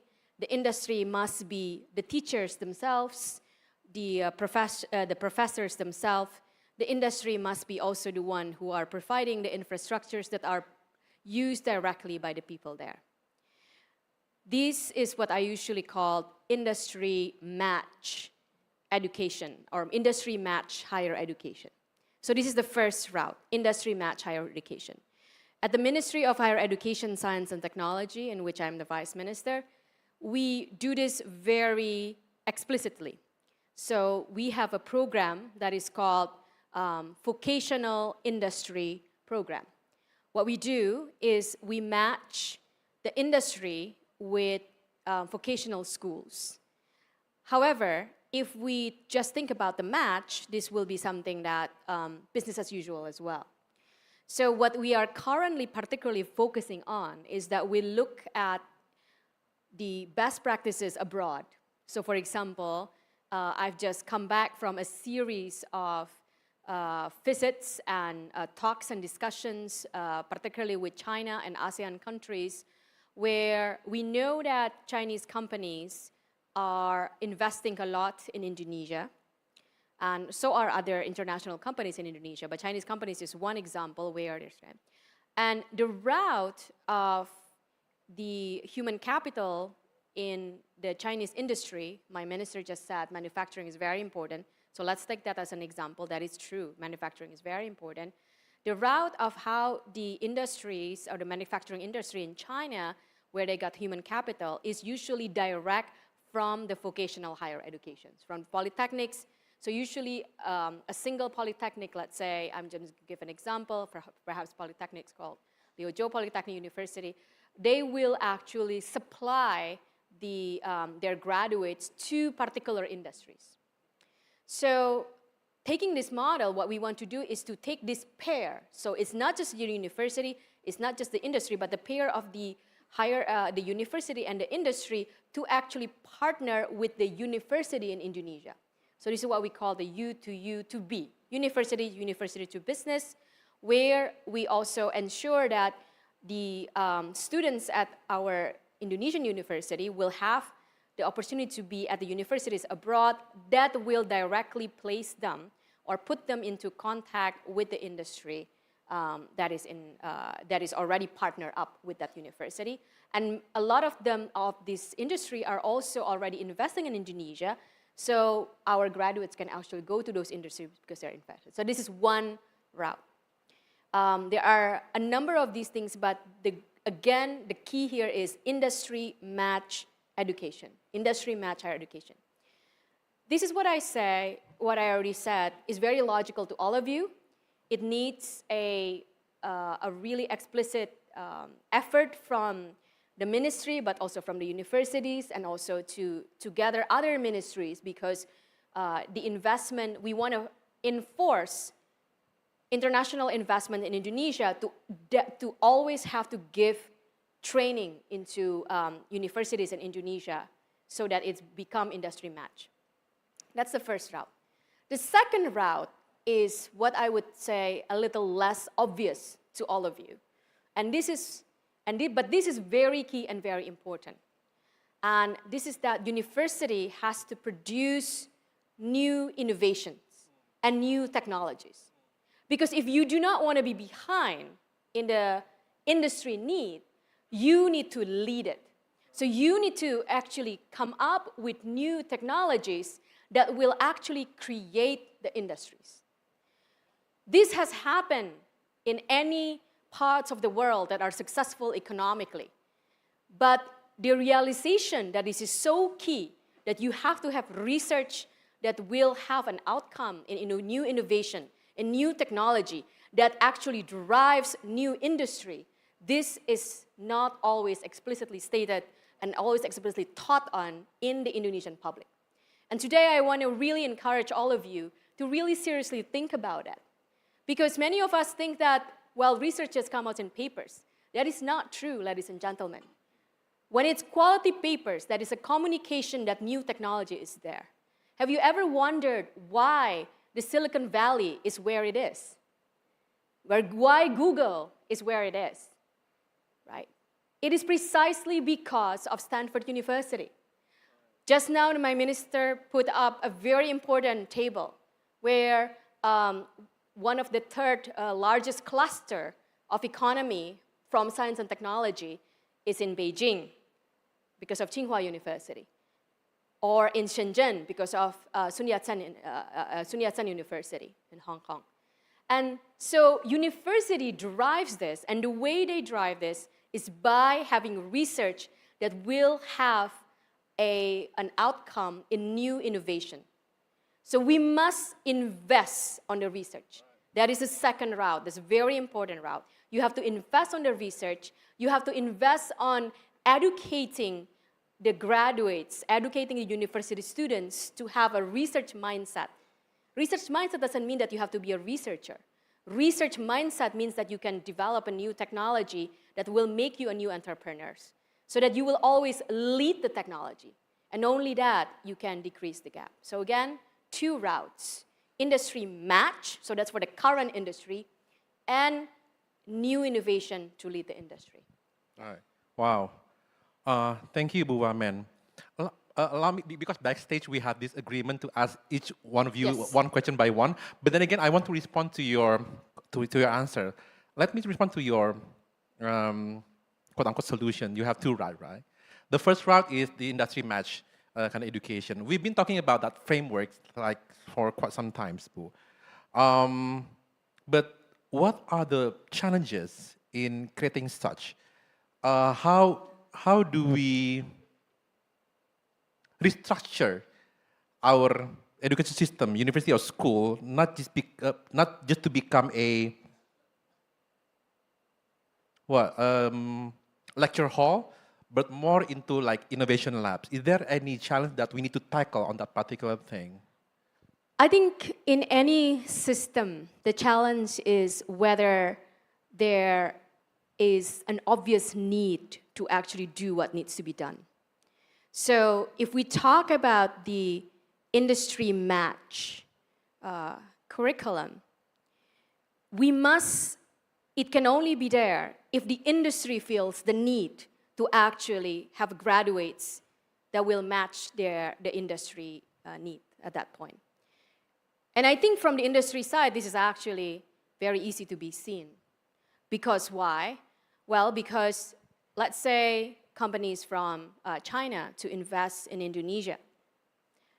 If they use human capitals, workers who are imported from China, that's going to be a lot higher in cost compared to employing Indonesians. And so the economic need for the industry is very clear, and the industry will want to do this. And we have seen this in our program. So now the challenge is to make it obvious for the universities, the polytechnics, the vocational schools, to actually, why do you actually would want the industry to do that? And in theory, this should be obvious because you would want your graduates to be employed so that you will be recognized as a university that is very high employability. But usually this need from the university is not always made obvious because university can do business as usual and still exist as a university. Industry, companies cannot. So this is something that you have to balance, and you have to make it obvious to perhaps more into that's the job of the ministry, to actually really talk, understand the needs, and also make the need obvious for the university to do that. For the second route, the innovation, that you have to lead innovation that will actually lead industry, innovation lead industry. This challenge is huge. And I would summarize that this challenge is huge because people or the public have not seen the return of investment clearly. That is, for every dollar, for every rupiah that you invest into the research, it's very difficult for the public, industry and non-industry alike, government as well, to see how much exactly is the return of investment for every dollar that you put. So it is again the job of, because why? Because investment in research sometimes can be very long term. So that's very difficult to see. So we tried very much from the Ministry of Higher Education and Technology to always give numbers. And I can give you numbers right now. There's a new study that, for example, that shows that University of Kansas, not the most top university, but University of Kansas, there's a new study that shows it creates $7.98 billion for the Kansas region in terms of the economy. Stanford University, the study actually shows that Stanford University annual revenues that are generated by alumni and graduates of, and students and professors of Stanford University is $300 trillion. $300 trillion, making Stanford University alone is one of the biggest, one of the 10 biggest economy in the world, just from what they generate, one university. So we don't have yet that number. In fact, today I just talked to my minister that we need to do this study to show that in Indonesia we have that too. So we need to show in terms of numbers that investment in research will have a direct investment in the economy so that we all can do that route as well. Yeah. Thank you, Bu Sela. Very well elaborated, Bu Stella. So let's move on to, I want to see from another optics, from the infrastructure kind of optics. So to that, let me introduce you to Bu Maulidia Indah Junika. She's the Director General for Strategic Infrastructure, Minister of Public Works. Bu Maulidia, when we talk about building the future, only few ministries, to my understanding, are as literally involved in shaping the landscape of our country as the ministry of your ministry.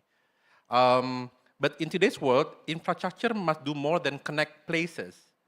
It must connect values, sustainability, inclusivity, and long-term resilience.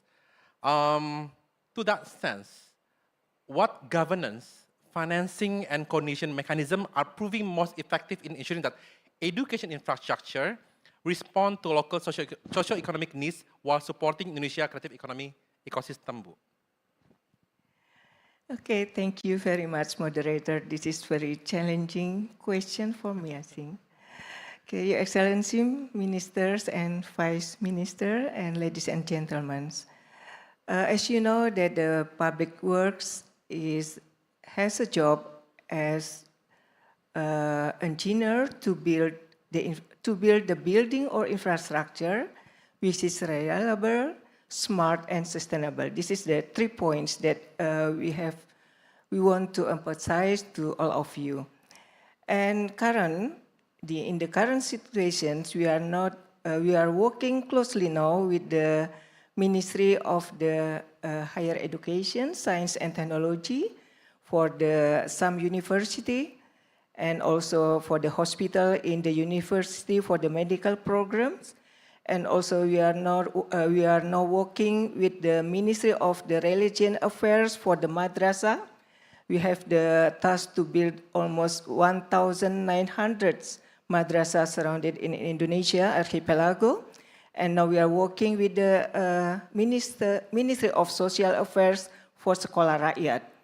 So that is 3 institutions that for 1 year and for 5 years later, we are closely working. So for answer your question, I would like to give 4 descriptions maybe. First, that to make sure education infrastructure respond to the local socio-economic needs, the development is always tightly maintained by regional and development strategic plan. This is most important things, where the implementation is supported and coordinated by multiple stakeholders.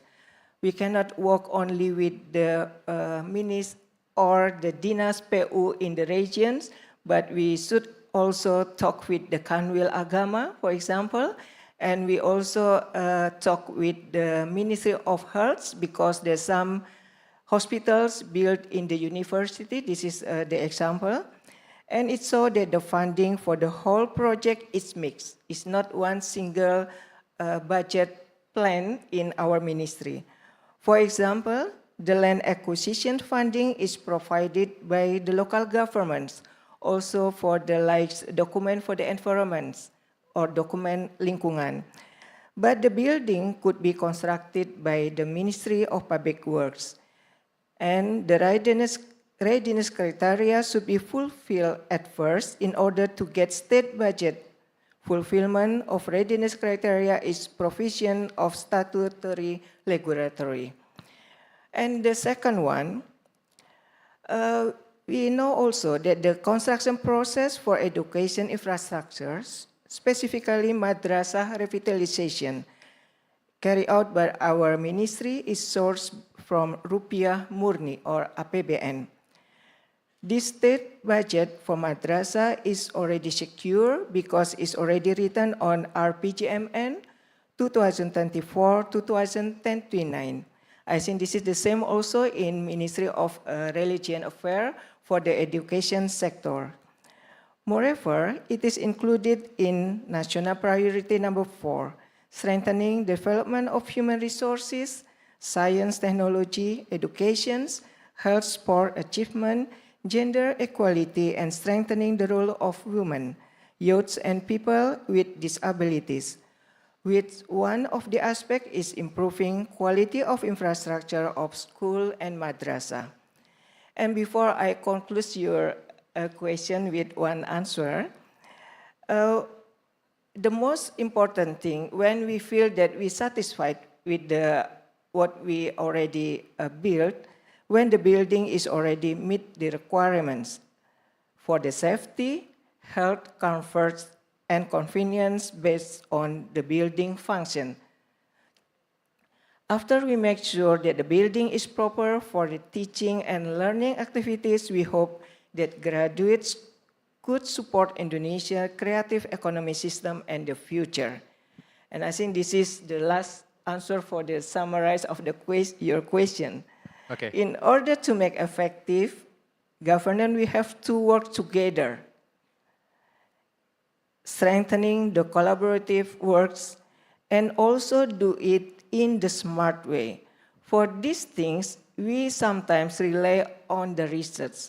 We sometimes rely on the universities or the graduates from the university, utilizing the current technology, using the technology during the surveying, planning, and construction to ensure that all the technical aspects, accountability, accuracy for the works, and for the monitoring or continuous monitoring. And implementing the sustainable aspect that carry out in effective, efficient, and economical principle. Also, we want to emphasize that the national priority and the regional priority should be on the same level.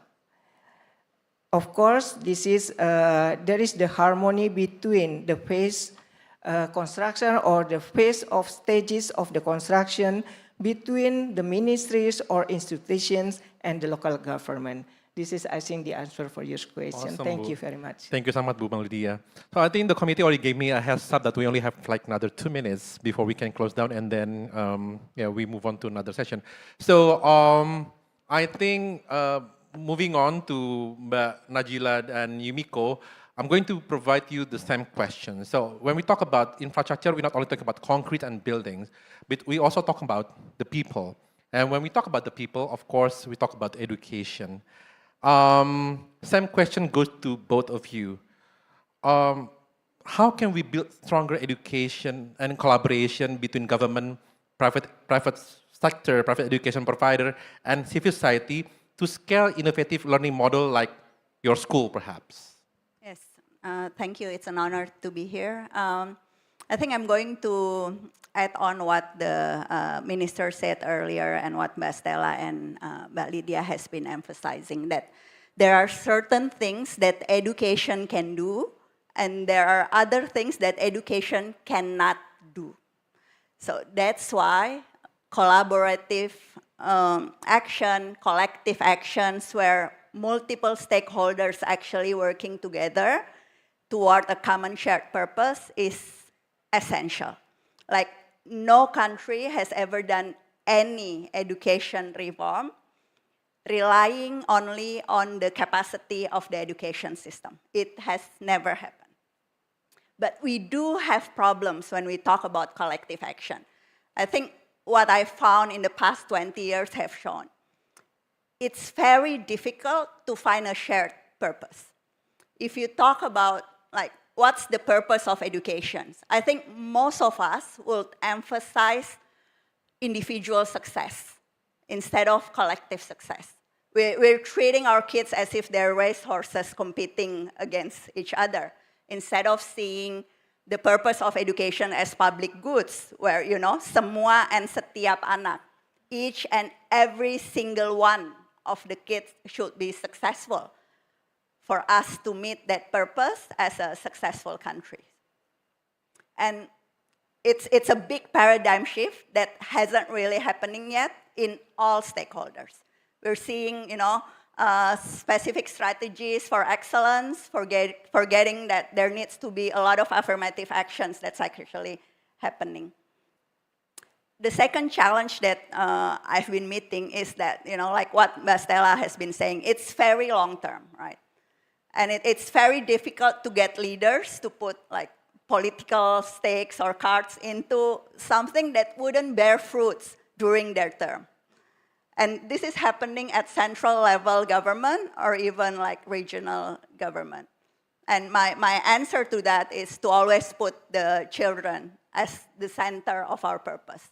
They're the one who have the most stake, and for us, ensuring sustainability of policy, ensuring that innovation and innovators actually last and making crucial impact within the ecosystem, it's not a burden. It's actually a very honorable position to be as an adult in the ecosystem. The third aspect that I want to emphasize is the capacity within the education ecosystem itself. I'm a teacher, and it's very important to be reflective throughout the whole process. It's as simple as this. One of the most important principles is pedagogy. In pedagogy is symmetry. You cannot expect something out of a child or any graduate if they never experience that. So if you're talking about nurturing entrepreneurship, we're talking about nurturing innovation, then that actually needs to happen in the classroom right now, not much later when they're entering the workforce. And unfortunately, that's the one that hasn't been happening. We haven't really nurtured those innovations within the classroom. We haven't really nurtured those entrepreneurship, like problem-solving skills in our classroom. So it wouldn't be surprising if, that experience in the classroom hasn't really nurtured all the competencies and skills that's needed in the future. And one of the main reasons of that is because of the distrust within the ecosystem. Right. Like no one actually trusts the other stakeholders. And when there are large distrusts within the ecosystems between private education providers and you're seeing, I think, it's been a very insecure relationship where private education players are seen as competitors instead of as collaborators within the ecosystem. And it's an important reflection to be acknowledged, and hopefully this kind of meaningful conversation can actually push all the stakeholders to work collaboratively better for the sake of the children. Nicely put, Mbak Najila. Bu Yumiko? Same question, please.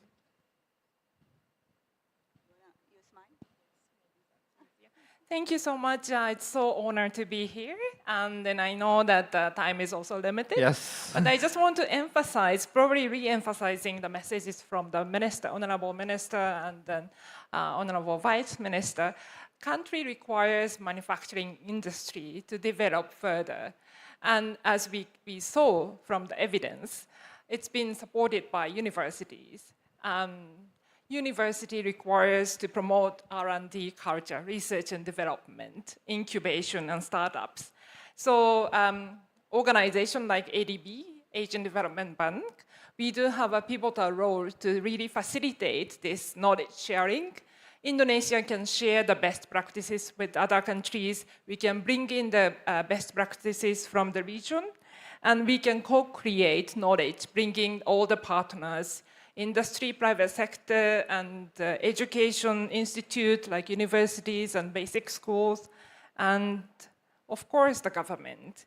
And financing institute like ADB would like to also play a facilitation role to collaborate to scale the investment, not only building this conducive infrastructure for R&D and incubation, and providing technology transfer, but we want to really co-create or facilitate the co-creation of the knowledge. I think that will be really the answer to this question raised by the minister and the panelists to really improve this industry development in Indonesia. Thank you so much. Thank you so much, Bu Yumiko. Let's give them a round of applause, all the female panelists. Oh, well, thank you so much. To all of you. I'm not trying to encapsulate the discussion, but I really hope that this conversation to be a spark for all of us in the room to think bigger, collaborate deeper, and push Indonesia to the global heights. Thank you so much. Thank you very much, Bapak Gupta, for moderating the session. Very eye-opening indeed. Let's give a big round of applause, ladies and gentlemen, to the panelists and the moderator. We invite everyone to please come forward just 1 or 2 steps to have picture together.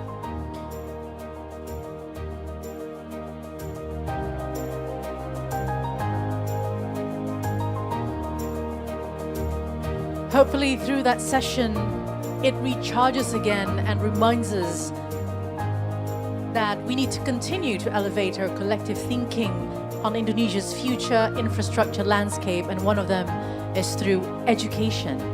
Thank you very much, speakers. Thank you, moderator. You may all return to your seats. And ladies and gentlemen, please stay put wherever you are sitting, because we are going to continue right away with our next agenda, which are the keynote addresses by the ministers.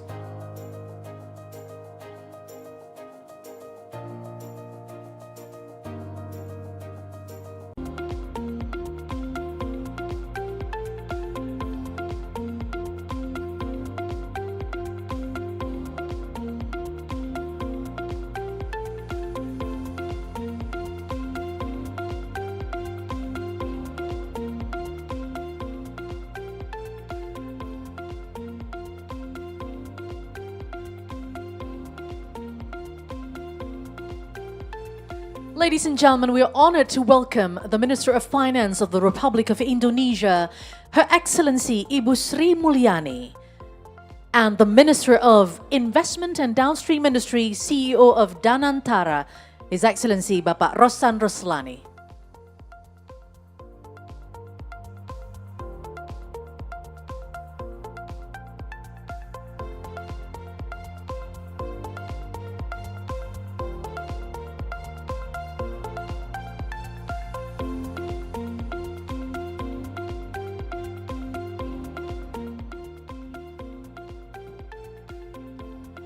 Once again, would like to welcome the Minister of Investment and Downstream Industry, CEO of Danantara, His Excellency Bapak Rosan Roslani.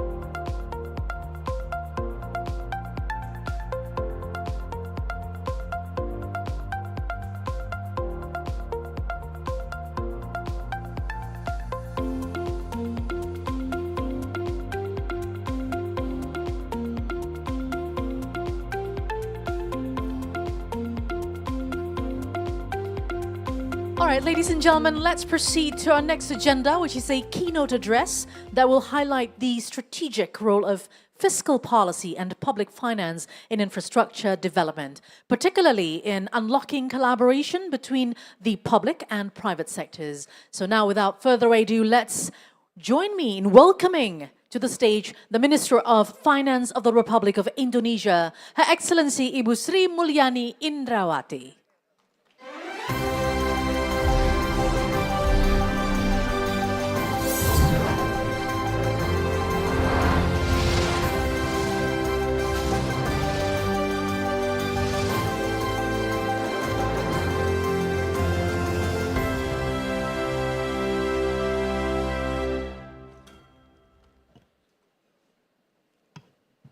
Thank you very much. Very good afternoon to all of you. Pak Rosan in here, which is going to provide the speech after me, and all colleagues, Pak Menteri PU dan Wakil Menteri PU, and then other colleagues, friends, as well as attendees. Assalamualaikum warahmatullahi wabarakatuh. Very good afternoon to all of you. It is indeed a great pleasure for me to be here to attend the International Conference on Infrastructure 2025. Let me begin by expressing my appreciation to the organizers and all participants who have gathered today. We all know that this forum is very timely, as all countries in the world face growing demands for quality infrastructure while at the same time navigating their fiscal constraints.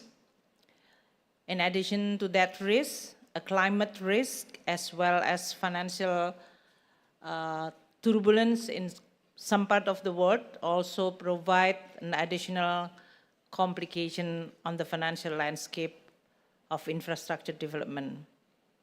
In this case, this conference hopefully is going to provide what is the plan and also the financing need for the infrastructure development in Indonesia.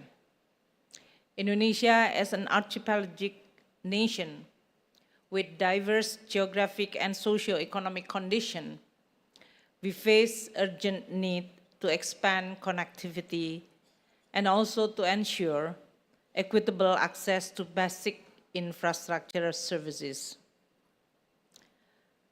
Financing remains a critical constraint. The total infrastructure investment needs for the period of 2025 to 2026 is estimated around $625 billion. The budget, government budget, combined with the local government budget, will cover around 40%. So we definitely facing with this funding gap.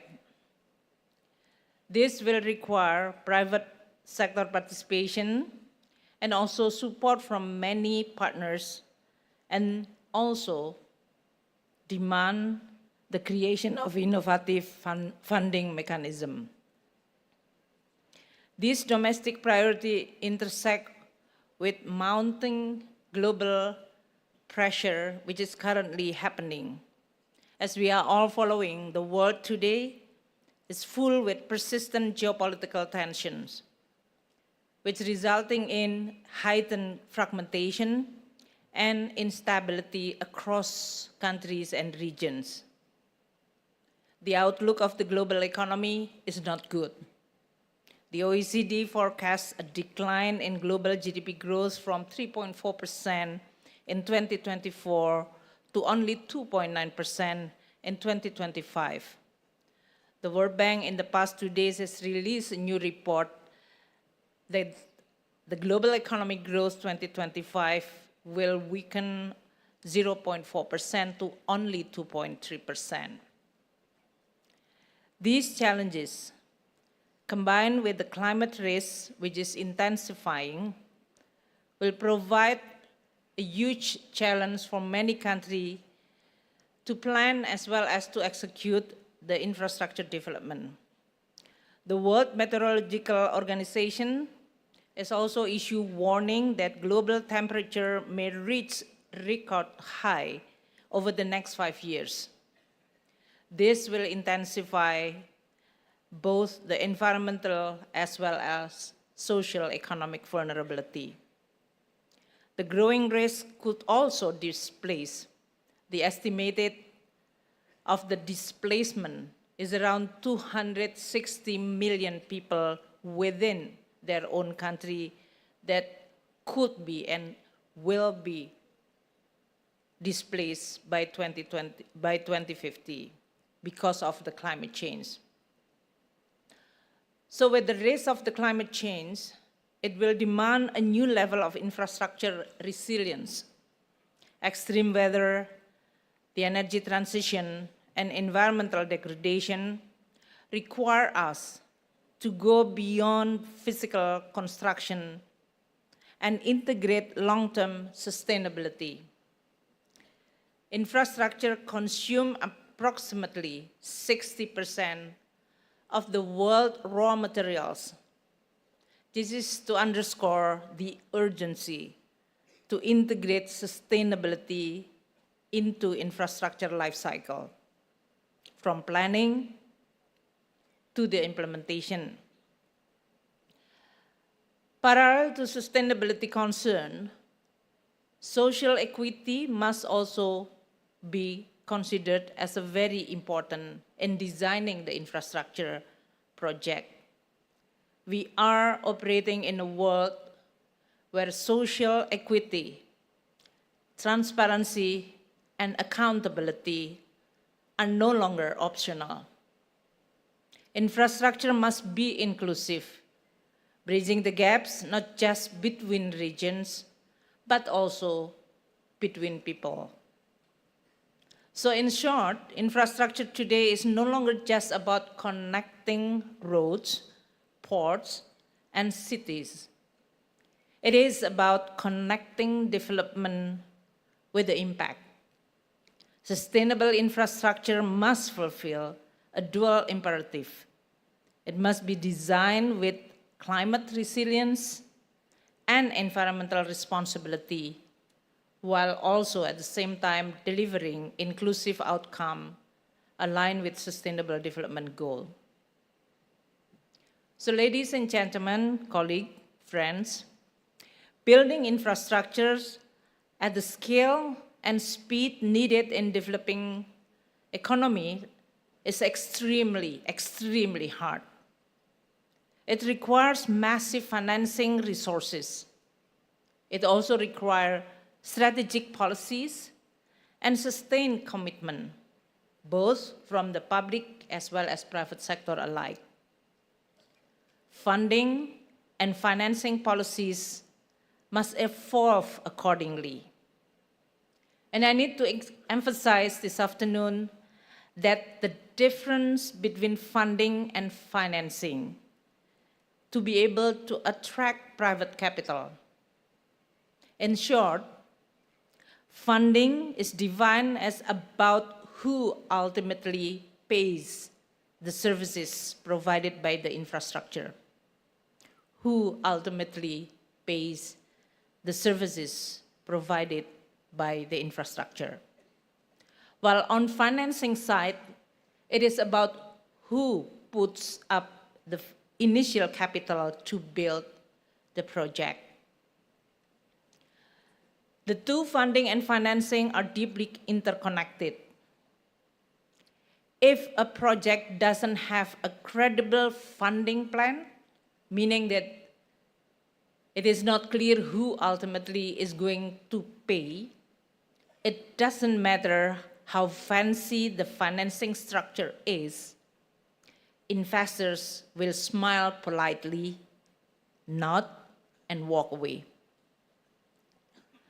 So now let's apply this to the context of developing economy and country, as well as emerging country like Indonesia.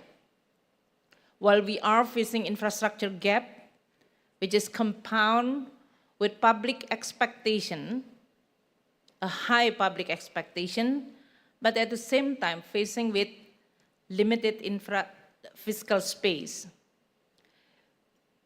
That's why this conference is becoming very critical. Under the current circumstances, making the right policy choices become even more critical. Simply pursuing innovative financing models without addressing the core issue of stable funding can result in structure that only appear viable, but not in reality. It can push risk back to the government in hidden and inefficient ways. Friends, ladies and gentlemen, honored speaker, dear participant, we believe this is critical for all of us to match financing structure with the risk.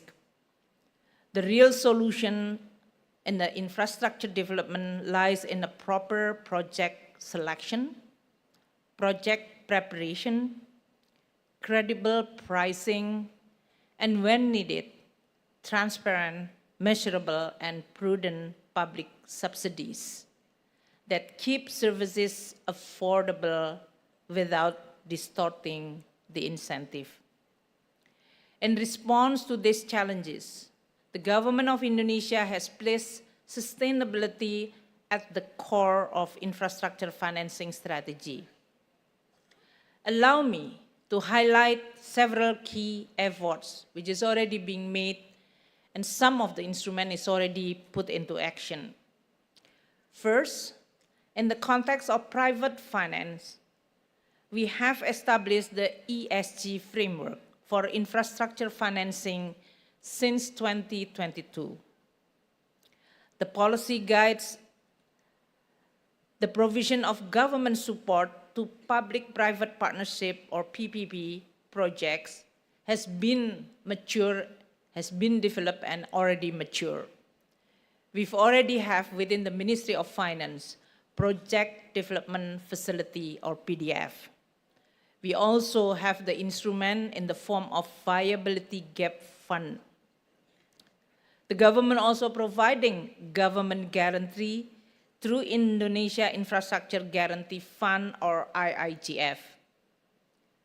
The government of Indonesia Ministry of Finance also has already completed the instrument with the availability payment. This all instrument will also fit very well in addressing the issue of climate risk mitigation and also to make sure that the infrastructure, sometimes no matter how huge and risky, but it is strategically important for the country and the economy, it could be developed in a sustainable way. Today, the fiscal support has helped attract a total estimated investment of $18.8 billion US. This is already covered various eligible sectors from road, toll road, up to the energy or even water and other infrastructure. This demonstrates that the government commitment to inclusive and sustainable infrastructure development in Indonesia has actually a long way preceding this government that is ready to be discussed and to be used by any existing investor or new investors in the infrastructure development. Another instrument which is already developed quite mature is the Ministry of Finance under the PTSMI developed the Sustainable Development Goal Indonesia 1, SIO. The SDG Indonesia 1 platform has been built and designed to represent a strategic step toward promoting sustainability through blended finance. This is especially important in addressing, on the one hand, fiscal constraint in delivering public infrastructure. On the other hand, the valuable project is very, very needed by the country, by the society, as well as by economy. This SDG Indonesia 1 platform is already accelerating the implementation of blended finance concept. The blended finance concept is already being discussed in many international fora, especially if you are all a regular attendance of discussion or meeting related to climate finance.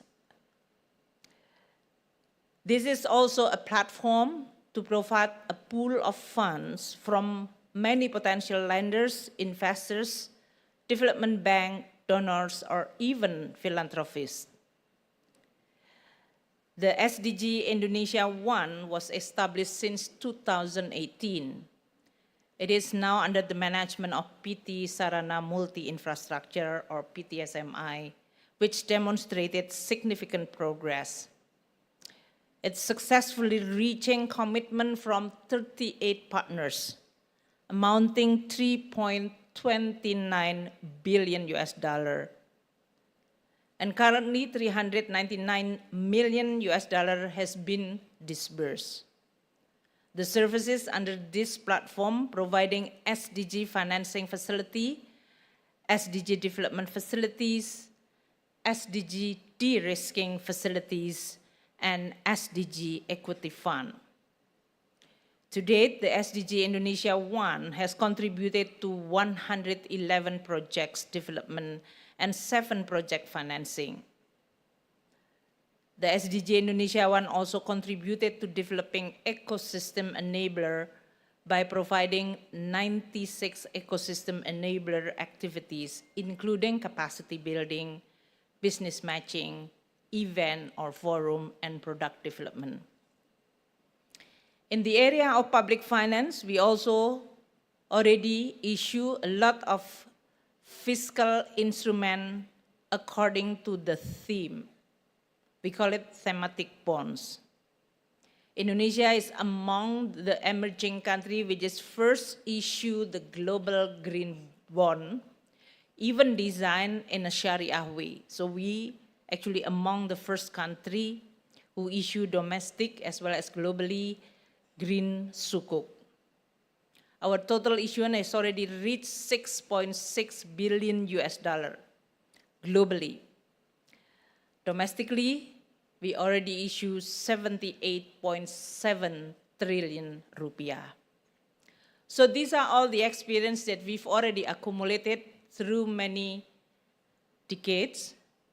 And this hopefully is going to provide a strong platform as well as instrument for the government under President Prabowo, who will also launch infrastructure development, especially emphasizing through private participation.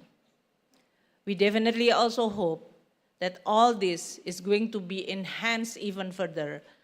The Danantara, which is established by President, who Pak Rozan is going to speak after me, to be able to then provide a credible with a track record on infrastructure development, that we can reach to many stakeholders, especially private sector, both domestic as well as global, in order for us to continue our journey of development. It is going to be a long journey. It's a long and winding road, just like the song, but we know that we are going to achieve. Thank you so much for all your attention. We are all going to commit to continue supporting the infrastructure development. Indonesia, in order to achieve our goal to become a prosperous, equitable country, infrastructure definitely is very, very important. Let us all working together in order for us to be able to achieve our goals, while at the same time, financially for many of the private participation can be viable and attractive, so that we are going to create a win-win partnership. Thank you so much. Thank you very much, Your Excellency Ibu Sri Mulyani Indrawati, for your insights and the keynote speech just now. Once again, would like to extend our gratitude and our thank you for your presence and support to this event. And ladies and gentlemen, to continue this agenda, we now invite a leader who is advancing Indonesia's investment climate, particularly in driving long-term capital into priority infrastructure sectors. Please welcome to the stage Minister of Investment and Downstream Industry, CEO of Danantara, His Excellency Bapak Rosan Roslani.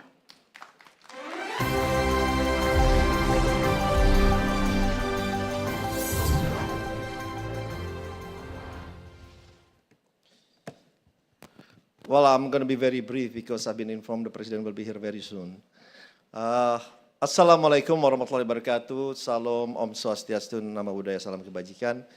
First of all, I would like to thank Coordinating Minister for Infrastructure and Regional Development, Bapak Agus Harimurti Yudhoyono, for having me here. Also, Ibu Sri Mulyani, Minister of Finance, thank you for your very comprehensive presentation, Ibu. It gave us a lot of insight, a lot of direction about how to finance and the commitment of the government to our infrastructure. And also, I see a lot of excellencies, ambassadors, also welcome to this event. Distinguished guests, ladies and gentlemen. Well, first of all, definitely it is an honor for me to be here and to give some insight about if Ibu Sri Mulyani talking about the financing, in my part talking about the potential and also how we can activate our realize our huge potential in infrastructure.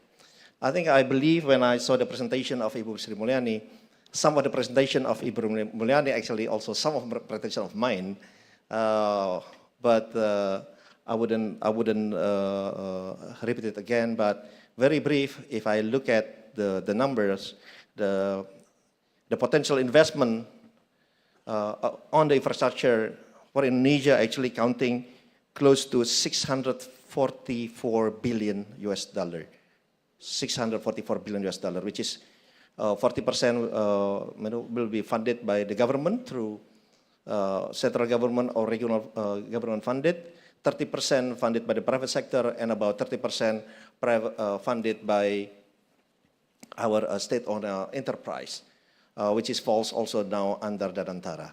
And if you look at if you are talking about the opportunity in Indonesia, if I may go very briefly a little bit, that first, I think I would like to touch about the potential in renewable energy. Our potential of Indonesia in renewable energy actually is all the way up to close to 3,700 gigawatts. But the installed capacity currently right now is about only 15 gigawatts. So actually is less than 1%. Can you put my presentation also, if possible? Okay, so this is the potential of our renewable energy. So currently the installed capacity is only 15 gigawatts, so actually less than 1%. If you look the potential from solar, from hydro, biomass, bioenergy, tidal, geothermal, and I think especially geothermal is very interesting investment because Indonesia is one of the largest geothermal reserves in the world, especially in Java and Sumatra area. So, and currently, obviously, in order for us to accelerate or to expedite this potential from our Ministry of Investment, yes, we try to keep reforming ourselves. Our government keep reforming ourselves in terms of the policy, in terms of the regulation, and also in terms of cutting the red tape. So that's why I think currently also we are setting up the task force of deregulation to make sure we can have a better investment climate, a better industrial climate. So your investment in Indonesia can be expedited, because otherwise the potential will sit as a potential, and the challenge to activate, I think it will take quite some time. So again, we would like to accelerate this. I think we started already with the job creation law back in 2021, and we are going to continue to keep reforming ourselves to have a better investment climate here in Indonesia. For example, I think one of our initiatives that currently we are in the process, we are integrate all these permit and licenses from all 18 different ministries to our ministry to integrate through online single submission. I know in the past, we have this online single submission, but it doesn't really work very well. Actually, it's still far from perfect. So now, already 6 ministries already fully integrated to our system. Hopefully, the other 12 of ministries and also agency will be integrated all the licenses and permit to our system. So it will give you a better clarity and also a better information about how you can get your permit and licenses, in time. Because I know when you invest in Indonesia, I mean, not only Indonesia, all over the world, you don't like surprises, right? Because investment, that's a long-term commitment, right? That's a long-term commitment. It's not like trade that you can in and out anytime. So again, we would like to make sure that when you invest in Indonesia, you can have a better return, but also in the same time, for us, the most important thing, how we can create jobs, how we can create quality jobs. So I think that's also the most important thing for Indonesia when you are investing in Indonesia. And also, and also we have a lot of potential not only in renewable energy, Also, I think I mentioned it a little bit also in downstream energy, because in downstream industry, because my ministry also not only Ministry of Investment but also downstream industry. I would like to maybe say it like a value added. You know, we would like to have all the value added here in Indonesia. Yes, we have this roadmap about 23 commodities that we think we can do a value added, but I think we are going to focus maybe to 4 or 5 current right now. We started already with the nickel, and if you see Indonesia, we are the number one nickel reserve in the world. About 42%, about 42% of our nickel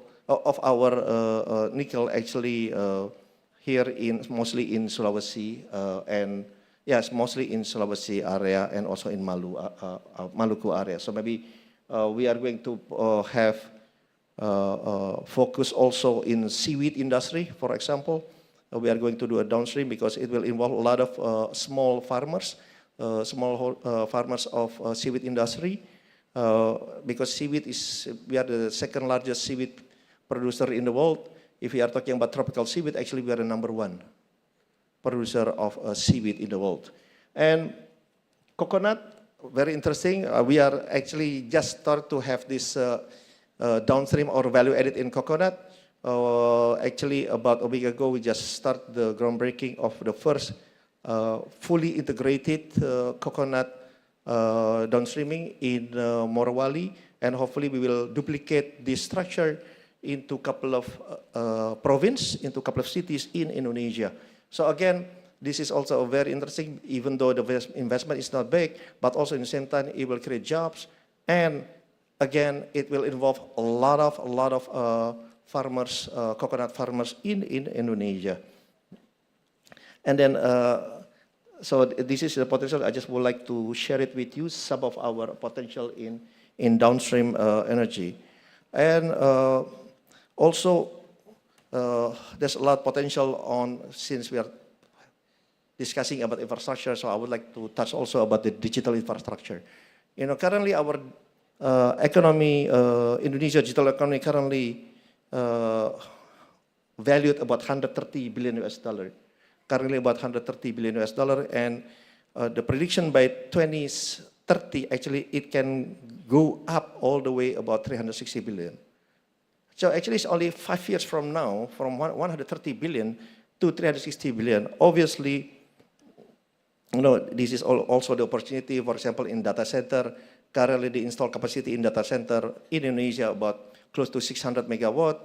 We believe we have the potential actually all the way to 3.7 gigawatts. So again, the data center, we are very widely open since our neighboring country also have, you know, put, a standstill on some of the investment in data center. So again, data center, we will focus also to have more investment, and we are very open to work with a lot of different party.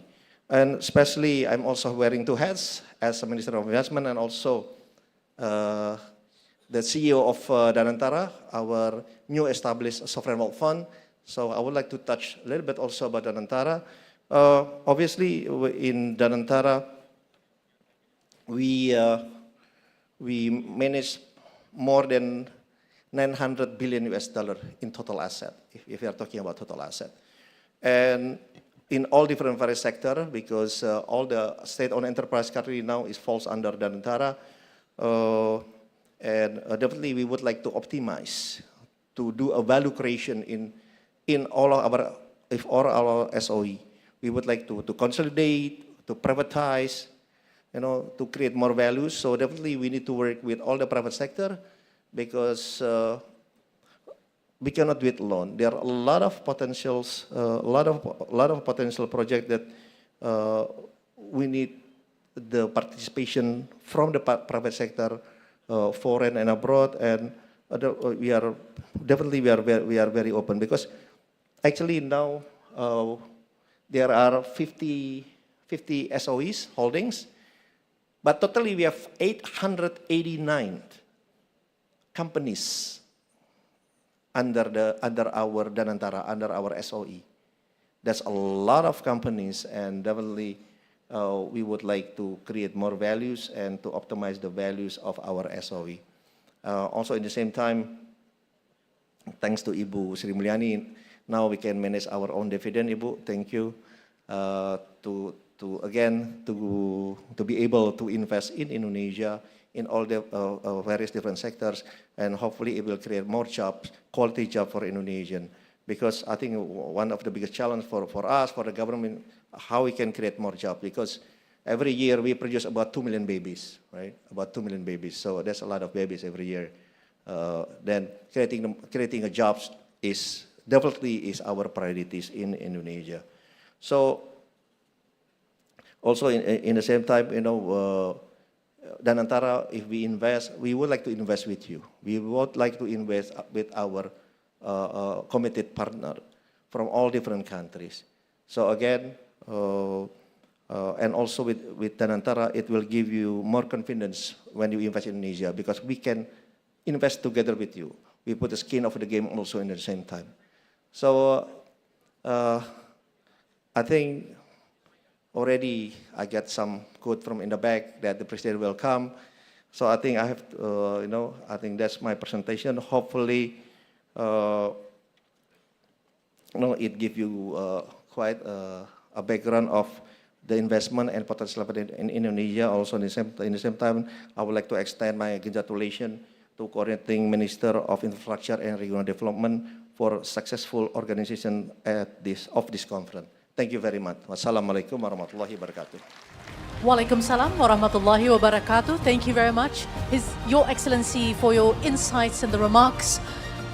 And ladies and gentlemen, would like to ask your cooperation to please stay put, because in a few moments we are going to wait and continue with the next session, which is a presidential speech with the President of the Republic of Indonesia, His Excellency Bapak Prabowo Subianto. So please, we kindly ask for your cooperation to stay put and let the committee do some adjustments and transitions for the next session. Thank you very much.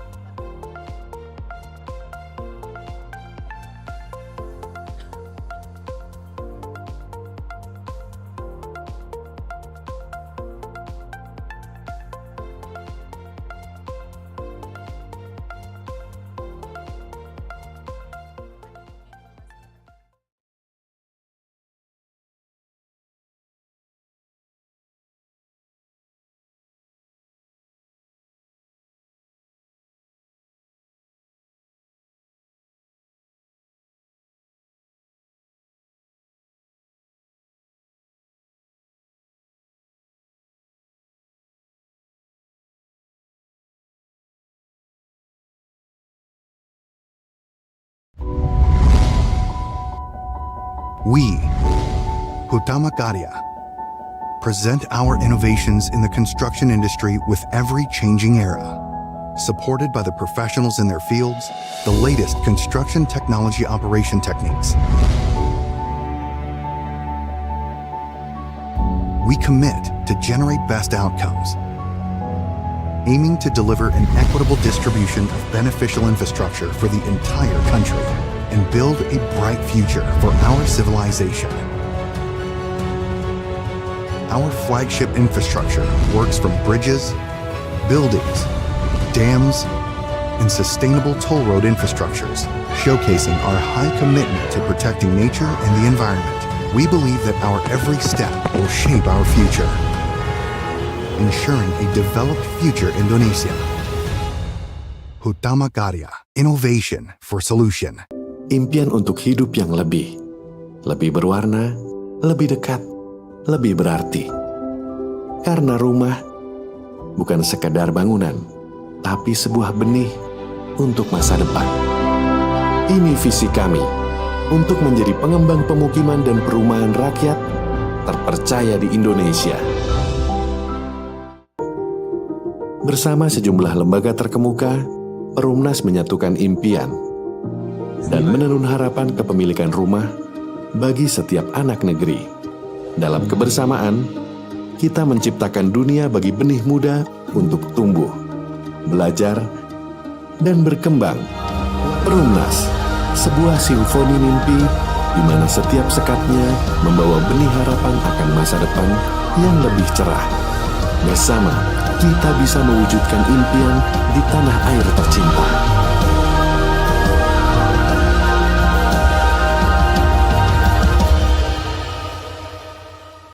For more than 7 decades, PLN has carried out the state's mandate to electrify the whole Indonesian archipelago.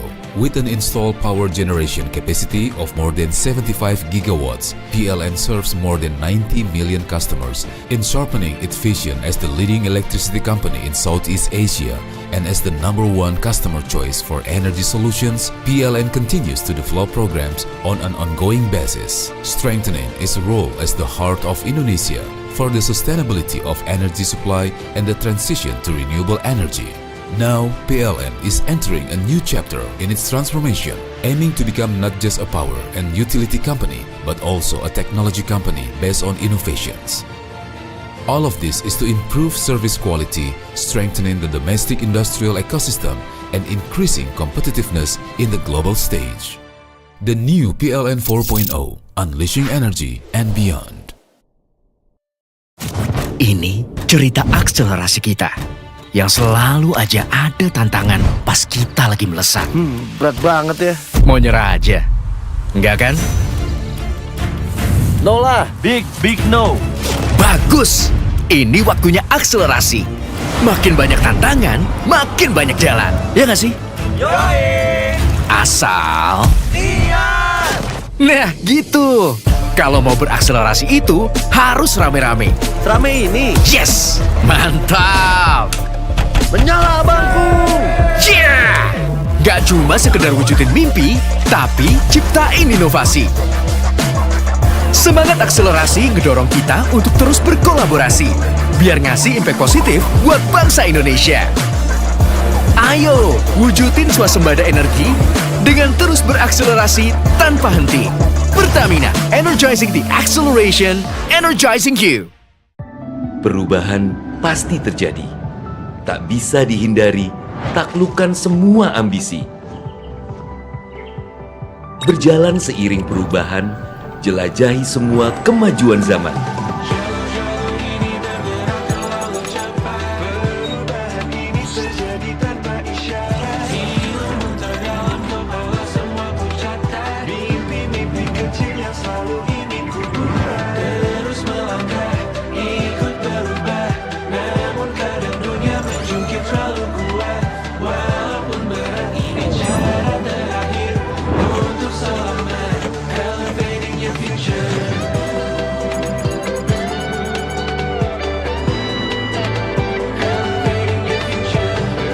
Tunjukkan pada dunia, kita mampu berelevasi jadi bangsa yang luar biasa.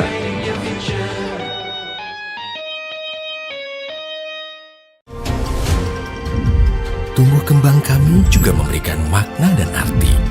Betapa pentingnya peran kami yang tak pernah lepas dalam hadirkan konektivitas.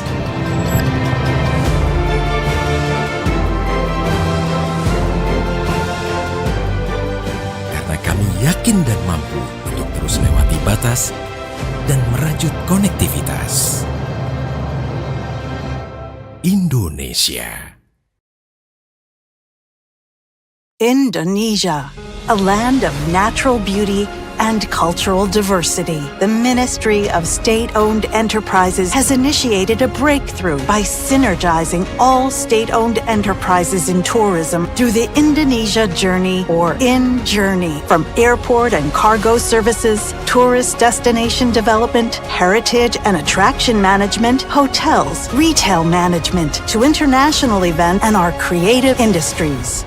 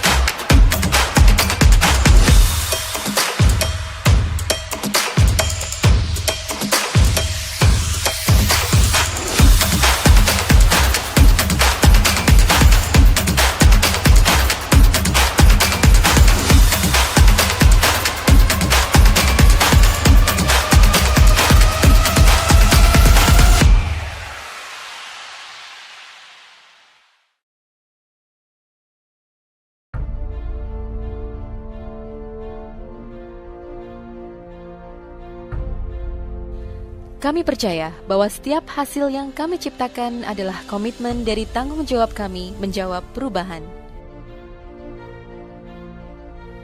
Perubahan menuju masa depan yang lebih baik, menciptakan mimpi menjadi kenyataan, mimpi bagi banyak orang, dan memberikan solusi untuk kemudahan.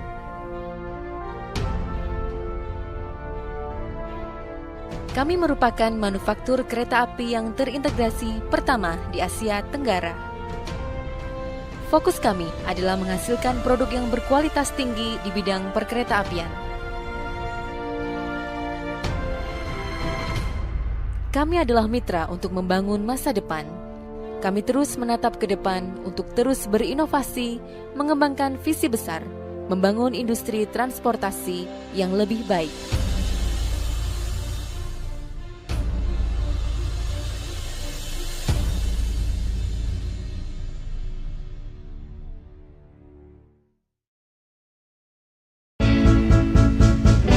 When convenience is out of reach, only limitations remain. Constrained business navigation limits the potential growth. In business, flexibility is everything. It's time to unleash your business potential beyond limitation. BNI Direct is here to provide solutions. One unified digital platform with a diverse financial solutions to elevate your business to a whole new level.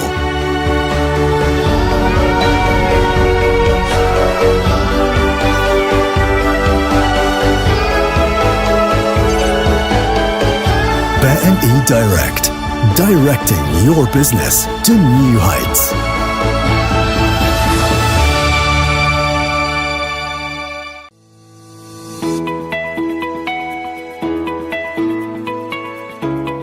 Indonesia is the world's largest island country, consisting of over 17,000 islands.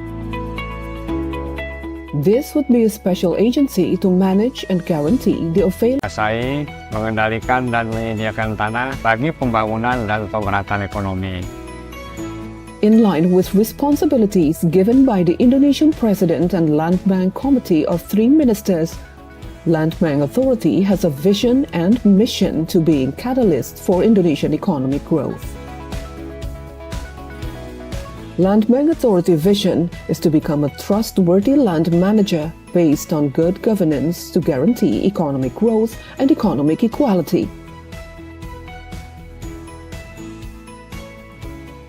Land Bank Authority mission is to carry out various efforts related to land bank operational for public interest, social interest, national development interest, economic equality, land consolidation, and agrarian reforms, as well as improving community welfare to provide employment.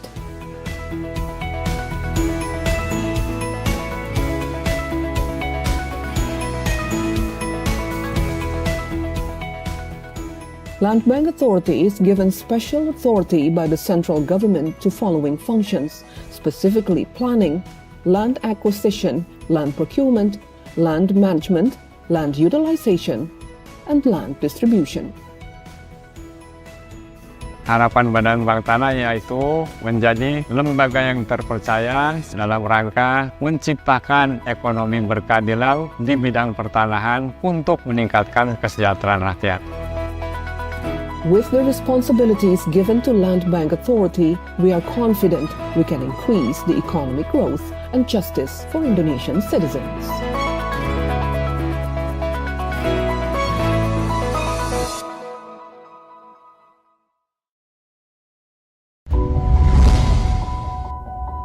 We, Hutama Karya, present our innovations in the construction industry with every changing era.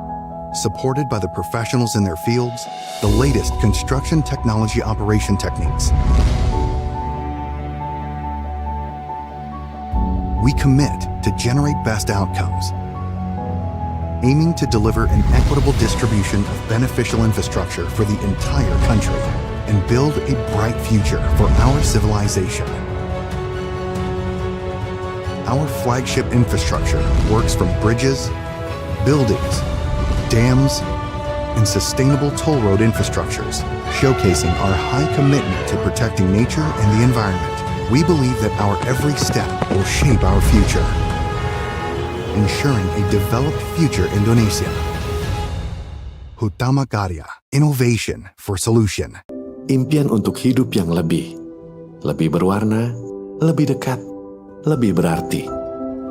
Karena rumah bukan sekadar bangunan, tapi sebuah benih untuk masa depan.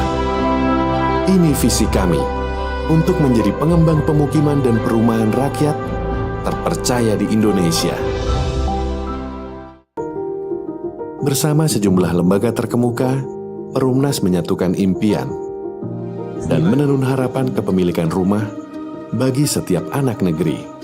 Dalam kebersamaan, kita menciptakan dunia bagi benih muda untuk tumbuh, belajar, dan berkembang.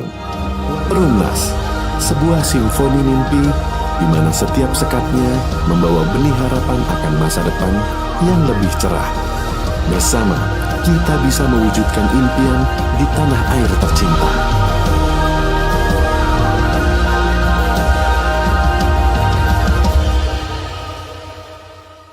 For more than 7 decades, PLN has carried out the state's mandate to electrify the whole Indonesian archipelago. With an installed power generation capacity of more than 75 gigawatts, PLN serves more than 90 million customers in sharpening its vision as the leading electricity company in Southeast Asia and as the #1 customer choice for energy solutions. PLN continues to develop programs on an ongoing basis, strengthening its role as the heart of Indonesia for the sustainability of energy supply and the transition to renewable energy. Now, PLN is entering a new chapter in its transformation, aiming to become not just a power and utility company, but also a technology company based on innovations. All of this is to improve service quality, strengthening the domestic industrial ecosystem, and increasing competitiveness in the global stage. The new PLN 4.0, Unleashing Energy and Beyond. Ini cerita akselerasi kita yang selalu aja ada tantangan pas kita lagi melesat. Berat banget ya. Mau nyerah aja? Enggak kan? No lah, big no. Bagus! Ini waktunya akselerasi. Makin banyak tantangan, makin banyak jalan. Ya nggak sih? Yoi! Asal... Niat! Nah, gitu. Kalau mau berakselerasi itu harus rame-rame. Rame ini. Yes! Mantap! Menyala bangku! Yeah! Gak cuma sekedar wujudin mimpi, tapi ciptain inovasi. Semangat akselerasi ngedorong kita untuk terus berkolaborasi, biar ngasih impact positif buat bangsa Indonesia. Ayo, wujudin swasembada energi dengan terus berakselerasi tanpa henti. Pertamina, energizing the acceleration, energizing you. Perubahan pasti terjadi. Tak bisa dihindari, taklukkan semua ambisi. Berjalan seiring perubahan, jelajahi semua kemajuan zaman.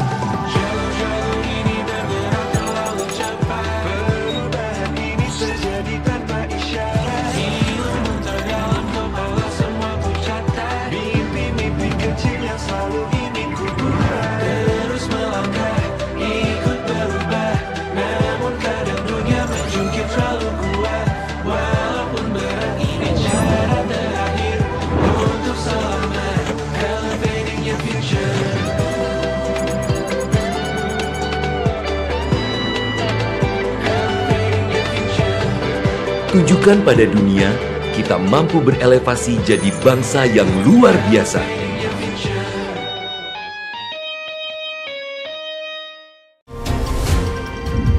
Tumbuh kembang kami juga memberikan makna dan arti.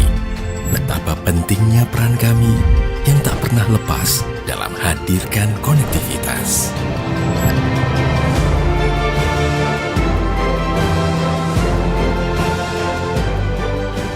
Kami yakin dan mampu untuk terus lewati batas dan merajut konektivitas. Indonesia. Indonesia, a land of natural beauty and cultural diversity. The Ministry of State-Owned Enterprises has initiated a breakthrough by synergizing all state-owned enterprises in tourism through the Indonesia Journey, or InJourney. From airport and cargo services, tourist destination development, heritage and attraction management, hotels, retail management, to international events and our creative industries.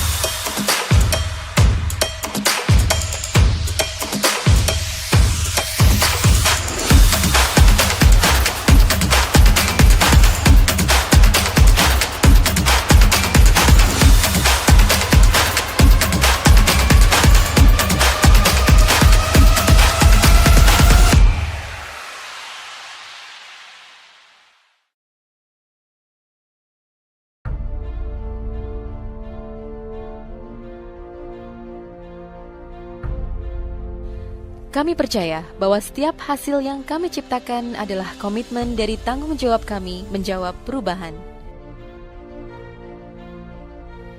Perubahan menuju masa depan yang lebih baik, menciptakan mimpi menjadi kenyataan, mimpi bagi banyak orang, dan memberikan solusi untuk kemudahan.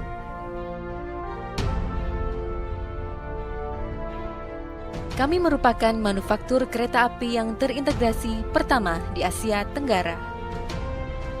Fokus kami adalah menghasilkan produk yang berkualitas tinggi di bidang perkereta-apian. Kami adalah mitra untuk membangun masa depan. Kami terus menatap ke depan untuk terus berinovasi, mengembangkan visi besar, membangun industri transportasi yang lebih baik.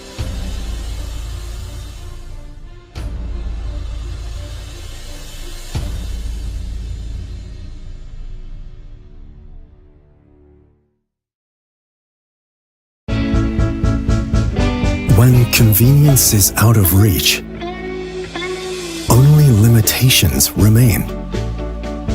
Constrained business navigation limits the potential growth.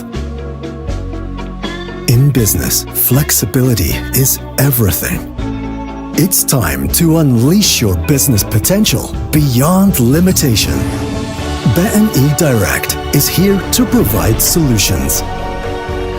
One unified digital platform with a diverse financial solutions to elevate your business to a whole new level.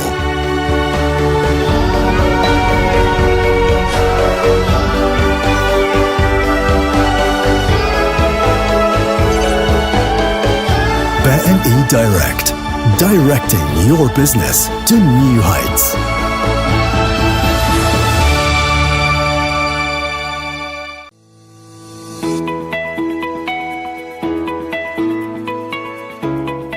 Indonesia is the world's largest island country, consisting of over 17,000 islands.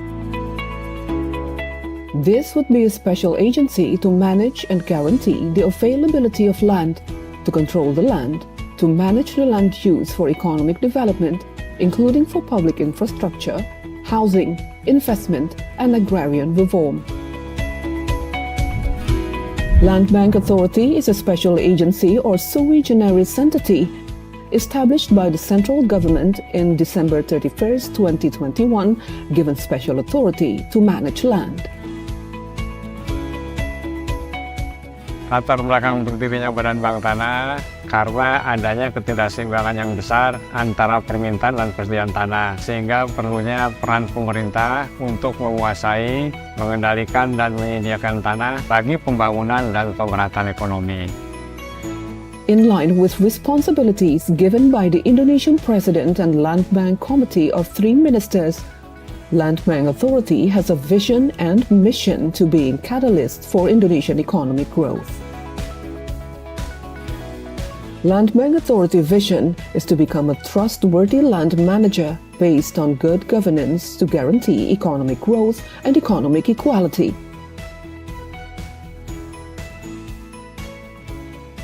Land Bank Authority mission is to carry out various efforts related to land bank operational for public interest, social interest, national development interest, economic equality, land consolidation, and agrarian reforms, as well as improving community welfare to provide employment.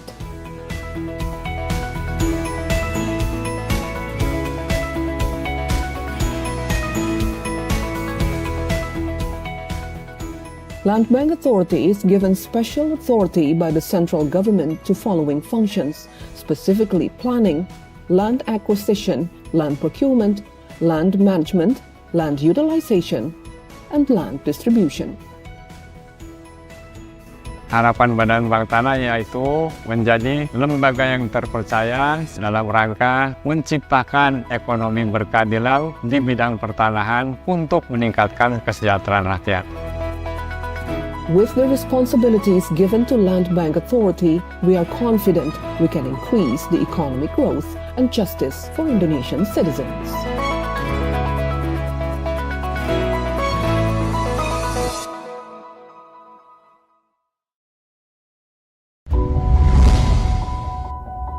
We, Utama Karya, present our innovations in the construction industry with every changing era. Supported by the professionals in their fields, the latest construction technology operation techniques. We commit to generate best outcomes, aiming to deliver an equitable distribution of beneficial infrastructure for the entire country and build a bright future for our civilization. Our flagship infrastructure works from bridges, buildings, dams, and sustainable toll road infrastructures, showcasing our high commitment to protecting nature and the environment. We believe that our every step will shape our future, ensuring a developed future Indonesia. Utama Karya, innovation for solution. Impian untuk hidup yang lebih berwarna, lebih dekat, lebih berarti. Karena rumah bukan sekadar bangunan, tapi sebuah benih untuk masa depan. Ini visi kami untuk menjadi pengembang pemukiman dan perumahan rakyat terpercaya di Indonesia.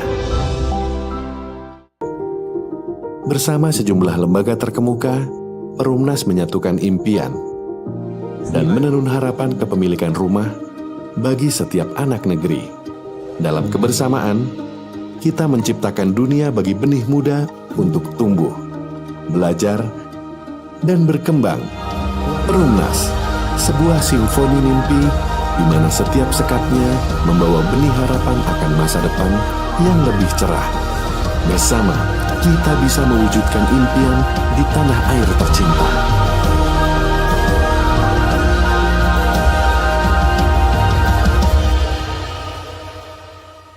For more than 7 decades, PLN has carried out the state's mandate to electrify the whole Indonesian archipelago. With an installed power generation capacity of more than 75 gigawatts, PLN serves more than 90 million customers in sharpening its vision as the leading electricity company in Southeast Asia and as the #1 customer choice for energy solutions. PLN continues to develop programs on an ongoing basis, strengthening its role as the heart of Indonesia for the sustainability of energy supply and the transition to renewable energy. Now, PLN is entering a new chapter in its transformation, aiming to become not just a power and utility company, but also a technology company based on innovations. All of this is to improve service quality, strengthening the domestic industrial ecosystem, and increasing competitiveness in the global stage. The new PLN 4.0, unleashing energy and beyond. Ini cerita akselerasi kita yang selalu aja ada tantangan pas kita lagi melesat. Berat banget ya. Mau nyerah aja? Enggak kan? No lah, big no. Bagus! Ini waktunya akselerasi. Makin banyak tantangan, makin banyak jalan. Ya nggak sih? Yoi! Asal... Niat! Nah, gitu. Kalau mau berakselerasi itu harus rame-rame. Rame ini. Yes! Mantap! Menyala bangku! Yeah! Gak cuma sekedar wujudin mimpi, tapi ciptain inovasi. Semangat akselerasi ngedorong kita untuk terus berkolaborasi, biar ngasih impact positif buat bangsa Indonesia. Ayo, wujudin swasembada energi dengan terus berakselerasi tanpa henti. Pertamina, energizing the acceleration, energizing you. Perubahan pasti terjadi. Tak bisa dihindari, taklukkan semua ambisi. Berjalan seiring perubahan, jelajahi semua kemajuan zaman.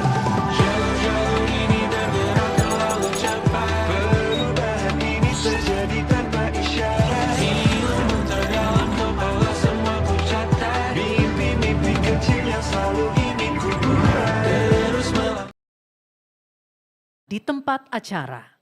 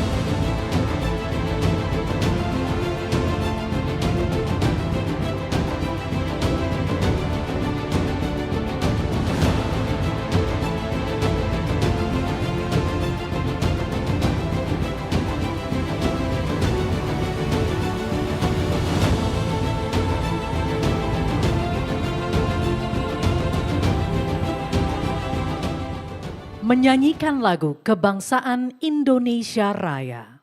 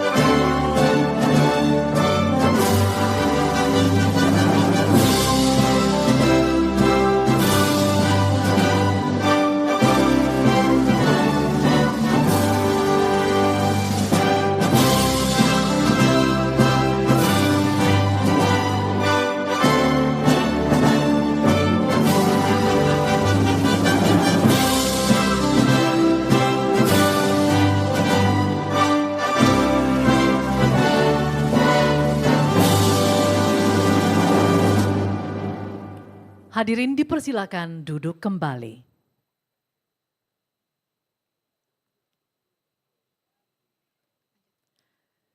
Kami ucapkan selamat datang kepada yang terhormat Presiden Republik Indonesia Bapak Prabowo Subianto dalam rangka acara Keynote Speech Presiden Republik Indonesia pada Konferensi Internasional Infrastruktur 2025. Hadirin, untuk mengawali acara pada siang hari ini, mari sejenak kita doa bersama. Pembacaan doa dipimpin oleh Bapak Arif Rahman.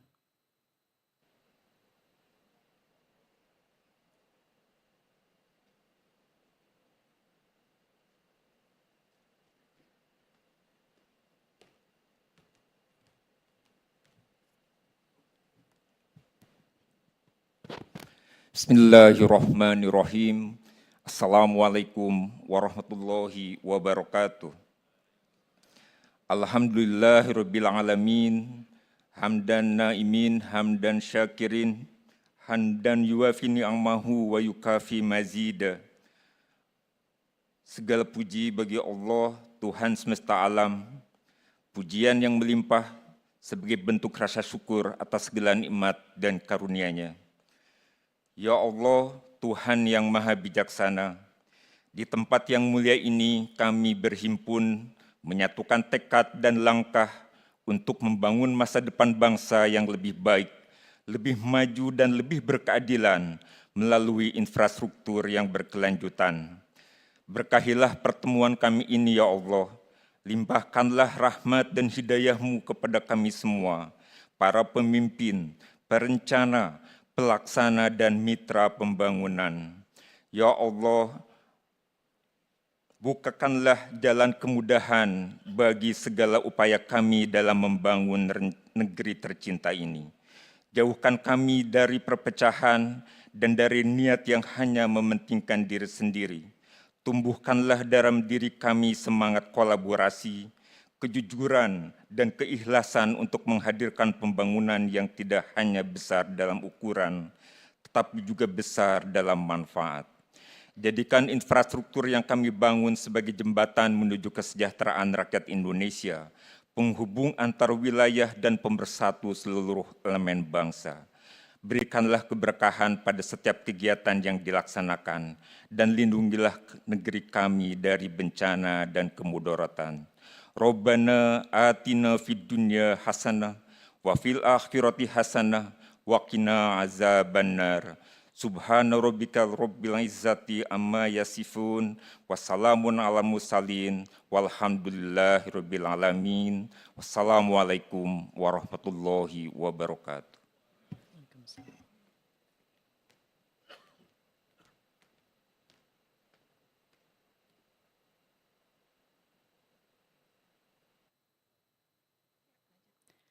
Hadirin, selanjutnya mari kita simak laporan yang akan disampaikan oleh Menteri Koordinator Bidang Infrastruktur dan Pembangunan Kewilayahan Republik Indonesia.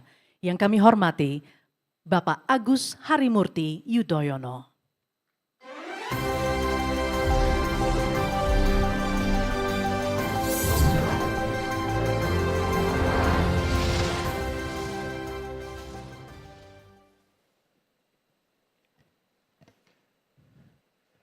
Bismillahirrahmanirrahim. Assalamualaikum warahmatullahi wabarakatuh.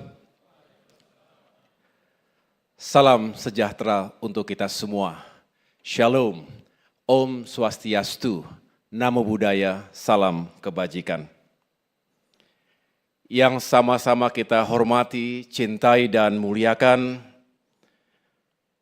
Presiden Republik Indonesia, Jenderal TNI Purnawirawan Bapak Prabowo Subianto.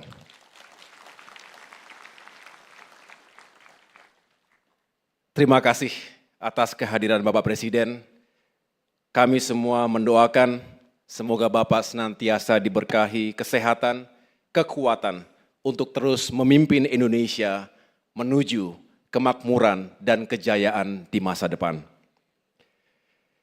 Yang saya hormati dan muliakan pula para pimpinan lembaga tinggi negara, hadir bersama kita Ketua DPD RI Bapak Sultan Bahtiar Najamuddin, Wakil Ketua MPR RI Bapak Hidayat Nur Wahid, dan tentunya yang kami cintai dan muliakan, para Menteri Koordinator, para Menteri pada Kabinet Merah Putih, terutama izinkan saya Bapak Presiden secara khusus memberikan apresiasi kepada para Menteri yang telah berkenan hadir untuk menjadi pembicara dalam berbagai sesi selama 2 hari ini. Yang pertama adalah Bapak Menteri Dalam Negeri, Menteri Luar Negeri, Menteri Keuangan, Menteri Perencanaan dan Pembangunan Nasional, Kepala Bappenas, Menteri Investasi dan Hilirisasi, Kepala BKPM, Menteri Pekerjaan Umum, Menteri Perumahan dan Kawasan Permukiman, Menteri Transmigrasi, Menteri Kesehatan, Menteri Pendidikan Tinggi dan Sains Teknologi, Menteri Pariwisata, Menteri Ekonomi Kreatif, dan tentunya last but not least, Ketua Dewan Ekonomi Nasional, Bapak Luhut Panjaitan. Yang juga saya hormati dan muliakan para kepala badan, para wakil menteri, secara khusus para wakil menteri yang juga telah hadir sebagai pembicara, Wakil Menteri ATR dan BPN, Wakil Menteri Perhubungan, Wakil Menteri Perumahan dan Kawasan Permukiman, serta Wakil Menteri Pendidikan Tinggi dan Sains Teknologi. Sekretaris Kabinet, para duta besar, negara-negara sahabat yang mulia, hadir pula para gubernur, wakil gubernur, bupati, dan wali kota dari seluruh Indonesia, development partners, business leaders, Bapak Ibu yang berbahagia. Dengan penuh hormat, izinkan kami menyampaikan laporan pelaksanaan International Conference on Infrastructure, ICI 2025 ini, yang terselenggara atas arahan langsung dari Bapak Presiden pada saat kunjungan kenegaraan Presiden Turki Bapak Recep Tayyip Erdogan pada tanggal 13 Februari 2025 di Istana Bogor. Kami tentunya menyampaikan apresiasi dan rasa hormat yang setinggi-tingginya atas visi dan arahan Bapak Presiden yang telah menjadi kompas utama dalam perencanaan dan pelaksanaan infrastruktur secara nasional. Di tengah kepastian saya ulangi, di tengah ketidakpastian global, arah pembangunan infrastruktur Indonesia menjadi bukti bahwa kita mampu merespons dengan solusi, bukan hanya dengan retorika. Hari ini dunia tidak hanya melihat Indonesia, tetapi juga menghormati arah kepemimpinan Bapak Presiden dalam menjawab tantangan global melalui infrastruktur yang berkelanjutan. Alhamdulillah kami laporkan Bapak Presiden, antusiasme luar biasa menyertai forum ini. Lebih dari 7.000 peserta dari 33 negara hadir selama 2 hari, mulai kemarin hingga hari ini.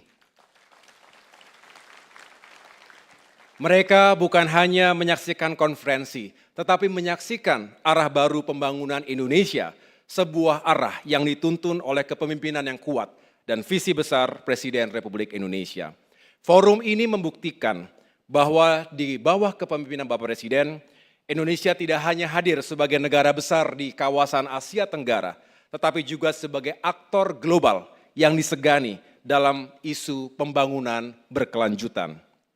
Bapak Ibu sekalian yang kami muliakan, pada pelaksanaan ICI 2025 ini, kami mengangkat tema Sustainable Infrastructure for the Future, Innovation and Collaboration. Tema ini bukan hanya relevan, tetapi mencerminkan filosofi pembangunan di bawah kepemimpinan Bapak Presiden yang menggabungkan keadilan sosial, kedaulatan nasional, dan juga keberlanjutan. Tema ini juga sejalan dan sejiwa dengan arah pembangunan nasional yang tidak hanya membangun secara masif, tetapi juga membangun dengan keberanian, akal sehat, dan juga arah strategis. Bapak Presiden, saya rasa kita semua sering mendengarkan, beliau mengingatkan kepada kita bahwa bangsa yang besar adalah bangsa yang berdaulat, bukan hanya secara teritorial, tetapi juga dalam pangan, air, dan energi. Dan arah itu tentunya kita harus wujudkan dalam kebijakan konkret infrastruktur nasional. Untuk itu, kami turunkan tema besar ini ke dalam 5 prioritas strategis infrastruktur nasional. Pertama, Infrastructure for Food and Water Security.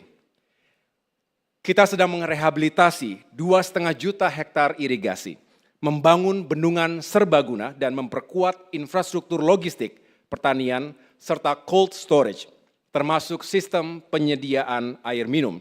Ini adalah bentuk nyata keberpihakan pemerintah pada petani, nelayan, dan desa, karena kemandirian pangan adalah fondasi dari kedaulatan bangsa yang kita cintai ini. Pembangunan infrastruktur tidak lagi sekedar membangun fisik, tetapi membangun social justice dan kemandirian bangsa. Yang kedua, Clean Energy Infrastructure. Melalui RUPTL 2025-2034 ditargetkan penambahan 69,5 gigawatt listrik dengan 76% berasal dari energi terbarukan dan storage.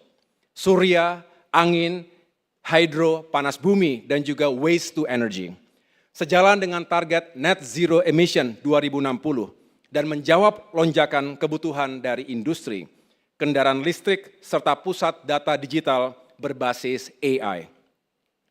Ketiga, seamless and equitable connectivity.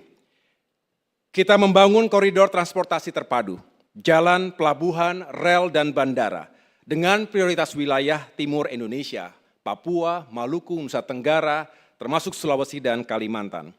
Konektivitas bukan hanya soal efisiensi logistik, termasuk menurunkan angka ICOR kita, tetapi juga memperkuat pertahanan teritorial, menghubungkan basis produksi pangan, pusat logistik nasional, dan jalur evakuasi bencana.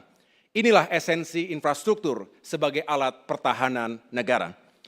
Kita juga mendorong konektivitas digital melalui perluasan broadband dan pusat data regional. Ini adalah infrastruktur utama di era digital saat ini dan ke depan. Yang keempat, livable and resilient cities. Lebih dari 70% rakyat Indonesia akan tinggal di wilayah perkotaan pada tahun 2045. Karena itu, kita berinvestasi pada perumahan terjangkau, transportasi publik ramah lingkungan, serta pengendalian banjir dan pengelolaan sampah.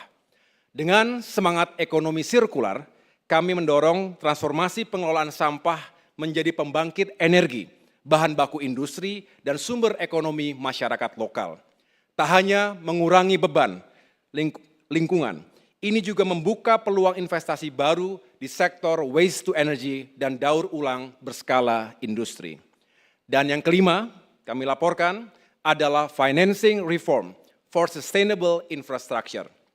Arahan Bapak Presiden jelas adalah menggeser paradigma pembangunan dari model yang terlalu birokratis menuju model kolaboratif, mengedepankan peran strategis swasta dan inovasi pembiayaan. Untuk itu kita mendorong skema KPBU, Green Bonds and Blended Finance, bukan hanya mencari dana, tetapi mengundang mitra-mitra strategis untuk membangun bersama. Implementasinya, kami akan kerjasama dengan Kementerian Investasi dan Hilirisasi juga BKPM, serta kementerian lainnya untuk membentuk semacam Project Facilitation Office sebagai pusat akselerasi investasi infrastruktur. Hal ini terinspirasi dari berbagai best practices di dunia, termasuk Singapura, Hong Kong, dan Australia. Adapun sebagai tindak lanjut dari ICI 2025 ini, kami meluncurkan Project Katalog 2025. Setidaknya ada sekitar 40-an proyek yang sedang ditawarkan, mencakup transportasi, energi, air, pengelolaan sampah, perumahan, dan kota cerdas. Kami tidak sekedar mengundang investasi, tapi mengundang kemitraan jangka panjang dalam semangat gotong royong global. Khusus pesisir utara Jawa, utamanya Jakarta. Sesuai arahan Bapak Presiden, pada akhir Februari lalu, kami membentuk semacam satuan tugas Giant Seawall Pantura Jawa untuk mengkonsolidasikan perencanaan dan mengawal pelaksanaan perlindungan pesisir. Bukan sekedar dinding, tetapi sistem adaptif untuk menghadapi krisis iklim dan banjirop, menjaga ekosistem dan kehidupan masyarakat pesisir. Arahan Bapak Presiden tersebut bukan hanya merupakan respons teknis, tapi sebuah keputusan yang berani untuk menyelamatkan masa depan jutaan rakyat di pesisir utara Jawa. Bagi bangsa yang hidup di kepulauan, melindungi garis pantai adalah melindungi eksistensinya. Karena bagi kita, membangun peradaban manusia, saya ulangi, peradaban masa depan Indonesia juga berarti melindungi yang paling rentan dari bencana. Mengingat besarnya tugas ini, kami siap bekerja sama dan berkolaborasi dengan seluruh pihak untuk kesuksesan bersama. Bapak Presiden yang kami hormati, ada yang membandingkan pembangunan infrastruktur masa lalu dan masa kini. Namun kami percaya, setiap masa punya tantangan dan pendekatannya sendiri. Bapak Presiden sering mengingatkan kita untuk senantiasa mengapresiasi setiap pondasi yang diletakkan, juga setiap progres yang telah dicapai oleh para pendahulu, pemimpin dan pemerintahan sebelum kita. Hari ini, bangsa ini bukan sekedar membangun lebih banyak, tetapi membangun lebih strategis, lebih berdaulat, lebih berdampak, dan lebih berpihak pada masa depan. Inilah yang menjadi arahan dari Bapak Presiden. Jika dulu pembangunan didesain untuk mengakselerasi ekonomi, hari ini kita desain untuk keberlanjutan, keadilan, dan kemakmuran jangka panjang. Kita tidak sedang membangun untuk hari ini saja, tetapi untuk masa depan Indonesia Raya. Pembangunan tidak lagi sekedar memenuhi kebutuhan, tetapi menjadi perwujudan dari kedaulatan. Kami menyebutnya infrastruktur sebagai strategi negara. Maknanya, pembangunan hari ini tidak sekedar kelanjutan, melainkan kebangkitan. Dan rakyat Indonesia bisa melihat jelas, di bawah kepemimpinan Bapak Presiden Prabowo Subianto, kita membangun dengan arah keberanian dan visi kebangsaan. Bapak Presiden telah memberi contoh bahwa pembangunan bukan monopoli pusat, bukan urusan elit, tetapi hak dan tugas bersama seluruh anak bangsa, termasuk para pemimpin dan segenap unsur pemerintahan daerah, pelaku dunia usaha, akademisi, media, civil society, dan berbagai stakeholders lainnya. Hari ini, kita tidak lagi merencanakan pembangunan seperti biasa. Dengan komando Bapak Presiden, kita dituntut bergerak cepat, berpikir besar, dan bertindak nyata, karena kecepatan adalah bagian dari keadilan. Apa yang Bapak Presiden bangun saat ini adalah pondasi sejarah menuju Indonesia emas. Anak cucu kita akan mengingat masa ini, saat bangsa ini bangkit, berdiri di atas kaki sendiri, dan percaya pada kekuatannya sendiri. Untuk itu, kami siap menjalankan segala mandat dari Bapak Presiden untuk memastikan bahwa tidak ada lagi pembangunan yang terfragmentasi. Semua harus terkoneksi, terintegrasi, dan saling menguatkan. Akhirnya, dengan segala kerendahan hati, kami mohon arahan dari Bapak Presiden, Presidential Keynote Speech, yang mudah-mudahan semangat forum ini menjadi bagian dari kerja besar membangun Indonesia. Bukan hanya untuk zaman kita, tapi untuk sejarah bangsa ini di masa depan. Terima kasih atas kehadirannya, kurang lebih saya mohon maaf. Wassalamualaikum warahmatullahi wabarakatuh.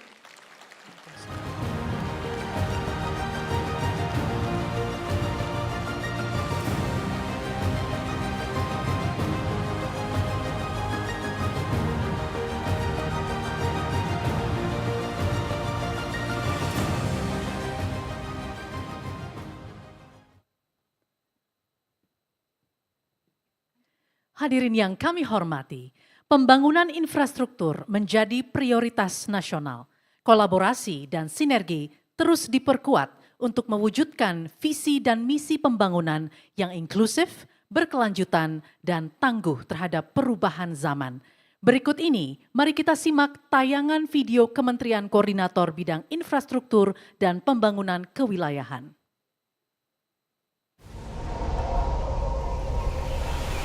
Indonesia, a nation of over 17,000 islands, stretching across 3 time zones.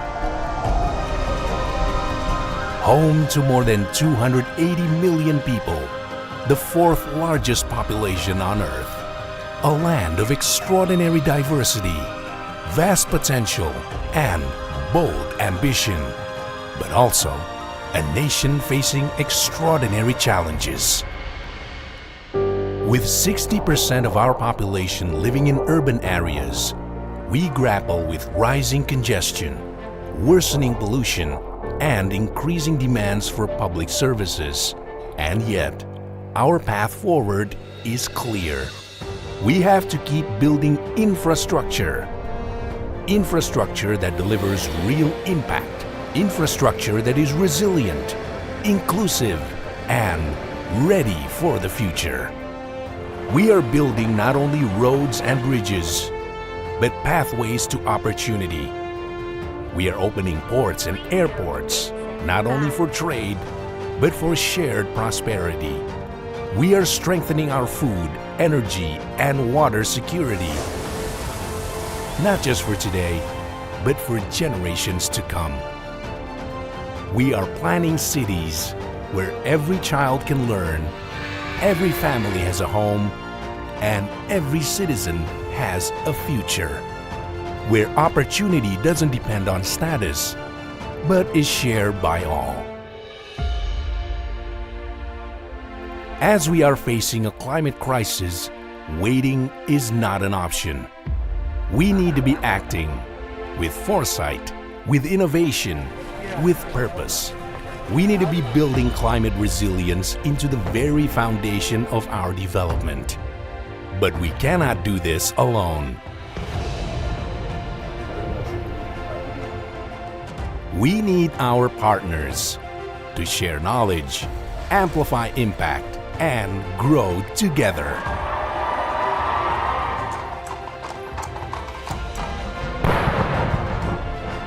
This is a collective transformation, a national endeavor.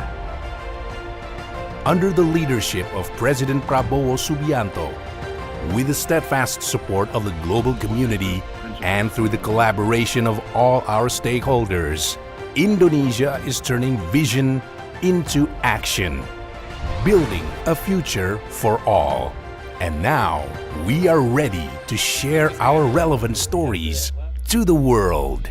Indonesia believes that sustainability is not just about surviving crisis, but about uplifting people, protecting the planet, and fostering prosperity.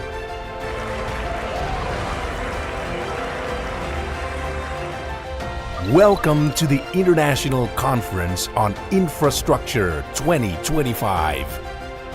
This is why we gather here, to learn, to share, to partner, to build infrastructure that is strong and sustainable.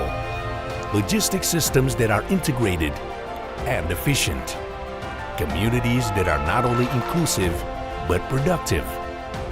Over the next 2 days at JICC, we convene for bold ideas, meaningful dialogue, and real commitments.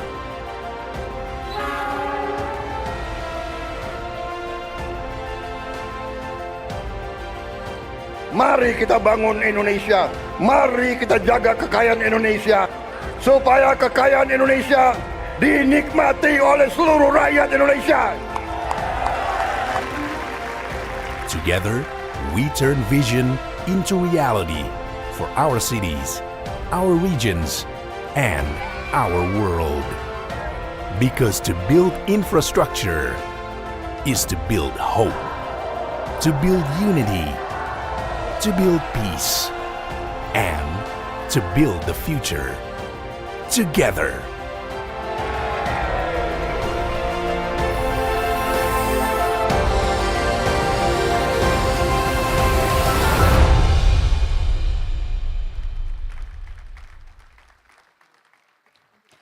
Hadirin yang kami hormati, selanjutnya marilah kita simak bersama keynote speech oleh Presiden Republik Indonesia yang terhormat Bapak Prabowo Subianto.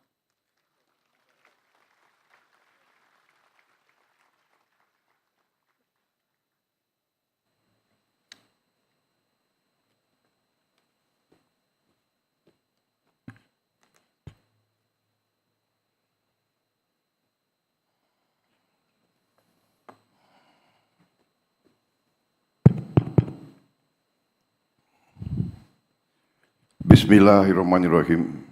Assalamualaikum warahmatullahi wabarakatuh. Selamat sore, salam sejahtera bagi kita sekalian. Shalom, salve, Om Swastiastu, Namo Buddhaya, salam kebajikan. Yang saya hormati dan saya banggakan Menteri Koordinator Infrastruktur dan Pembangunan Kewilayahan Saudara Agus Harimurti Yudhoyono sebagai penyelenggara, Ketua Dewan Perwakilan Daerah Republik Indonesia Saudara Sultan Bakhtiar Najamuddin, Wakil Ketua Majelis Permusyawaratan Rakyat Republik Indonesia Saudara Hidayat Nur Wahid yang saya hormati, para Menteri Koordinator, para Menteri, Wakil Menteri, dan seluruh anggota Kabinet Merah Putih yang hadir. Hadir Menko Hukum HAM Imigrasi dan Pemasyarakatan Profesor Yusril Iza Mahendra, Menko Perekonomian Saudara Airlangga Hartarto, Menko Pembangunan Manusia dan Kebudayaan Profesor Pratikno, Menko Pemberdayaan Masyarakat Saudara Abdul Muhaimin Iskandar, Ketua Dewan Ekonomi Nasional Jenderal TNI Purnawirawan Luhut Binsar Panjaitan. Hadir juga di sini para duta besar negara sahabat, hadir 28 duta besar dan perwakilan negara-negara sahabat. I welcome you distinguished ambassadors, ministers and representatives of friendly countries. Para gubernur, bupati, wali kota yang hadir, yang saya minta maaf tidak saya sebut satu persatu. Ini ada berapa ratus ini?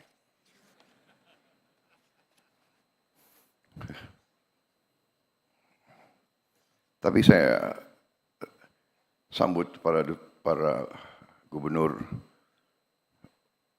bupati, wali kota yang berkenan hadir. Terima kasih.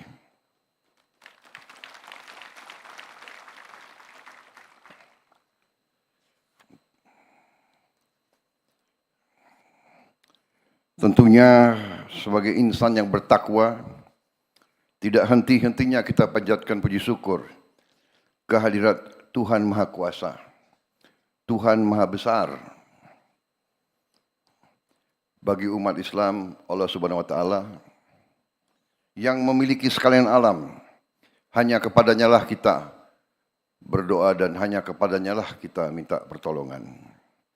Kita bersyukur atas segala karunia yang diberikan kepada kita, atas kondisi bangsa yang damai dan sejuk, atas kesehatan dan nafas yang masih diberikan kepada kita sekalian.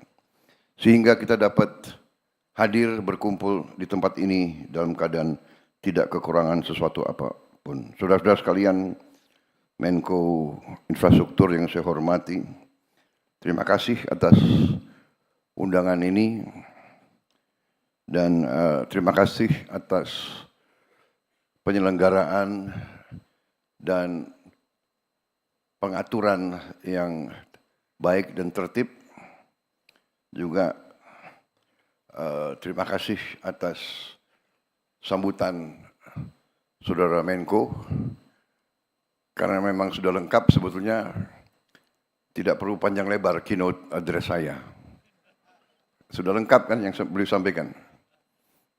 Tapi saya senang karena berarti saya tidak salah pilih Menko Infrastruktur.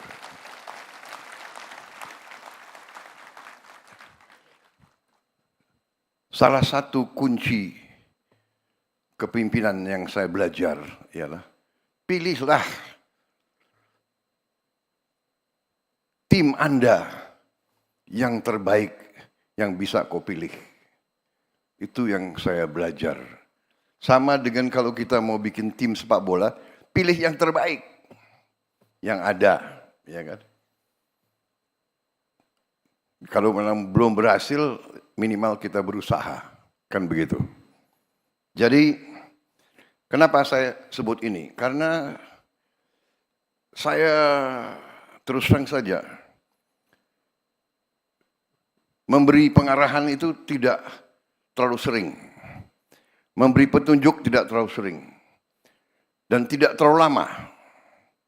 Saya memberi petunjuk kepada saudara Yudhoyono ini, saudara AHY, tidak sering dan tidak panjang lebar. Saya sampaikan ini intinya beliau bisa nangkap, dan saudara-saudara tadi ini yang beliau sampaikan inilah sebenarnya yang sedang kita kerjakan. Jadi saudara-saudara sekalian, kita akui masih banyak tantangan, masih banyak kesulitan. Kita akui bahwa kita harus mengejar ketertinggalan kita dengan perkembangan yang begitu dahsyat di dunia sekarang ini. Tapi kita bertekad bahwa kita bisa mengejar ketertinggalan itu. Karena kehendak kita jelas, kehendak kita kuat, pemahaman kita terhadap keadaan juga jelas. Nah, sekarang tinggal mempersatukan kehendak tersebut, mempersatukan kolaborasi, dan bekerja dengan semangat, bekerja dengan optimisme, bekerja dengan kehendak yang kuat. Saudara-saudara sekalian, masalah yang kita hadapi dalam pembangunan suatu bangsa, masalahnya adalah masalah yang sudah dialami oleh berapa puluh bahkan ratusan negara-negara lain. Sejarah peradaban manusia mengajarkan kita bahwa keberhasilan suatu bangsa itu ada unsur-unsurnya, ada elemen-elemennya. Tentunya harus ada sistem politik, sistem kenegaraan yang berfungsi. Sistem kenegaraan itu menyangkut sistem hukum yang berkeadilan, yang berfungsi. Kemudian dengan sistem tersebut terpilihlah unsur-unsur pimpinan di bidang eksekutif, di bidang yudikatif, dan di bidang legislatif. Kita sekarang sedang berbicara masalah tugas kita sebagai eksekutif. Baru saja tadi pagi saya berurusan dengan yudikatif. Dan legislatif terus-menerus mengawasi kita dan menopang kebutuhan-kebutuhan anggaran kita. Urusan pembangunan suatu negara adalah urusan penggunaan dan pengelolaan sumber daya dan kekayaan suatu bangsa. Tugas kita bersama, para eksekutif, adalah bagaimana kita menjaga dan mengelola sumber daya dan kekayaan tersebut. Kemudian, setelah kita menghadapi dan mengalami dan setelah kita mengidentifikasi masalah-masalah pokok bangsa, kita datang dengan solusi-solusi. Kita tidak takut dengan hambatan, kita tidak takut dengan kesulitan, tidak takut dengan ancaman. Kita akan hadapi kesulitan tersebut. Kita akan hadapi dengan cepat dan kita akan cari solusi dengan cepat dan kita akan kerjakan. Saudara-saudara sekalian,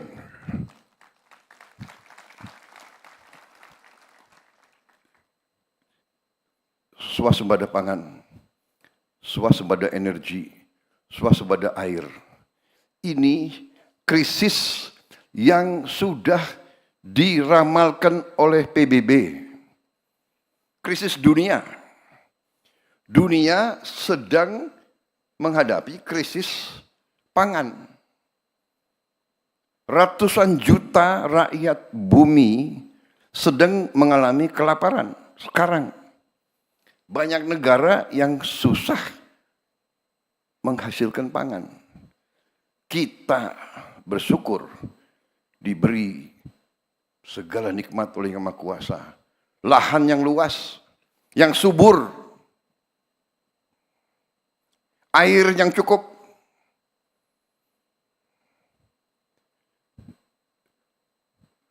sumber daya di atas dan di dalam bumi, di laut dan di bawah laut. Segala kekayaan kita, sesuatu yang patut kita bersyukur. Sejak saya ambil alih pemerintahan, saya belajar, saya lihat angka-angka. Saya takjub dengan kekayaan kita. Kekayaan kita luar biasa. Tapi saya juga sadar bahwa kita perlu lebih berani, lebih pandai mengelola kekayaan tersebut. Saya tidak malu-malu. Walaupun di hadapan sahabat-sahabat dari luar negeri, saya juga tidak malu-malu. Kita harus berani mengatakan apa adanya.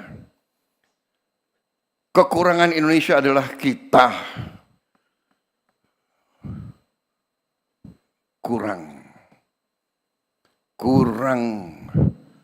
tegas, kurang berani, kurang disiplin, kurang keras menjaga kekayaan kita.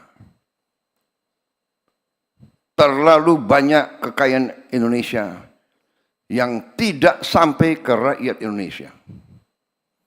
Saudara-saudara, dengan demikian saya harus memimpin suatu pemerintah yang berani untuk menegakkan efisiensi penghematan. Dengan efisiensi penghematan, kita bisa investasi di hal-hal yang sangat penting. Saya terima kasih Menko Infrastruktur dan menteri-menteri bisa memahami ini. Bahwa sekarang ini yang saya ingin amankan adalah sumber pangan Indonesia dan sumber energi. Dan alhamdulillah tanda-tanda sudah jelas di hadapan mata dengan kebijakan-kebijakan kita dalam beberapa bulan ini. Dan sekali lagi saya tekankan peranan dari pemerintah sebelum pemerintah yang saya pimpin. Harus saya tegaskan di sini bahwa transisi dari pemerintah Pak Jokowi kepada saya adalah yang ikut menentukan bahwa kita sekarang bisa bekerja dengan cepat. Saudara-saudara sekalian,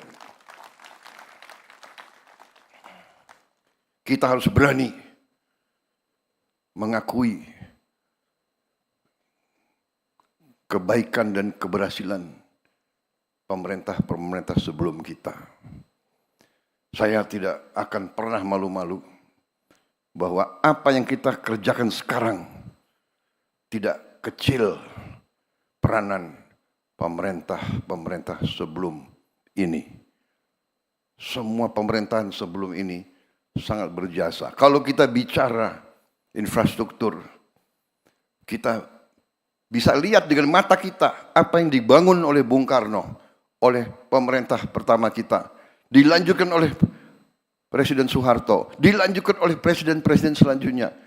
Tidak ada suatu pembangunan bangsa yang datang demikian, seolah-olah jatuh dari langit. Tidak. Pembangunan suatu bangsa dibangun dengan keteguhan, dengan kesabaran, batu demi batu, langkah demi langkah, dengan keringat, dengan darah, dengan air mata. Semua infrastruktur yang kita nikmati dibangun oleh pendahulu-pendahulu kita. Dengan demikian, yang sekarang kita lakukan adalah prioritas. Dalam tahun-tahun pertama, saya kira dalam 2-3 tahun ini, prioritas kita masih untuk menjamin pangan kita. Dan alhamdulillah, produksi pangan, prestasi pangan kita adalah terbesar sepanjang sejarah Negara Kesatuan Republik Indonesia. Mau diakui, mau tidak diakui, cadangan beras kita sekarang di gudang-gudang pemerintah adalah terbesar sepanjang sejarah Negara Kesatuan Republik Indonesia. Di bidang produksi beras dan di bidang produksi jagung. Dan prestasi kita di bidang teknologi, hektar demi hektar, sudah cukup seimbang dengan prestasi negara-negara lain. Produksi beras kita yang saya lihat terakhir di Sumatera Selatan, di Sumatera Selatan saja peningkatan produksi beras diperkirakan tahun ini 48% peningkatannya. Di kuartal pertama ini sudah 48%. Diperkirakan ini akan terus. Produksi per hektar pun sangat menggembirakan. Yang biasanya 3-4 ton gabah per hektar, sekarang sudah 6-7-8 ton. Sangat luar biasa. Di beberapa tempat bukan saja 3 kali panen, ada beberapa tempat di Indonesia sudah 4 kali panen 1 tahun, saudara-saudara sekalian. Saya kira ini prestasi dunia yang perlu kita banggakan. Dan kita akan terus. Bagaimana kita bisa mencapai prestasi ini dalam waktu dekat? Karena kita melakukan efisiensi. Kita melakukan deregulasi. Peraturan yang kita bikin sendiri yang menghambat diri kita sendiri. Birokrasi yang bertele-tele. Saudara-saudara, pupuk dari pabrik milik pemerintah Indonesia, pupuk yang disubsidi oleh APBN, keluar dari pabrik menuju petani, tadinya 145 peraturan, 145 regulasi. Harus tanda tangan menteri, untuk tanda tangan menteri harus paraf dirjen, dari situ persetujuan gubernur, persetujuan bupati, persetujuan camat, baru ke petani. Saya coret itu semua. Dari pabrik langsung ke gapoktan. Nggak ada ini, tidak ada. Produksi naik, saudara. Pupuk yang langka ternyata bisa tidak langka. Pupuk bisa terjangkau oleh petani. Saudara-saudara, ini mempertebal keyakinan saya bahwa pemerintah modern harus efisien, harus kerja cepat, harus fleksibel, kenyal, dan tidak boleh bertele-tele dengan peraturan. Peraturan penting untuk mengawasi, mengendalikan, dan mengamankan. Tapi peraturan yang dibuat hanya untuk mempertahankan kekuasaan sektoral dan hal-hal yang terlibat dengan vested interest, dengan kepentingan-kepentingan tertentu yang tidak semata-mata untuk kepentingan rakyat, harus kita tinggalkan. Dan saya bertekad untuk saya bekerja keras untuk mengurangi regulasi-regulasi yang tidak masuk akal. Saudara-saudara, dengan prioritas demikian, baru kita wujudkan yang akan kita wujudkan. Karena itu saya hargai Menko Infrastruktur. Saudara menangkap masalah yang kita hadapi, saudara menangkap strategi saya. Prioritas untuk itu, infrastruktur sekarang saya mengundang sektor swasta dari dalam negeri dan luar negeri untuk ikut terlibat dalam pembangunan infrastruktur kita sebesar-besarnya. Sebesar-besarnya. Saya akan mengakui, saudara-saudara, saya percaya dengan peranan negara yang kuat untuk intervensi, mengatasi kemiskinan, mengatasi kelaparan, memperbaiki pendidikan. Saya percaya dengan intervensi negara yang kuat. Tapi saya juga tahu bahwa di bidang-bidang tertentu, terutama di bidang konstruksi pembangunan fisik, sektor swasta dan juga sektor swasta internasional sering lebih modern, lebih efisien, dan dapat mencapai prestasi tepat waktu dengan menghemat anggaran yang besar. Harus kita akui. Seringkali BUMN ini merasa kalau dia kerjanya lambat, tidak apa-apa.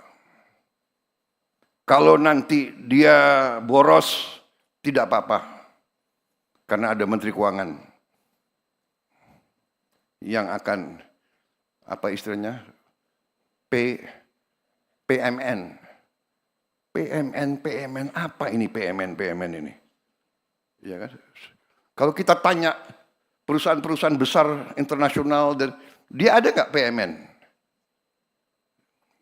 Jadi justru karena kita butuh sekarang mitra-mitra yang efisien, mitra-mitra yang modern teknologinya, saya arahkan bahwa infrastruktur sekarang peran swasta harus lebih besar.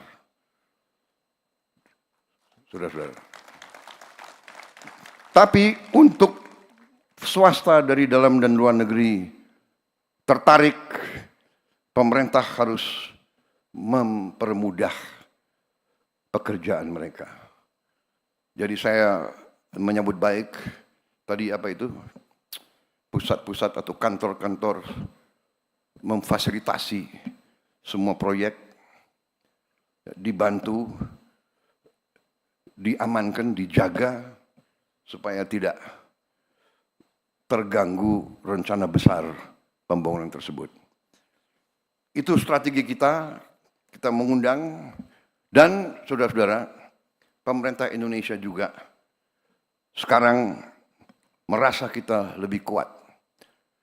Dengan efisiensi yang kita lakukan di awal administrasi saya, di awal pemerintahan saya, dengan efisiensi yang kita lakukan, ternyata kita bisa menghemat banyak uang, cash, dan uang itulah sekarang kita pakai sebagai dana investasi kita. Sehingga kita sekarang berani, kalau kita undang kerjasama dengan swasta atau dengan asing, kita berani, pemerintah akan ikut berapa persen. Dan bukan minta saham kosong, tapi kita ikut serta dengan uang yang nyata, uang yang real. Saya kira itu akan memberi comfort kepada semua mitra-mitra dari luar negeri. Saudara-saudara sekalian, strategi besar kita demikian. Tadi sudah digarisbawahi beberapa elemen. Saya ingin emphasize, saya ingin garisbawahi salah satu proyek infrastruktur yang sangat strategis, sangat vital bagi kita, merupakan suatu mega project, tapi harus kita laksanakan, adalah Giant Sea Wall, tanggul laut pantai utara Jawa. Proyek ini sangat vital. Proyek ini berada dalam perencanaan Bappenas sejak tahun 95. Bayangkan, sejak tahun 95, 30 years ago, kalau tidak salah ya, 30 tahun yang lalu. Tapi kita tidak berkecil hati. Sekarang tidak ada lagi penundaan. Sudah nggak perlu lagi banyak bicara. Kita akan kerjakan itu segera, saudara-saudara sekalian. Proyek ini menyangkut jarak yang tidak pendek, kalau tidak salah sekitar 500 km dari Banten sampai ke Jawa Timur, ke Gresik, 500 km, dan perkiraan biaya yang dibutuhkan 80 miliar dolar. Dan waktu perkiraan untuk di Teluk Jakarta saja kemungkinan 8 sampai 10 tahun. Kalau sampai ke Jawa Timur mungkin membutuhkan waktu 20 tahun. 15 sampai 20 tahun. Tidak ada masalah. Ada pepatah kuno, perjalanan 1000 kilometer dimulai oleh satu langkah. Kita akan segera mulai itu. Saya sudah perintahkan suatu tim untuk roadshow keliling, dan dalam waktu dekat saya akan bentuk otorita, badan otorita Tanggul Laut Pantai Utara Jawa. Orang Indonesia senang dengan singkatan-singkatan, jadi kita lagi cari singkatan yang enak itu. Badan Otorita, BO. Tanggul Laut Pantura Jawa, TLPJ. Jadi BO TLPJ. Kalau disingkat gimana itu? Iftitah gimana kalau singkatannya itu? Apa?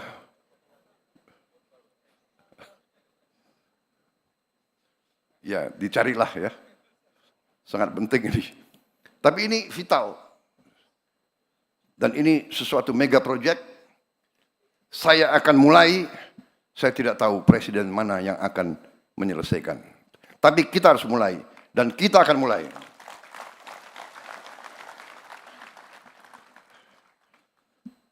$80 miliar khusus Teluk Jakarta, kemungkinan 8 sampai 10 miliar dolar. Kalau 8 sampai 10 miliar dolar saya kira kita sendiri mampu. Di sini ada hadir gubernur DKI, hadir tidak? Enggak hadir. Waduh, ini coba diselidiki kenapa tidak hadir. Pakai kacamata biar saya. Tapi saya sudah ketemu. Saya sudah ketemu berapa hari yang lalu, dan saya sudah kirim utusan, ya, tanya, Gubernur DKI dukung proyek ini atau tidak? Saya dapat jawaban dukung, alhamdulillah. Karena APBD-nya DKI sangat besar. Jadi saya bilang, DKI harus urunan, pemerintah pusat urunan. Jadi kalau 8 miliar dolar, katakanlah 8 tahun, berarti 1 miliar dolar 1 tahun.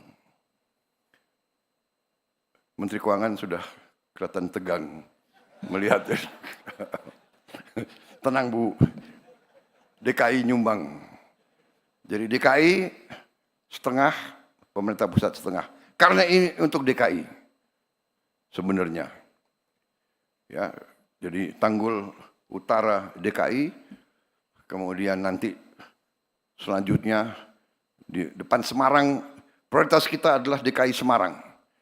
Semarang, Pekalongan, Brebes itu air sudah mengancam kehidupan rakyat kita, harus segera.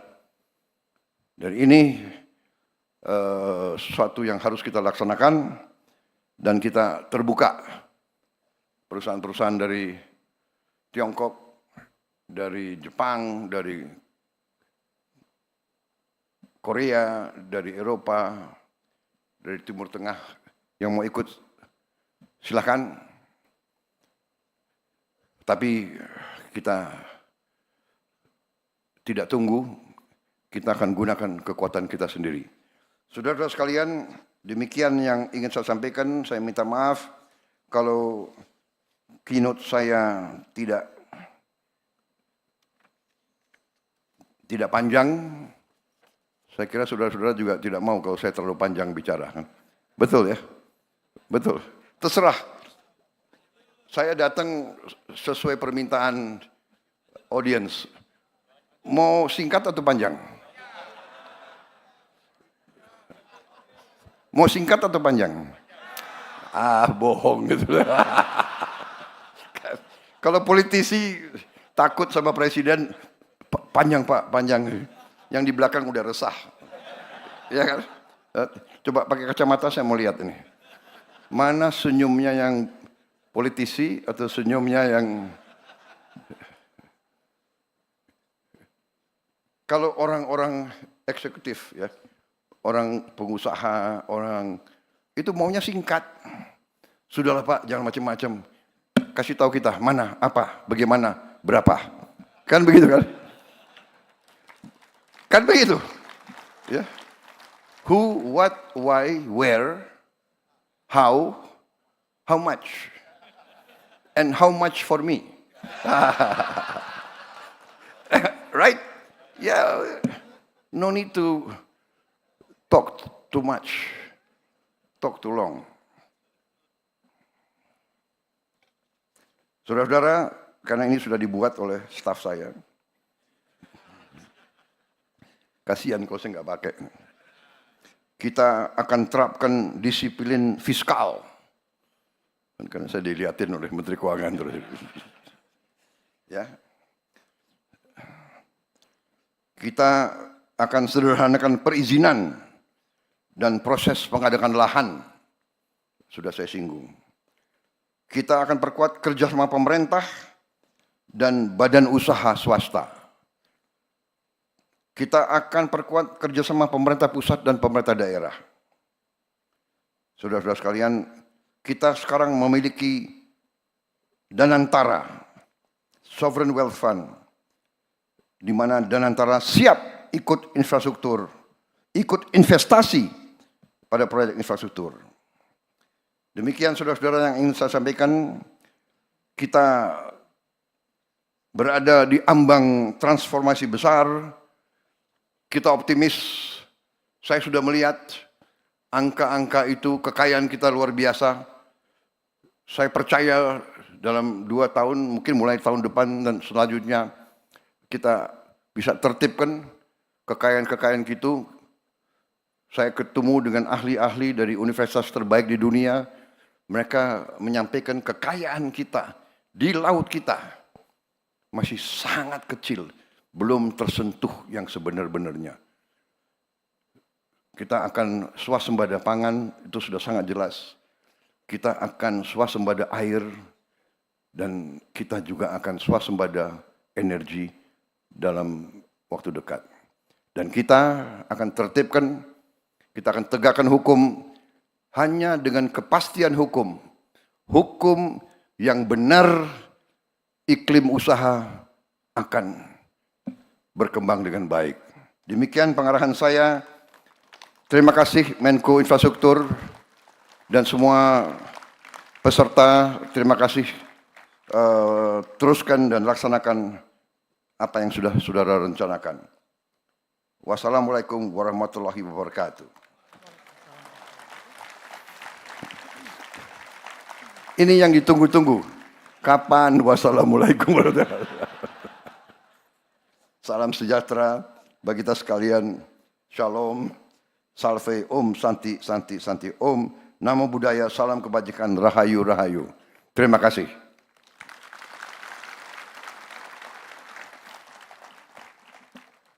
Selesai. Untuk para menteri, setelah ini kumpul. Enggak benar.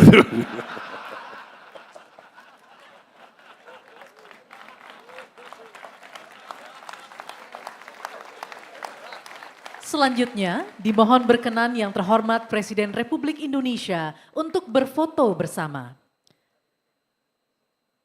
Kepada para tamu undangan, kami mohon untuk berdiri.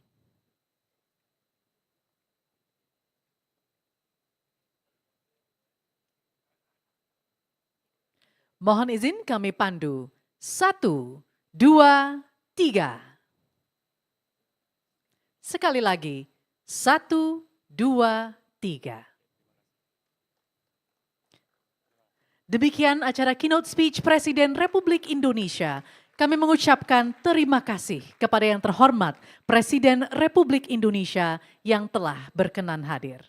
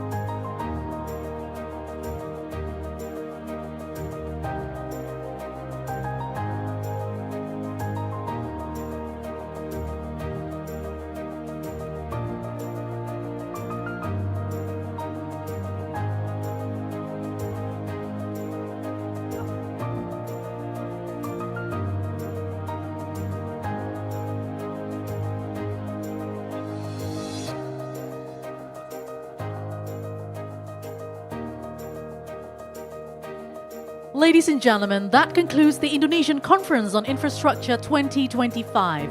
On behalf of the organizing committee, we express our sincere appreciation for your active participation, thoughtful contributions, and unwavering support. May today's exchange of knowledge continue to spark meaningful partnerships beyond these walls. We look forward to welcoming you back for future initiatives under the shared vision of a more connected, sustainable, and resilient Indonesia. I am Rahma Alia. Have a wonderful evening and see you again. Wassalamualaikum warahmatullahi wabarakatuh.